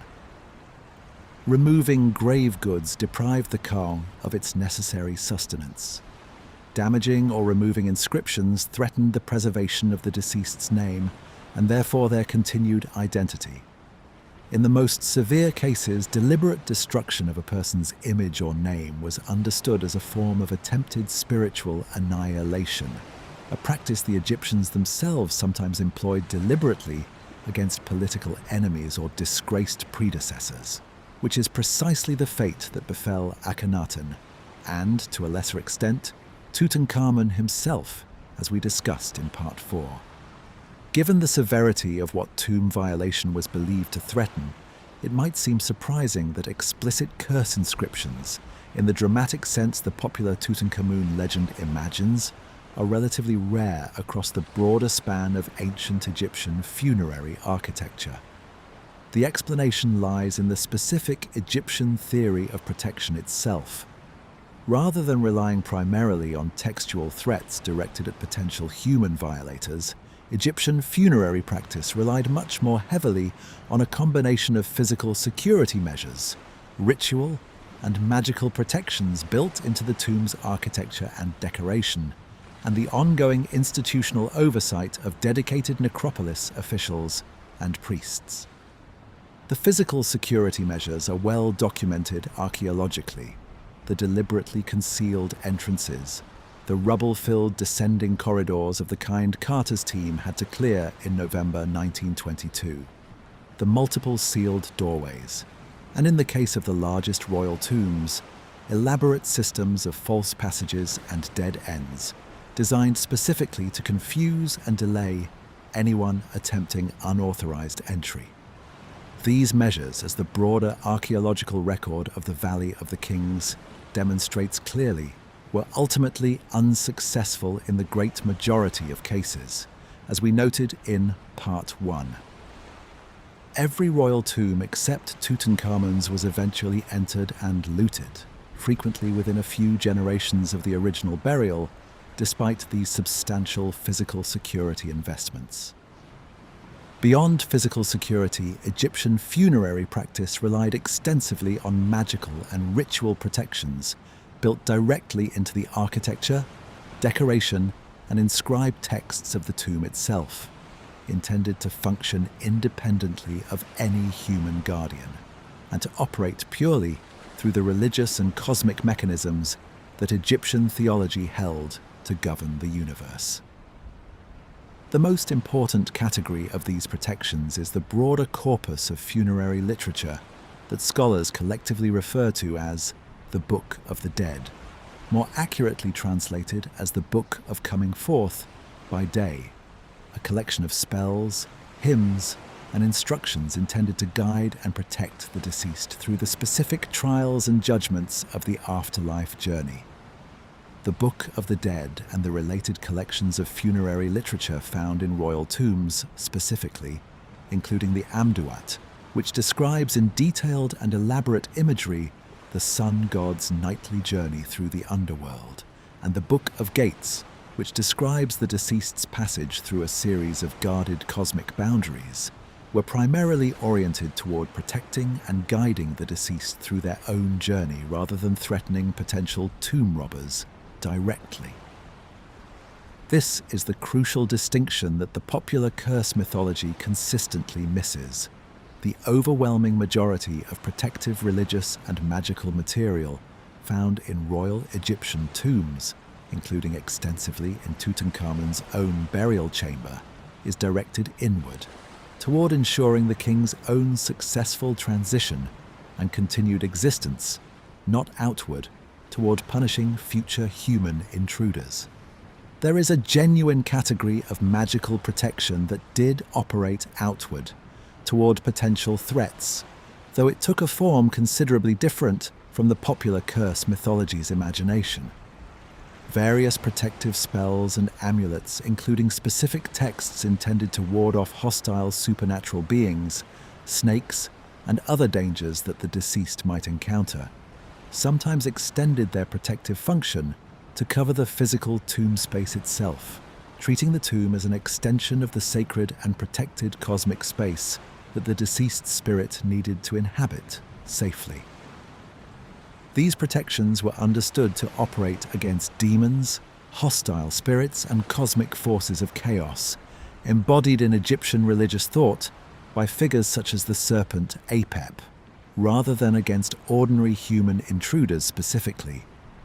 The figure of Apep, sometimes rendered in Greek-influenced sources as Apophis, deserves a brief specific mention here because of how frequently this genuine ancient Egyptian concept gets conflated in popular and sensationalist treatments with the manufactured Tutankhamun curse. Apep was understood within Egyptian cosmology as a serpent of chaos who threatened the sun god's nightly journey through the underworld, and elaborate magical and ritual practices, including specific recitations and the ritual destruction of wax effigies representing the serpent, were developed specifically to combat this cosmic threat. This is genuine, well-documented Egyptian religious practice, concerned with maintaining cosmic order against forces of chaos and dissolution, operating at a theological level entirely separate from any concern with punishing specific human tomb robbers. And it should not be casually equated, as some popular sources have done, with a kind of generalized ancient Egyptian curse and vengeance framework that the historical and textual evidence simply does not support. The institutional dimension of tomb protection is equally important and equally absent from the popular curse mythology. Royal tombs in the Valley of the Kings were not simply sealed and abandoned to whatever magical protection their inscriptions provided. They were, for at least the early generations following each burial, actively monitored and maintained by a dedicated administrative and priestly apparatus, including necropolis guards, inspection officials who conducted periodic checks of tomb security, and mortuary priests responsible for conducting the ongoing offering rituals that Egyptian belief held were necessary to sustain the deceased's continued existence. The historical record, including several surviving administrative papyri documenting tomb robbery investigations and trials from later periods of Egyptian history, demonstrates that this institutional oversight, while genuine and significant, was imperfect and subject to exactly the kind of corruption, negligence, and eventual institutional collapse that affects any human administrative system over sufficiently long periods of time. Some of the most detailed surviving records concern tomb robbery investigations from the 20th dynasty, several centuries after Tutankhamun's reign, during a period of broader economic and political instability, when royal tomb security had become significantly compromised, in some documented cases involving the complicity of the very officials and priests who were supposed to be providing protective oversight. These surviving trial records, sometimes referred to collectively by Egyptologists as the tomb robbery papyri, provide an unusually detailed and unusually human window into the actual mechanics of how Egyptian tomb security genuinely functioned and genuinely failed, including recorded testimony from accused robbers, officials, and witnesses, details of specific stolen items and their eventual disposition, and the legal and punitive processes applied to those found guilty. This genuine historical material, preserved through entirely ordinary administrative record-keeping rather than through any dramatic curse narrative, offers a considerably richer and more historically grounded picture of ancient Egyptian attitudes toward tomb violation than anything the popular Tutankhamun legend has ever managed to provide, precisely because it documents real legal proceedings, real human testimony, and real institutional consequences, rather than supernatural punishment. This is, I think, one of the more genuinely poignant aspects of the authentic Egyptian historical record, considerably more interesting than the manufactured curse mythology. The slow, documented institutional decline of the very protective systems that Egyptian religious and administrative culture had developed with such sophistication as the broader New Kingdom state itself entered a period of political fragmentation and economic difficulty in the centuries following the 18th dynasty in which Tutankhamun had lived. The priests and officials who eventually consolidated and relocated many royal mummies to hidden caches, specifically to protect them from this institutional collapse. Most famously in the cache discovered at Deir el-Bahari in 1881, which yielded many of the most significant royal mummies ever recovered, including several pharaohs considerably more politically significant than Tutankhamun, were, in effect, the last functioning remnant of a protective system that had otherwise failed across nearly every other royal tomb in the valley. Against this backdrop, the survival of Tutankhamun's tomb specifically, intact for over 3,000 years, while every other royal tomb around it was eventually compromised, stands out as a genuine historical anomaly requiring explanation. An explanation we provided in Part 1, rooted in his minor status, his deliberately suppressed memory, and the simple accident of his tomb's entrance being buried under later construction debris, rather than in any superior magical protection specifically attached to his burial. It is worth restating this point with full force, because it represents one of the more elegant ironies embedded in the entire history of the discovery.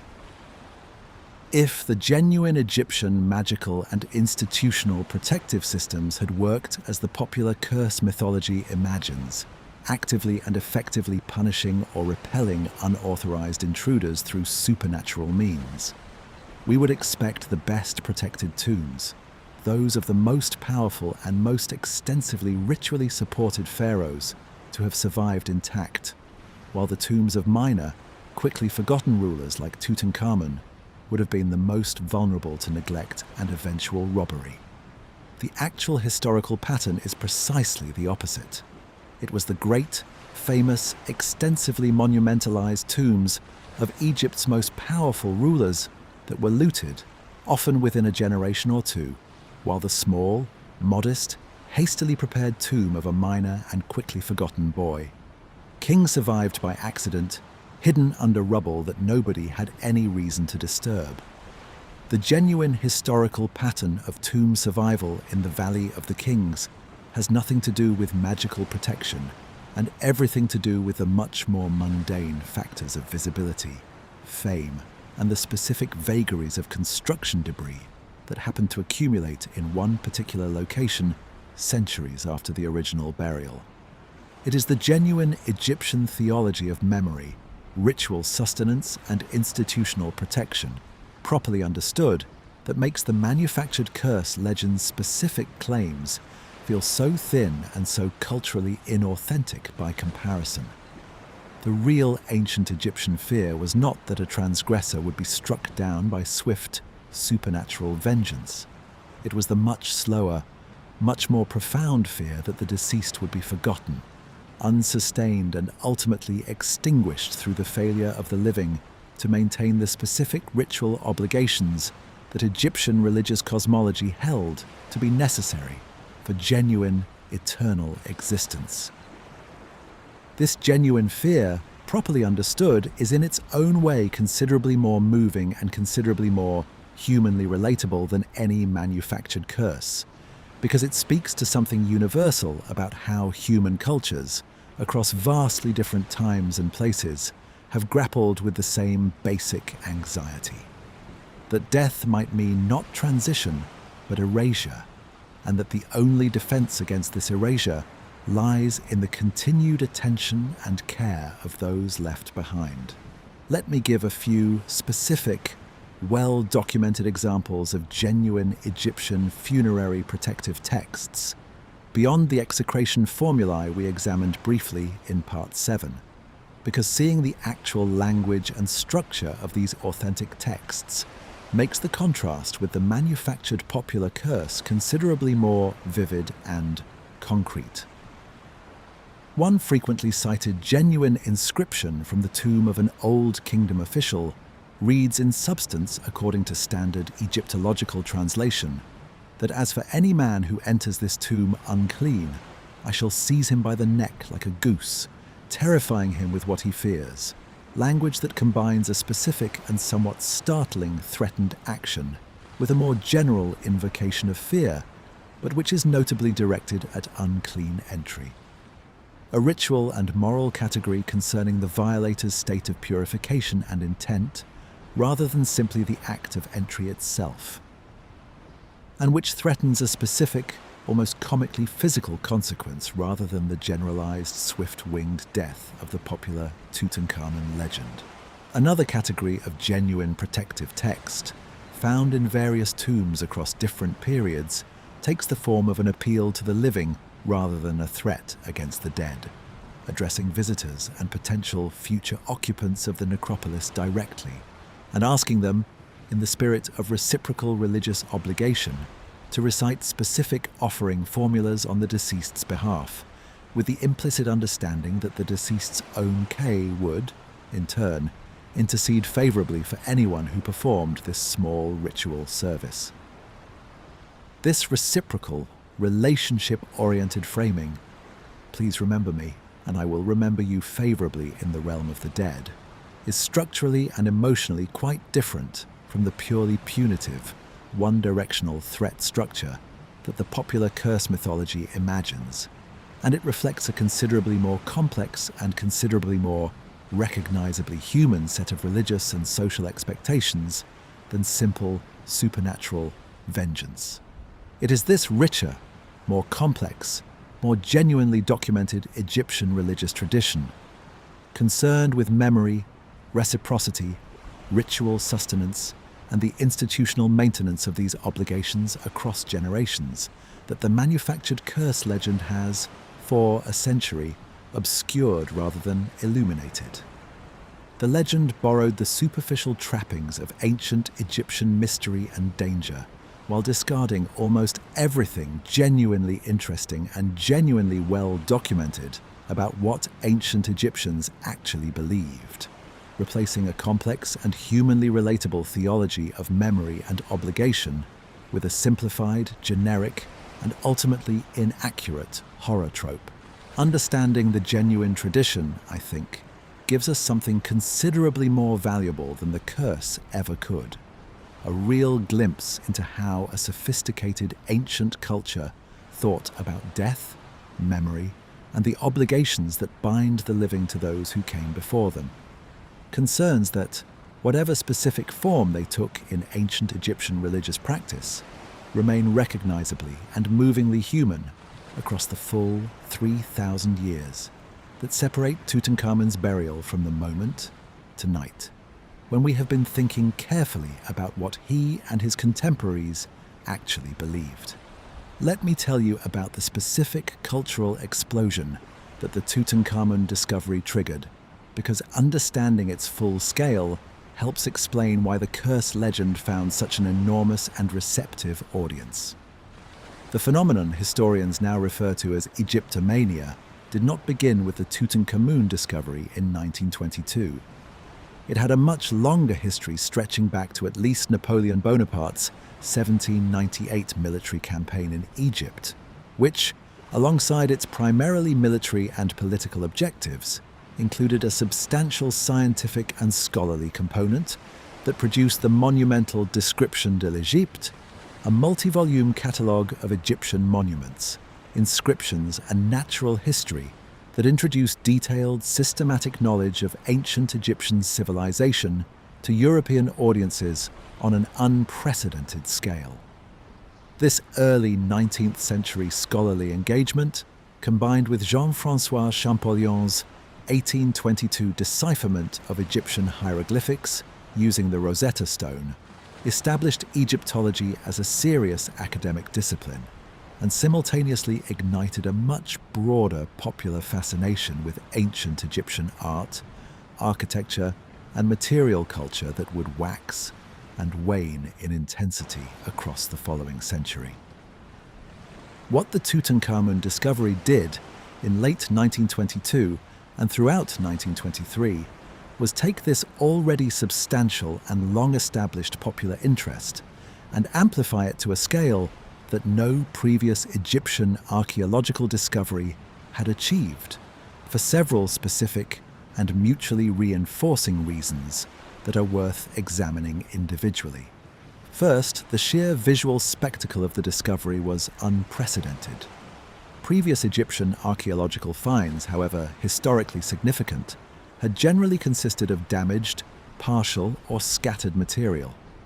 The inevitable result of the centuries of looting that had affected nearly every other royal tomb, as we discussed in Part 14. Tutankhamun's tomb offered something genuinely new, an essentially complete, visually overwhelming collection of golden objects, exactly the kind of dramatic, instantly comprehensible visual spectacle that translated extraordinarily well into newspaper photographs, newsreel footage, and the rapidly expanding illustrated press of the early 1920s. The golden mask specifically became, within a remarkably short period, one of the most reproduced images in the world, appearing in publications and advertisements far beyond the specialist archaeological press. It is worth being specific about exactly how rapidly this visual saturation occurred, because the speed itself is part of what made the Tutankhamun phenomenon historically unprecedented.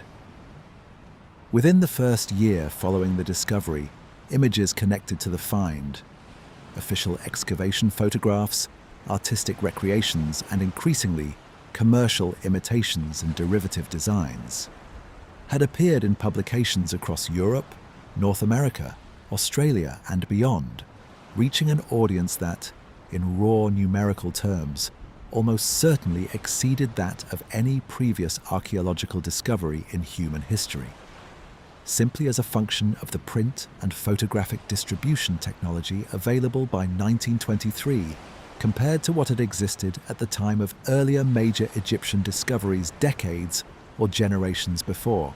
Second, the timing of the discovery coincided with a period of rapid technological development in mass media and communication that allowed the story to spread further and faster than any previous archaeological discovery in history.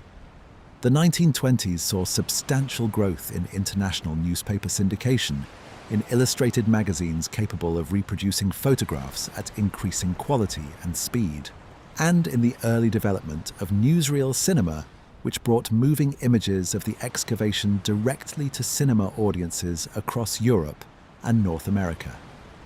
This technological context meant that the Tutankhamun discovery reached a global audience in a relatively immediate and visually vivid form, in a way that earlier Egyptian discoveries, however significant, simply could not have achieved given the more limited media technology available at the time of their announcement. Third, and this returns us directly to the broader cultural context we examined in Part 6. The discovery arrived at a moment when Western popular culture was, for reasons connected to the trauma and dislocation of the First World War, unusually receptive to exotic, escapist, and mysterious cultural content generally, well beyond the specific question of supernatural curses. The 1920s saw a broader cultural turn toward novelty, spectacle, and escapism across multiple domains of popular entertainment and ancient Egypt, with its genuinely exotic visual vocabulary and its centuries-long association with mystery and the supernatural in the Western imagination, fit this cultural moment with remarkable precision. Let me trace the specific manifestations of this Egyptomania across several distinct domains of 1920s culture, because the sheer breadth of its influence is itself remarkable and worth appreciating fully. In music, Egyptian and broadly Orientalist musical themes, already present to some degree in earlier 19th and early 20th century Western art music and popular song, saw a renewed surge of interest following the discovery, with numerous popular songs and theatrical productions incorporating explicitly Egyptian-themed lyrics, titles, and musical motifs throughout the 1920s, joining the broader wave of Egyptian-influenced commercial culture that the discovery had triggered. In fashion, the immediate aftermath of the Tutankhamun discovery saw a substantial wave of Egyptian-inspired design across clothing, jewelry, and accessories, with department stores and fashion houses across Europe and North America rapidly producing garments and ornaments incorporating Egyptian motifs, color palettes, and decorative elements. This commercial response was remarkably swift, with Egyptian-themed fashion items appearing in shop windows within months of the initial discovery, demonstrating just how quickly the commercial fashion industry of the period could respond to and capitalize on a major cultural news event. In architecture, the influence was somewhat more gradual but ultimately quite substantial, contributing significantly to the broader Art Deco movement that was developing across the 1920s and into the 1930s.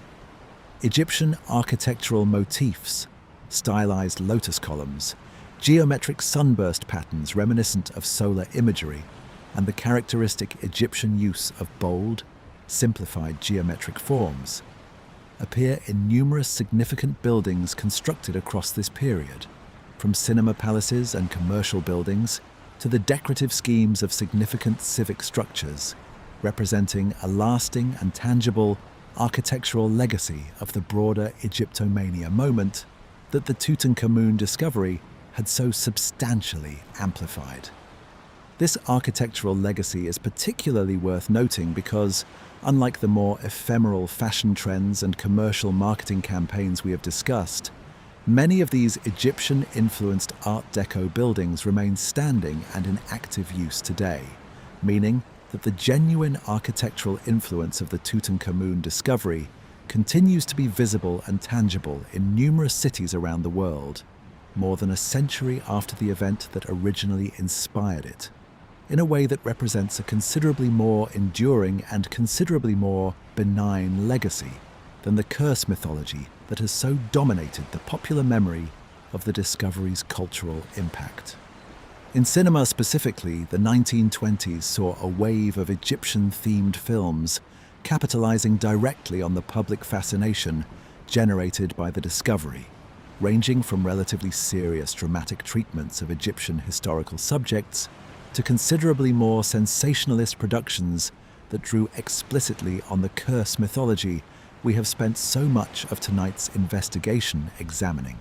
This cinematic engagement with the curse theme specifically deserves particular attention because it represents one of the most important mechanisms by which the curse legend, originally constructed through newspaper journalism, as we established in Part 6, was subsequently transmitted, embellished, and entrenched across an even broader popular audience through the visually compelling medium of film.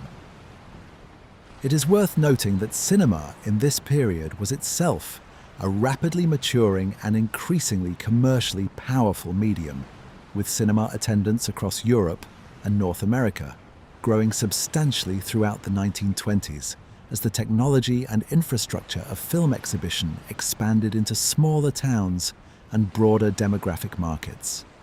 This meant that any cinematic treatment of the Tutankhamun curse theme reached an audience considerably larger and considerably less likely to have direct access to or interest in the more careful scholarly correctives we have surveyed throughout tonight's investigation than the audience reached by the original newspaper coverage alone, further amplifying the specific imbalance between dramatic embellishment and careful correction that has characterized this story across its entire century of popular circulation. The cinematic curse tradition that began in this period would eventually develop into an entire and enduring genre, with the various mummy film franchises produced across subsequent decades, drawing directly on the basic narrative template established by the popular press coverage of Carnarvon's death. An angry, reanimated or supernaturally empowered ancient Egyptian figure punishing those who have disturbed their tomb or remains. It is worth being clear that this entire cinematic genre, while drawing its basic premise from the genuine historical events of the Tutankhamun discovery, is itself a substantial further layer of fictional embellishment, with essentially no connection to the actual documented historical or scientific facts we have examined throughout tonight's careful investigation.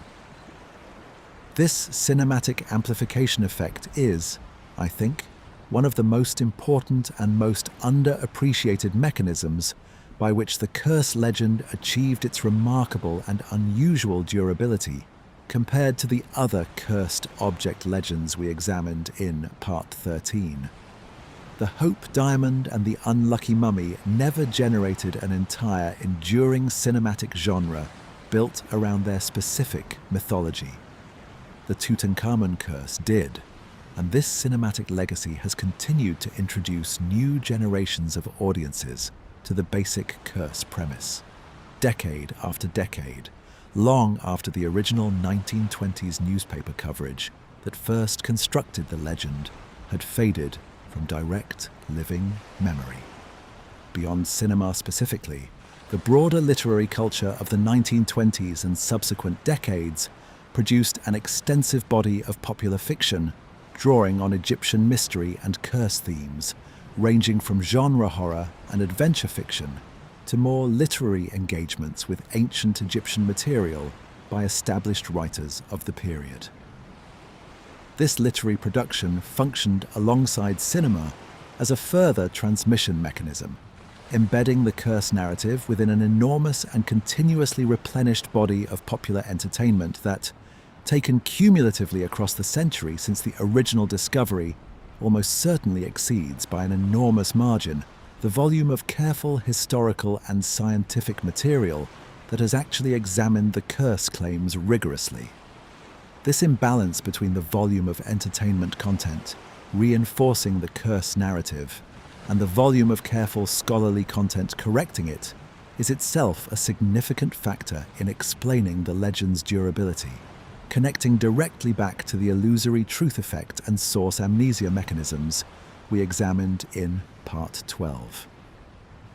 A century of continuous, commercially successful, widely consumed entertainment content depicting Egyptian curses as a basic premise, even when explicitly understood by audiences as fictional entertainment rather than historical claim, nonetheless reinforces the general cultural plausibility and familiarity of the underlying curse concept, making the originally fabricated historical claims about Carnarvon's death feel more inherently credible by sheer cultural association and repetition, even among audiences who have never specifically researched the actual historical evidence. There is a further dimension of the broader Egyptomania phenomenon worth examining specifically, its substantial commercial dimension, which extended well beyond the fashion and architectural trends we have already discussed into a wide range of consumer products, advertising campaigns, and commercial tie-ins that explicitly invoked the Tutankhamun discovery and its associated Egyptian imagery, to sell entirely unrelated goods and services. Cigarette brands, perfumes, household products, and numerous other consumer goods across the 1920s incorporated Egyptian-themed branding, packaging, and advertising imagery, capitalizing on the discovery's enormous and immediate cultural cachet in ways that had essentially nothing to do with any genuine archaeological or historical content whatsoever. This commercial dimension is worth dwelling on because it illustrates, with particular clarity, the broader pattern we have traced throughout tonight's investigation. Commercial incentives, operating across multiple distinct industries and contexts, consistently amplified and embellished the genuine archaeological discovery into forms that served commercial purposes considerably more than they served historical or scientific accuracy. The newspapers seeking circulation through curse stories, the fashion houses seeking sales through Egyptian-themed garments, the film studios seeking box office returns through mummy horror pictures, and the consumer goods manufacturers seeking brand recognition through Egyptian-themed packaging, were all, in their own specific ways, drawing on and further amplifying the same underlying cultural phenomenon, each contributing their own layer of embellishment and commercial motivation to a story that had begun, fundamentally, as a genuine and historically significant archaeological achievement. Let me close this part with a broader reflection on what this entire Egyptomania phenomenon reveals about the relationship between genuine archaeological achievement and popular cultural reception, because it is a relationship that deserves more careful and honest attention than it typically receives. The genuine archaeological achievement of Carter's discovery, the careful, methodical, scientifically rigorous excavation and documentation of an unprecedented royal burial, which we examined in considerable detail across parts 2 through 4 of tonight's journey, was, in a sense, only the necessary starting point for everything that followed. The discovery's genuine historical and scientific significance provided the raw material, but the specific cultural form that the resulting popular phenomenon took, the fashion, the architecture, the cinema, and yes, the curse mythology, was shaped considerably less by the actual archaeological facts than by the specific commercial, technological, and psychological conditions of the particular historical moment in which the discovery happened to occur. It is worth asking, as a final speculative thought, whether the same discovery, made under different historical circumstances, might have generated a substantially different popular reception. Had Tutankhamun's tomb been discovered a few decades earlier, before the development of mass-illustrated print media, and before the trauma of the First World War had created such fertile psychological ground for supernatural and spiritualist belief, it seems entirely plausible that the discovery would have remained a significant but more narrowly scholarly event, generating serious academic interest without the explosive popular cultural phenomenon, curse mythology included, that actually followed. The specific historical timing of the discovery, in other words, may have mattered nearly as much as its genuine archaeological content in determining the particular shape that its popular legacy eventually took. This is worth sitting with because it suggests something important about how we should think about the relationship between genuine scientific or historical discovery and its eventual popular reception more generally, well beyond this single case. A genuinely significant discovery does not simply speak for itself in the popular imagination. It is received, interpreted, and transformed by the specific cultural, commercial, and psychological context into which it arrives. And that context can shape the resulting popular understanding of the discovery in ways that have very little to do with the discovery's actual content or significance. This is, I think, a humbling thought to carry forward into the remainder of tonight's journey, as we turn from the historical and psychological analysis we have pursued so far toward the more contemplative territory that awaits us in the final parts ahead. The facts of the discovery were fixed by 1923. The legend that grew around those facts was shaped by forces considerably larger and considerably less controllable than anything Carter, Carnarvon, or any of their colleagues could have anticipated or directed, however careful and however scientifically rigorous their own conduct of the excavation itself had been. Carter found wonderful things. The world, shaped by its own specific historical moment, made of those wonderful things something rather different. Part genuine scientific triumph, part commercial fashion trend, part architectural movement, part cinematic horror genre, and part century-long supernatural legend, with the genuine archaeological achievement itself sometimes nearly obscured beneath everything that was subsequently built on top of it. Let me tell you what actually happened to the treasures themselves after they finally left the tomb that had held them for more than 3,000 years. The process of removing the objects from Tutankhamun's tomb was, as we touched on briefly in Part 3, a painstaking and extraordinarily slow undertaking, occupying Carter and his team for nearly a full decade following the initial discovery in November 1922. This timeline is worth restating with full appreciation for what it actually involved, because the popular imagination, shaped by the dramatic instant of the candlelit first glimpse, often loses sight of the genuinely unglamorous methodical labour that constituted the great majority of the actual conservation and removal process. Each object, before it could be moved even a short distance, required careful assessment of its physical condition, often involving delicate conservation treatment to stabilize fragile materials that had survived 3,000 years in a sealed environment, but that could deteriorate rapidly once exposed to the different humidity, temperature, and light conditions of the outside world. Alfred Lucas, the chemist whose long life we noted in Part 8, played an essential role in this process, developing and applying specific conservation treatments for the wide range of materials represented in the tomb's contents, including various wood types prone to splitting and warping as ancient moisture levels equilibrated with the surrounding atmosphere.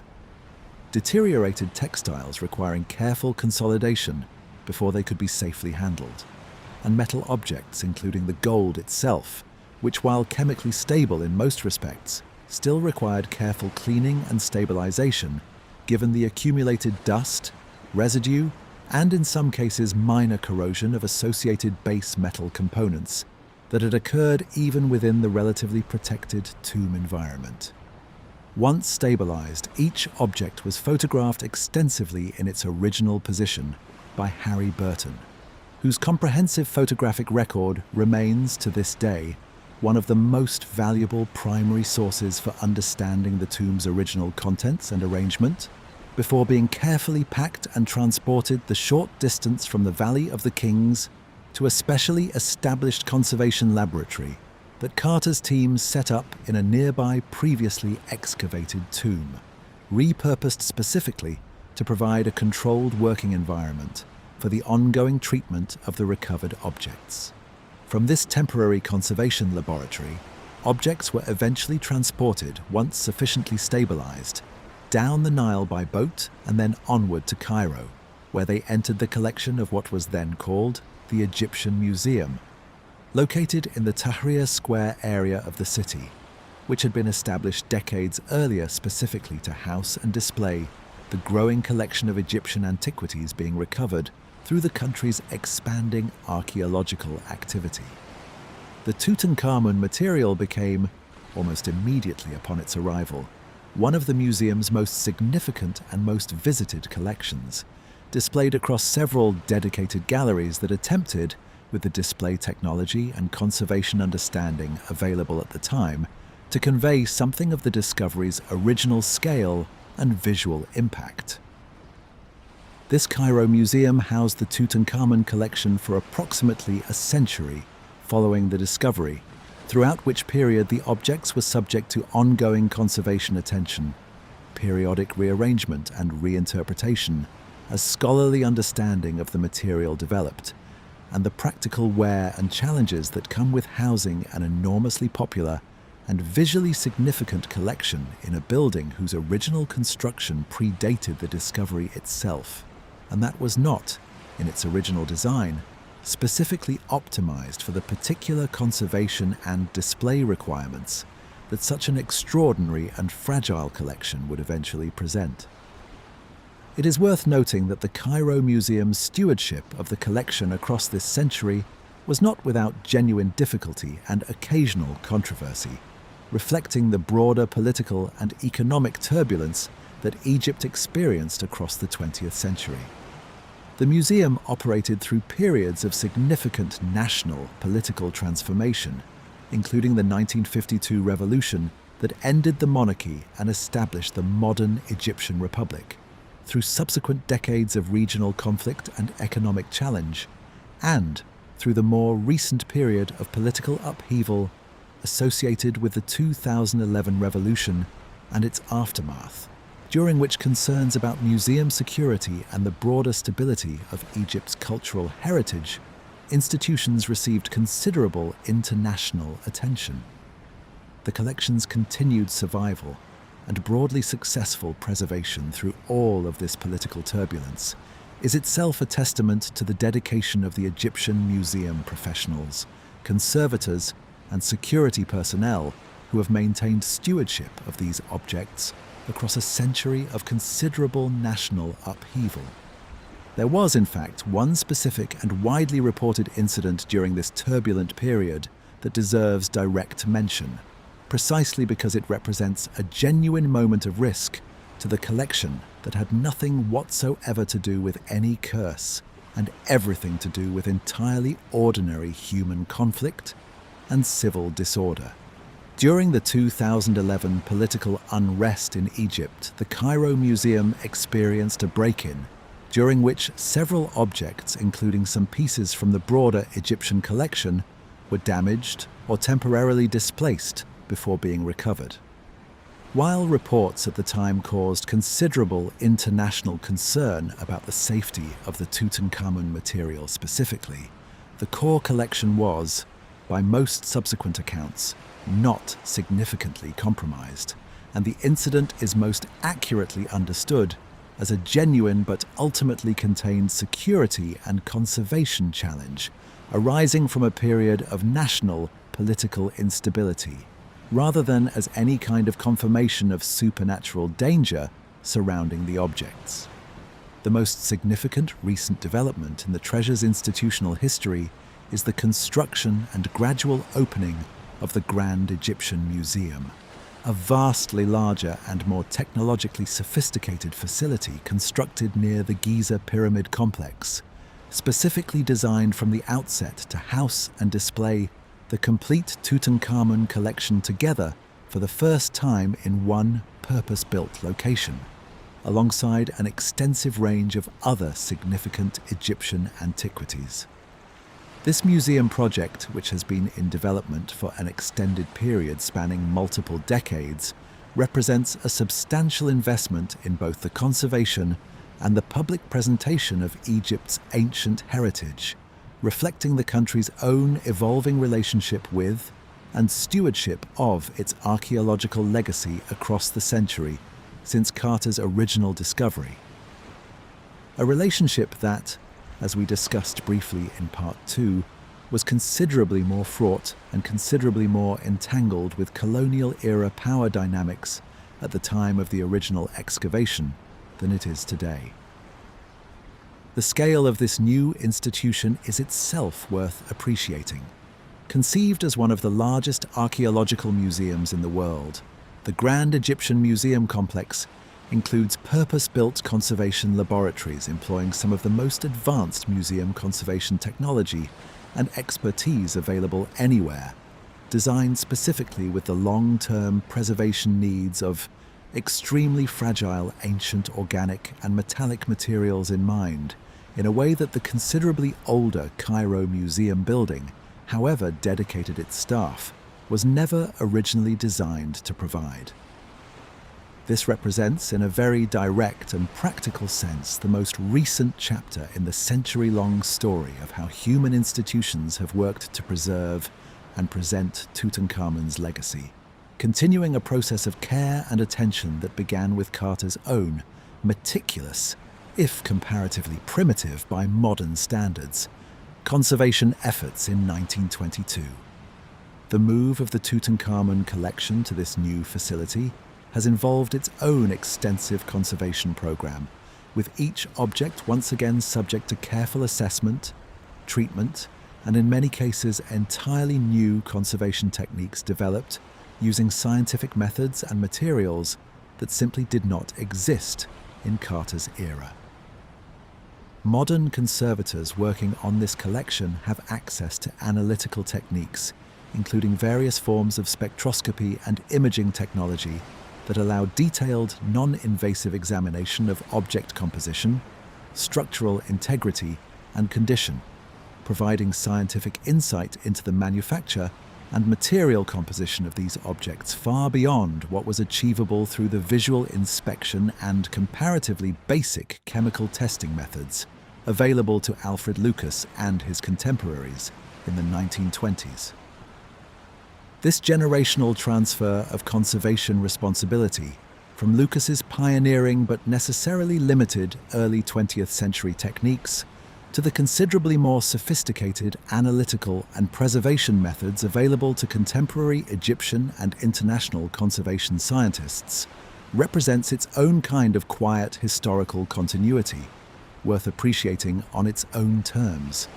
Each generation of conservators working on this material has brought the best available scientific knowledge and technology of their specific era to bear on the shared task of preserving these objects for the next generation in a chain of professional and scientific stewardship that has now extended across a full century, with every reasonable expectation of continuing for centuries more, given the purpose-built, climate-controlled, scientifically monitored conditions that the new Grand Egyptian Museum facility is specifically designed to provide. This ongoing scientific study has yielded genuinely significant new findings well beyond the simple conservation and display purposes that motivate the bulk of this work. Various studies conducted in recent decades have used techniques such as X-ray fluorescence analysis to determine the precise metallic composition of different gold objects within the collection, revealing subtle variations in alloy composition that provide insight into ancient Egyptian metalworking techniques, and potentially into the different workshops or periods of production represented within what might, to a casual viewer, appear to be a single uniform collection of golden treasures. One particularly significant example of this kind of ongoing scientific discovery concerns the famous dagger found among Tutankhamun's funerary equipment, whose blade was identified through modern metallurgical analysis as being composed of meteoritic iron rather than iron smelted through conventional terrestrial ironworking methods, a finding that was only conclusively established through sophisticated chemical analysis conducted many decades after Carter's original discovery, using analytical techniques that simply did not exist in the 1920s. This finding is itself genuinely fascinating, illuminating something specific about the symbolic and practical value that ancient Egyptians attached to iron derived from meteorites, understood within their cosmology as a substance of celestial rather than earthly origin. At a period in Egyptian history when conventional terrestrial ironworking technology was still in its relatively early stages of development, and iron itself remained a rare and precious material, considerably more valuable than gold in certain specific ritual and symbolic contexts. Similarly, ongoing study of the textiles, organic materials, and botanical remains recovered from the tomb has continued to refine scholarly understanding of ancient Egyptian textile production, embalming practice, and even agricultural and culinary history, since the food offerings and botanical material found within the tomb provide a remarkably well-preserved snapshot of what specific plant species and food preparations were considered appropriate and significant for royal funerary provision in this specific period of Egyptian history.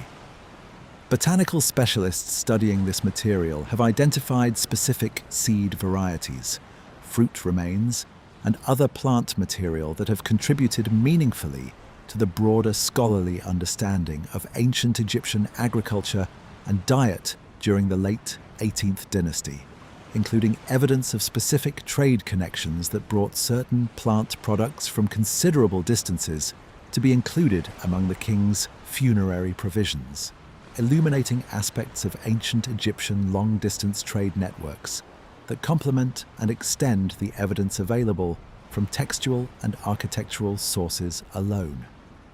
This kind of detailed botanical and agricultural evidence, recovered through careful modern scientific analysis of organic material that has survived for 3,000 years, specifically because of the dry, stable conditions Carter's team encountered upon opening the tomb, represents exactly the kind of genuinely valuable historical knowledge that careful archaeological science can extract from material evidence, considerably more interesting and considerably more durably useful than any curse legend the same material has also, unfortunately, been used to support.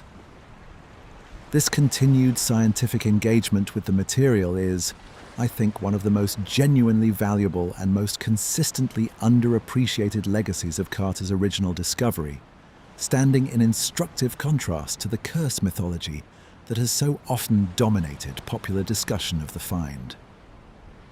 A century after the initial excavation, the Tutankhamun collection continues to generate new, scientifically rigorous, historically significant knowledge about ancient Egyptian civilization through exactly the kind of careful, patient, methodologically sound investigation that we have been emphasizing throughout tonight's entire examination of the curse legend itself.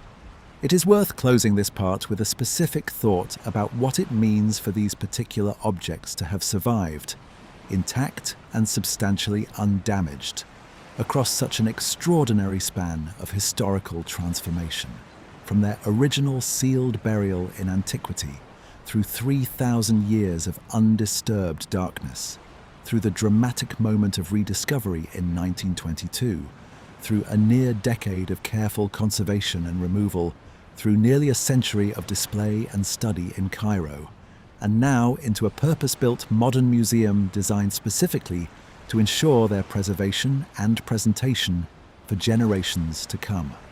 This is, in its own way, exactly the kind of continuity and preservation that ancient Egyptian funerary belief, as we examined in Part 14, held to be essential for the deceased's continued existence and remembrance. The objects have not simply survived by accident. They have been actively preserved, studied, and presented to new generations of visitors and scholars through deliberate, sustained human effort and institutional commitment across multiple distinct historical periods and political contexts, in a manner that, whatever the specific theological framework involved, represents precisely the kind of ongoing attention and care that the ancient Egyptians themselves believed was necessary to sustain a person's memory and existence across time. It is worth being explicit about just how unusual this degree of sustained institutional attention actually is, when considered against the broader span of human history. The great majority of people who have ever lived, including the great majority of ancient Egyptian kings, considerably more powerful and considerably more extensively commemorated during their own lifetimes than the young and relatively minor Tutankhamun ever was, have received nothing remotely approaching this level of ongoing, scientifically rigorous, institutionally sustained attention to their memory and material legacy. Tutankhamun's specific historical fate, first comprehensively forgotten through deliberate political erasure, then accidentally preserved through the obscurity of his hastily buried tomb, then spectacularly rediscovered, and now permanently enshrined within one of the most sophisticated conservation and museum institutions in the world, represents an almost uniquely improbable trajectory from total obscurity to a form of institutional immortality considerably more secure and considerably more actively maintained than that achieved by almost any other figure from the ancient world.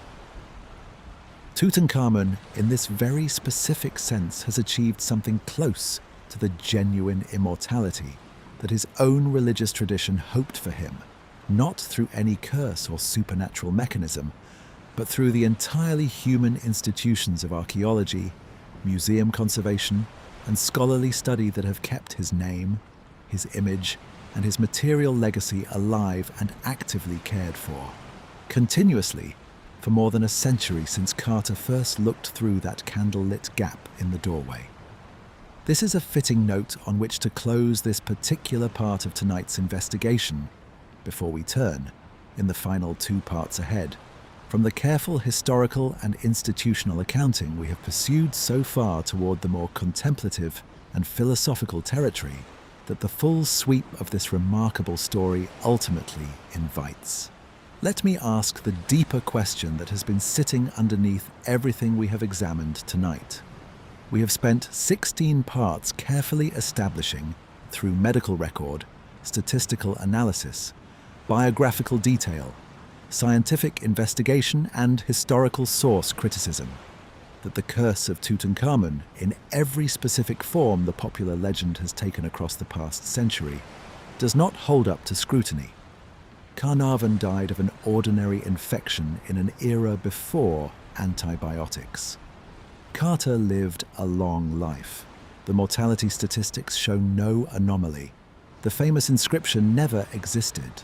The genuine biological hazards of ancient tombs, where they exist, do not appear to have been present here. The genuine Egyptian religious tradition concerned itself with memory and ritual sustenance, not supernatural vengeance against archaeologists. And yet, having established all of this as carefully and as honestly as we can, I want to spend this part and the next sitting with a different question entirely. Not whether the curse was real, which we now know with reasonable confidence that it was not, but why human beings, across cultures and across centuries, have needed stories like this one in the first place.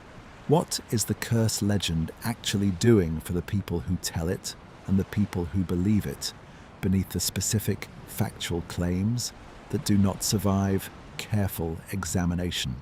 I think the answer begins with one of the oldest and most universal anxieties that human consciousness has ever had to contend with.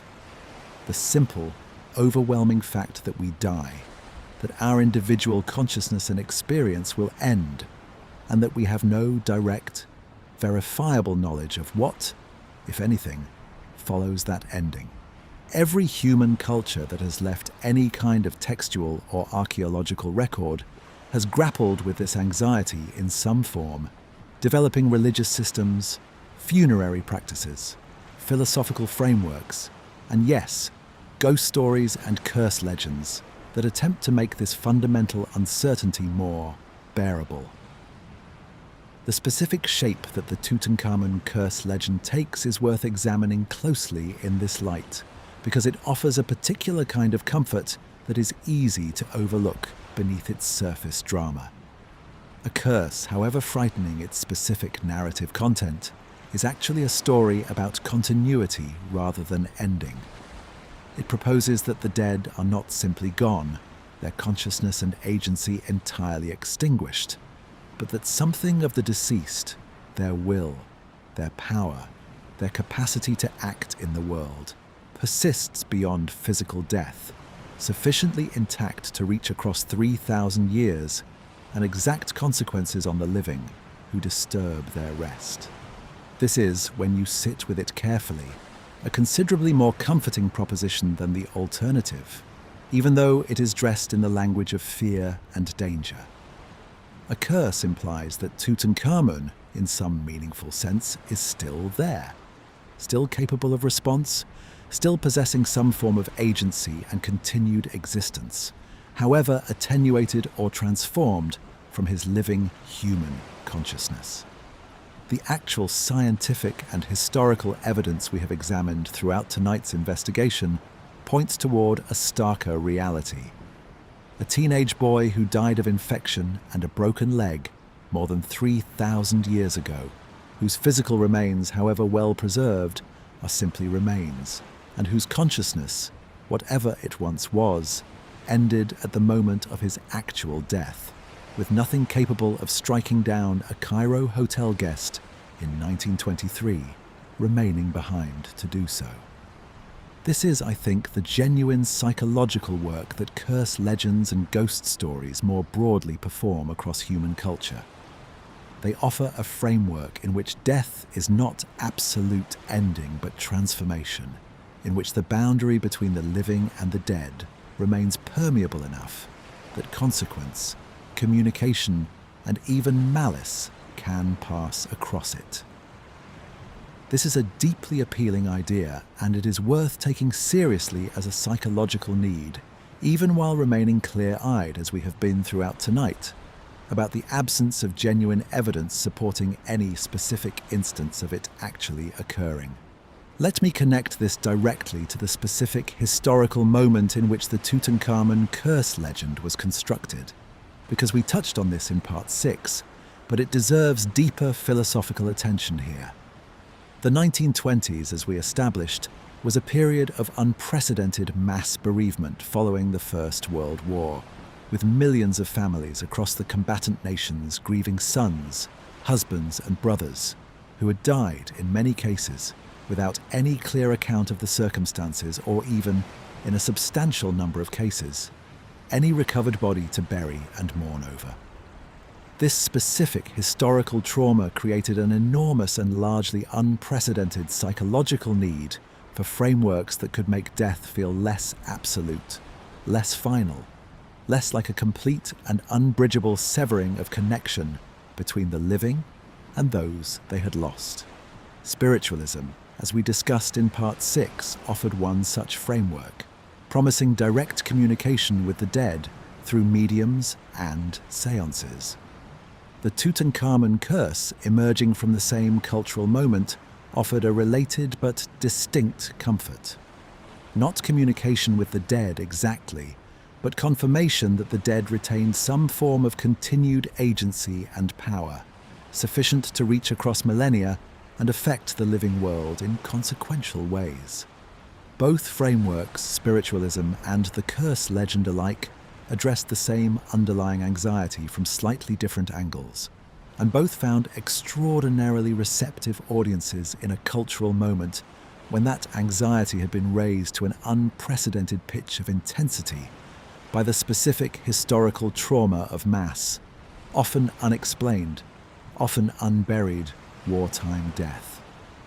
There is a further and more specific dimension of this psychological need worth examining, connected directly to the act of archaeological excavation itself, which the curse legend frames, at its core, as a transgression deserving punishment.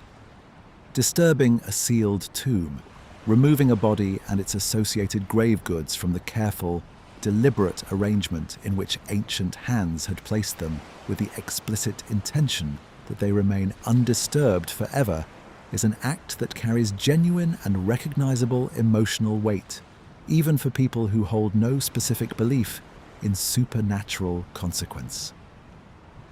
There is something that feels, intuitively, like a violation in the act of opening a sealed grave, examining and unwrapping a mummified body, and removing the possessions that had been placed there as part of a specific, sincerely held religious and cultural framework concerning what the deceased required for their continued existence. This intuitive sense of transgression, I think, is genuine and worth taking seriously on its own terms, separate from any question of supernatural curse. Howard Carter and his team were, after all, doing something that the people who built and sealed that tomb had explicitly and sincerely intended should never happen. They were disturbing a resting place that had been constructed with enormous care and expense, specifically to remain undisturbed for eternity. Even setting aside any question of supernatural consequence entirely, there is a real and recognizable ethical weight to this act, a weight that the broader field of archaeology has, over the subsequent century, increasingly grappled with directly and explicitly, particularly as the discipline has worked to develop more careful and more collaborative relationships with the descendant communities of the cultures whose ancestral remains and burial sites archaeological investigation necessarily disturbs.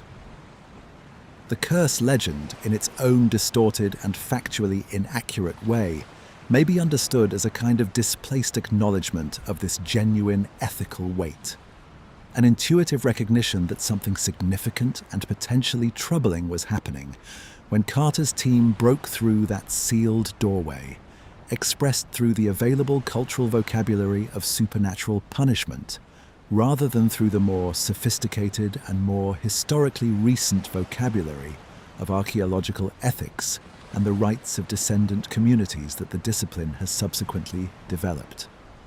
The 1920s simply did not have a well-developed public framework for discussing the ethics of disturbing ancient burials in the careful, culturally sensitive terms that contemporary archaeology increasingly employs. What it had instead was the much older and much more readily available cultural framework of curse and supernatural consequence, and the public reached for that available framework to express a discomfort that, in retrospect, had genuine ethical substance underneath its specific supernatural framing. This is, I think, one of the more genuinely valuable insights that careful, honest engagement with the curse legend can offer us, well beyond simply debunking its specific false claims. The legend points, however inaccurately in its specific factual content, toward a real and legitimate set of questions about the ethics of archaeological practice, the rights and wishes of the dead and their descendants, and the genuine emotional and moral weight of disturbing what has been deliberately placed beyond the reach of the living. These are questions worth asking directly and honestly in their own right, rather than only obliquely through the distorted lens of a manufactured supernatural threat. Let me return now to the broader question of mortality itself, because I think it is worth sitting with directly in its own terms, rather than only through the specific vehicle of the Tutankhamun legend that has occupied us for so much of tonight's journey. What strikes me most, having spent this entire investigation carefully establishing that there is no curse, that Carnarvon's death was ordinary, that Carter lived a long and full life, that the statistics show nothing anomalous, is how little any of this actually resolves the deeper anxiety that the curse legend was, in its own confused way, trying to address. Knowing that Carnarvon died of septicemia rather than supernatural vengeance does not make death itself any less final, any less mysterious, any less difficult to fully comprehend from the perspective of a living consciousness that has never directly experienced its own ending, and cannot, by the very nature of the question, ever report back on what that ending actually involves. This is worth being honest about, I think, as we move through the small hours of the night together.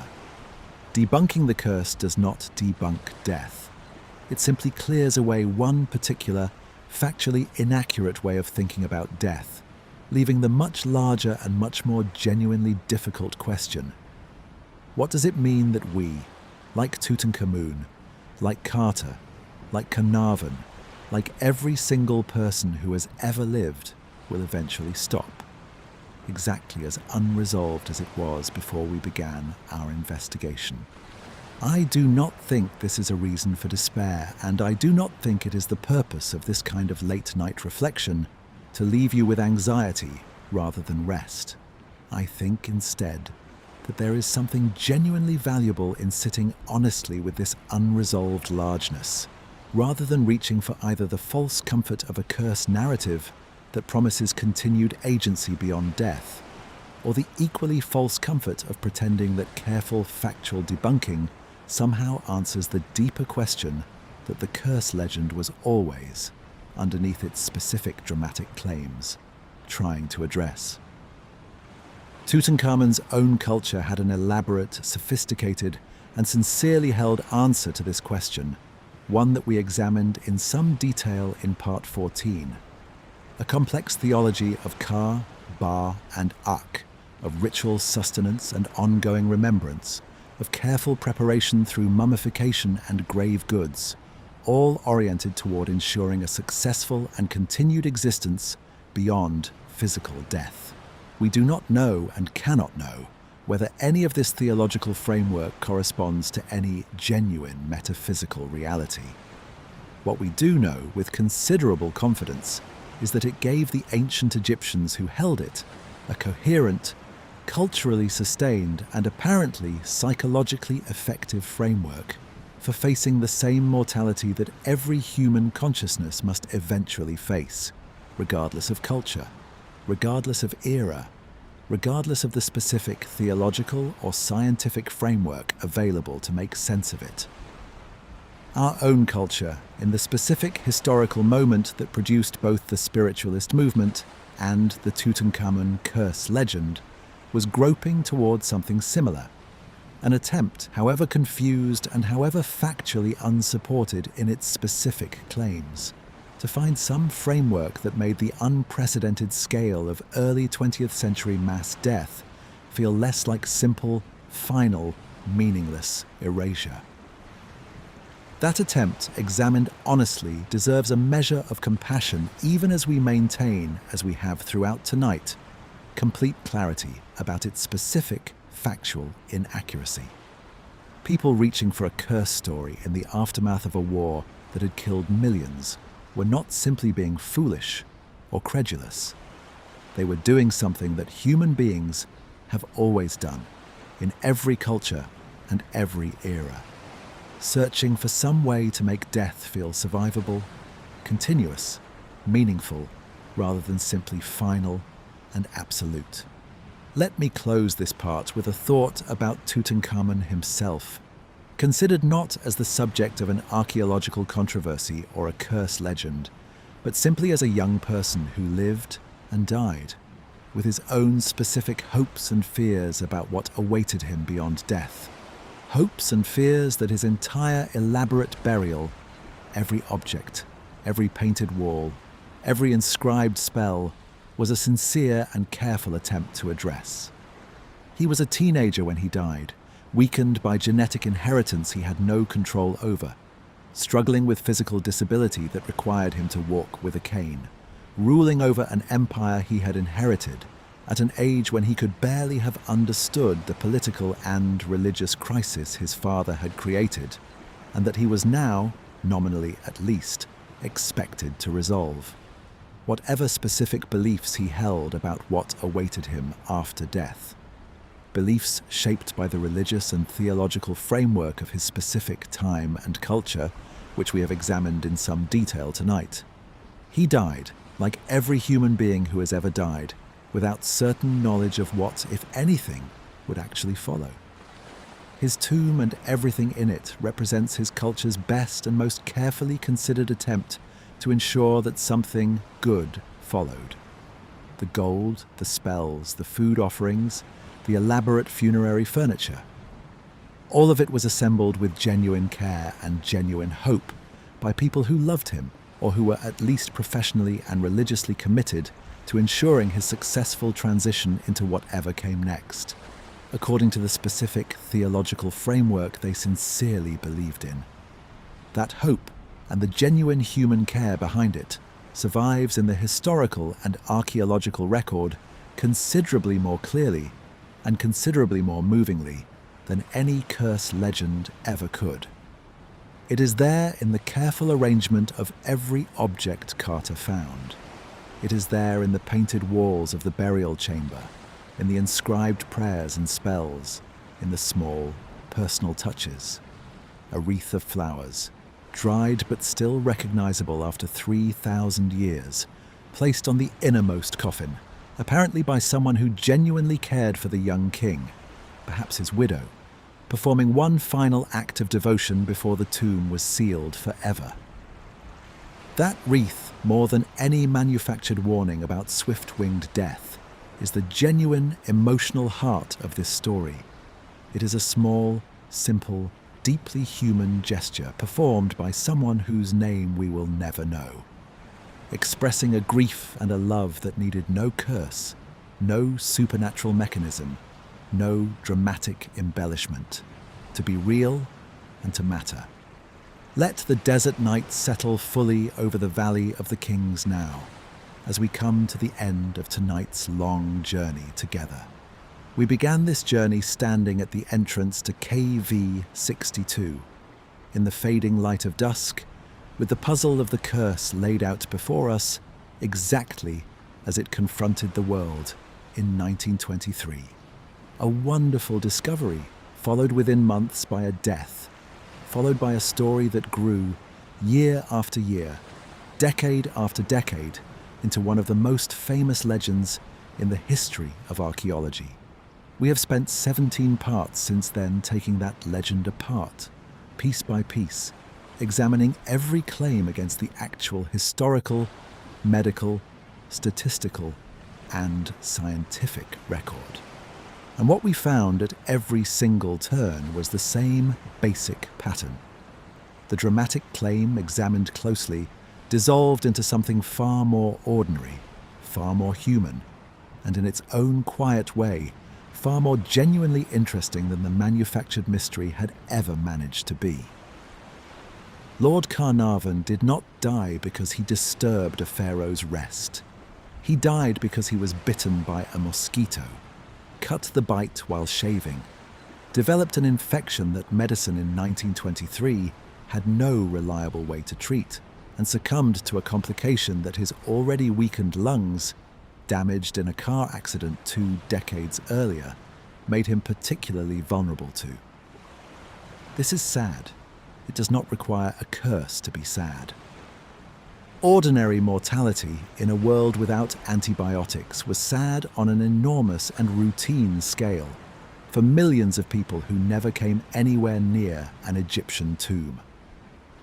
Howard Carter, the man who actually disturbed the pharaoh's rest more directly and more extensively than anyone else alive, lived for 17 more years, doing careful, patient, sometimes politically frustrating work before dying of cancer at a respectable age, the way a great many people do. The statistics, when anyone bothered to actually check them properly, showed nothing unusual at all. The famous warning inscription never existed anywhere except in the imagination of journalists who needed a more dramatic story than coincidental timing could provide. The genuine biological hazards that can affect certain sealed tombs, real and documented in other cases, do not appear to have been present here in any dangerous concentration. The actual ancient Egyptian religious tradition, rich and sophisticated and worth understanding on its own terms, concerned itself with memory and ritual sustenance, not with swift supernatural vengeance against future archaeologists. And the legend itself, when we traced its actual origins, turned out to be the product of entirely human, entirely explicable forces. Commercial competition between newspapers locked out of an exclusive reporting arrangement, the personal grief and spiritualist conviction of a famous novelist mourning his own war dead, the commercial instincts of another novelist who recognized a good story when she saw one, and a cultural moment so thoroughly saturated with mass bereavement that almost any story promising the dead retained some form of continued power, found an audience desperate to believe it. None of this makes the discovery itself any less extraordinary. If anything, stripping away the manufactured curse reveals something more impressive underneath. A self-made archaeologist who spent 30 years in Egypt and refused to give up after nearly a decade of fruitless searching. A wealthy patron whose patience and resources, however imperfect his own earlier archaeological efforts had been, made the discovery financially possible, and a team of skilled professionals who spent the better part of a decade documenting, conserving, and ultimately delivering to the world one of the most complete and most visually extraordinary windows into ancient royal life that archaeology has ever produced. Let me draw together, one final time, the full sweep of what tonight's investigation has actually established, because the cumulative weight of 17 parts of careful evidence deserves to be gathered into a single, clear picture before we let the story rest. We have established that the medical facts of Carnarvon's death are entirely consistent with ordinary infectious disease in an era before antibiotics, complicated by a documented decades-long history of compromised health entirely unrelated to any tomb. We have established through rigorous peer-reviewed statistical analysis that the broader population of people connected to the discovery shows no detectable excess mortality whatsoever, with Carter himself, the most exposed individual of all, living a long and substantially productive life. We have traced the famous curse inscription to its complete absence in any genuine archaeological record, identifying it instead as a later journalistic invention. We have examined the genuine but inapplicable science of tomb microbiology and embalming chemistry, finding real hazards documented elsewhere but no comparable evidence at this specific site. We have placed the legend within the much broader pattern of cursed object mythology, the Hope Diamond and the Unlucky Mummy, among other examples, finding the same commercial and psychological mechanisms operating across each case. We have examined the genuine, sophisticated, and often misunderstood ancient Egyptian theology of memory, ritual sustenance, and institutional tomb protection, finding it considerably richer and considerably more humanly relatable than the manufactured popular curse. And we have traced the broader cultural explosion of Egyptomania that the discovery triggered, understanding the curse legend as one part of a much larger wave of fashion, architecture, cinema, and commerce that the discovery's specific historical timing made possible. This is the part of the story that deserves to be remembered most clearly, long after the curse mythology has, hopefully, faded into the kind of acknowledged folklore that the Hope Diamond and the Unlucky Mummy legends have already largely become. Not a curse, a discovery.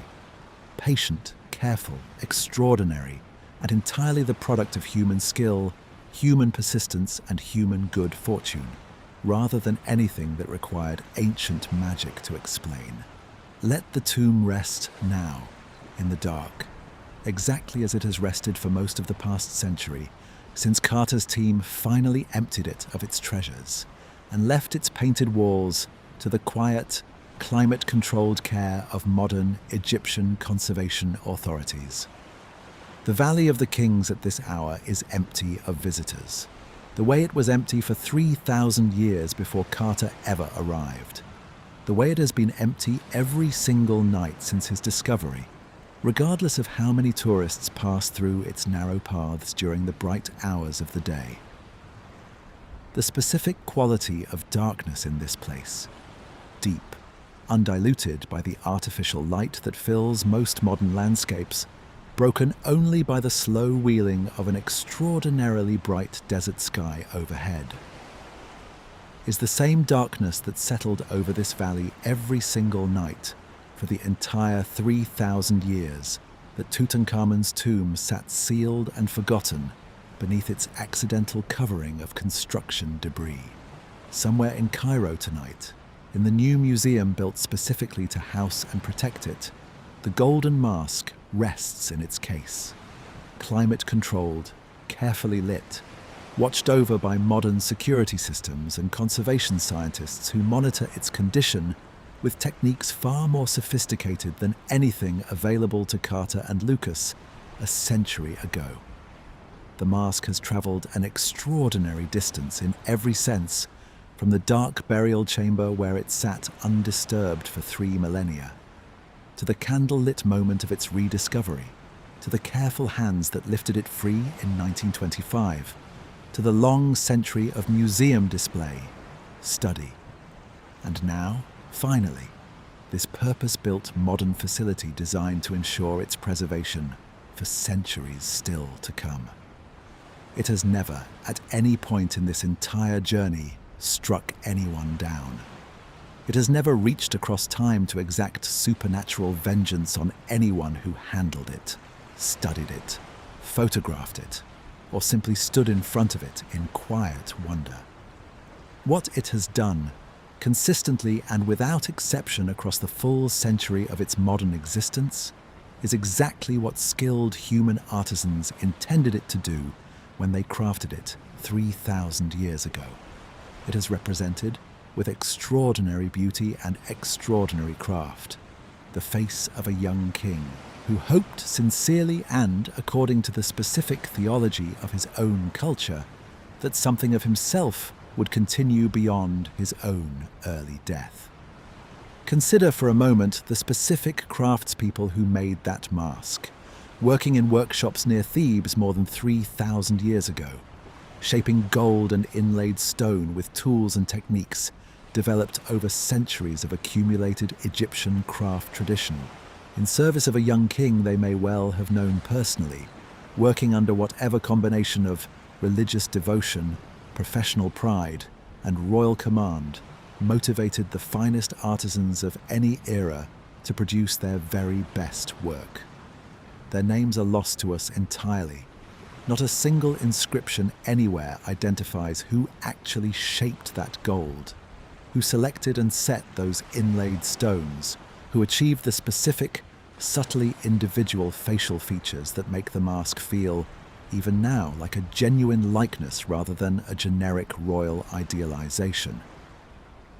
And yet, their work survives, studied and admired by millions of people across a century and counting, in a country and a world they could never have imagined, while the manufactured curse legend that grew up around their work, however dramatically compelling it once seemed, has been shown piece by piece across tonight's careful investigation to be almost entirely without foundation. This is, I think, the final and perhaps the most genuinely moving thing that tonight's investigation reveals. The craftspeople who made that mask did not need a curse to make their work matter. Their skill alone, exercised with care and devotion more than 3,000 years ago, has proven more durable, more genuinely powerful, and more capable of reaching across time to affect people in the present than any supernatural mechanism that subsequent journalism ever invented. This is, I think, a thought worth carrying with you as tonight's journey draws to its close. Across every video we have made together, the lost cities, the impossible stonework, the catastrophes and curses and mysteries of the ancient world, the pattern keeps recurring. The genuine human achievement, examined honestly and carefully, turns out to be more impressive, not less, than the manufactured mystery that grew up around it. Ancient people working with the specific knowledge, tools, and devotion available to them in their own time and place, achieved things that still command our attention and our respect, thousands of years later, without requiring lost technology, ancient astronauts, or supernatural curses to explain what they accomplished. This is true of the Inca stone fitters whose joints have survived 5 centuries of earthquakes. It is true of the unknown craftspeople who shaped Tutankhamun's golden mask. And it is true, in its own way, of Howard Carter himself, who spent 30 years of patient, often frustrating work in pursuit of a discovery that the conventional wisdom of his own profession had largely given up on, and who, when he finally found what he was looking for, treated it with exactly the careful, methodical, scientifically rigorous attention that its genuine historical significance deserved. In that very specific sense, the mask has succeeded completely, though not through any mechanism its makers could have anticipated. Tutankhamun is remembered, his name deliberately erased by the political enemies of his father's religious reforms, is now more widely known than almost any other pharaoh in the entire 3,000-year span of ancient Egyptian history. His face, rendered in gold by craftspeople whose own names we will never know, is recognized by people across the entire world, in cultures and contexts that the ancient Egyptians themselves could never have imagined or anticipated. This is a form of immortality, not the kind his own religious traditions specifically envisioned, but a form of continued existence in human memory and attention nonetheless, achieved through the entirely ordinary, entirely human mechanisms of archaeology, museum conservation, careful scholarship, and yes, even through the manufactured curse legend that, however factually inaccurate, has kept his name circulating through popular culture for a full century, ensuring that even people who have never read a single page of serious Egyptology nonetheless know his name and recognize his face. There is something worth sitting with in that thought as we come to the end of tonight's long investigation. Even the curse legend, false as it is in every specific factual claim, has served, however unintentionally, the same basic function that the genuine, ancient Egyptian funerary religion was designed to serve. It has kept Tutankhamun's name alive, kept his story being told and retold, kept attention and curiosity directed toward a young man who died more than 3,000 years ago, and who could never, by any means available to him in his own lifetime, have anticipated that his name would still be spoken, his story still be examined, his face still be recognized by people living in an entirely different world, speaking entirely different languages, organized into civilizations that did not exist and could not have been imagined when he was laid to rest in that small, hastily prepared tomb in the Valley of the Kings. The curse was never real, but the remembering is, and perhaps that is enough. Perhaps that is, in the end, what the boy king's tomb was always actually asking for. Not vengeance, not fear, just to be remembered. Let the desert dark hold the valley now. Let the mask rest quietly in its case in Cairo, catching whatever soft light the museum's careful conservation lighting allows. Let the wreath of flowers, dried and faded but still recognizably placed there with love, remain exactly where someone who genuinely cared for him left it, on the innermost coffin, 3,000 years ago. Let Carter's careful photographs, Lucas's patient conservation work, and a century of subsequent careful scientific study stand as the genuine legacy of this discovery, far more durable and far more deserving of remembrance than any manufactured warning about swift-winged death. As Arthur's sleepy history continues in future videos to walk through other ancient mysteries, other impossible achievements, other catastrophes and curses and lost civilizations, I hope you carry this same approach with you. Genuine curiosity, genuine respect for what people in the past actually accomplished, and a patient willingness to let the evidence, wherever it actually leads, take precedence over whatever dramatic story might feel more satisfying in the moment. The tomb is empty now. The treasures are safe. The boy king is remembered. And the curse, like every curse we have examined together tonight, turns out, on careful and patient inspection, to have been nothing more than the very human, very understandable, very forgivable need to believe that death is not quite as final and as absolute as it actually is. The valley is quiet. The stars are very bright above the desert. Sleep well.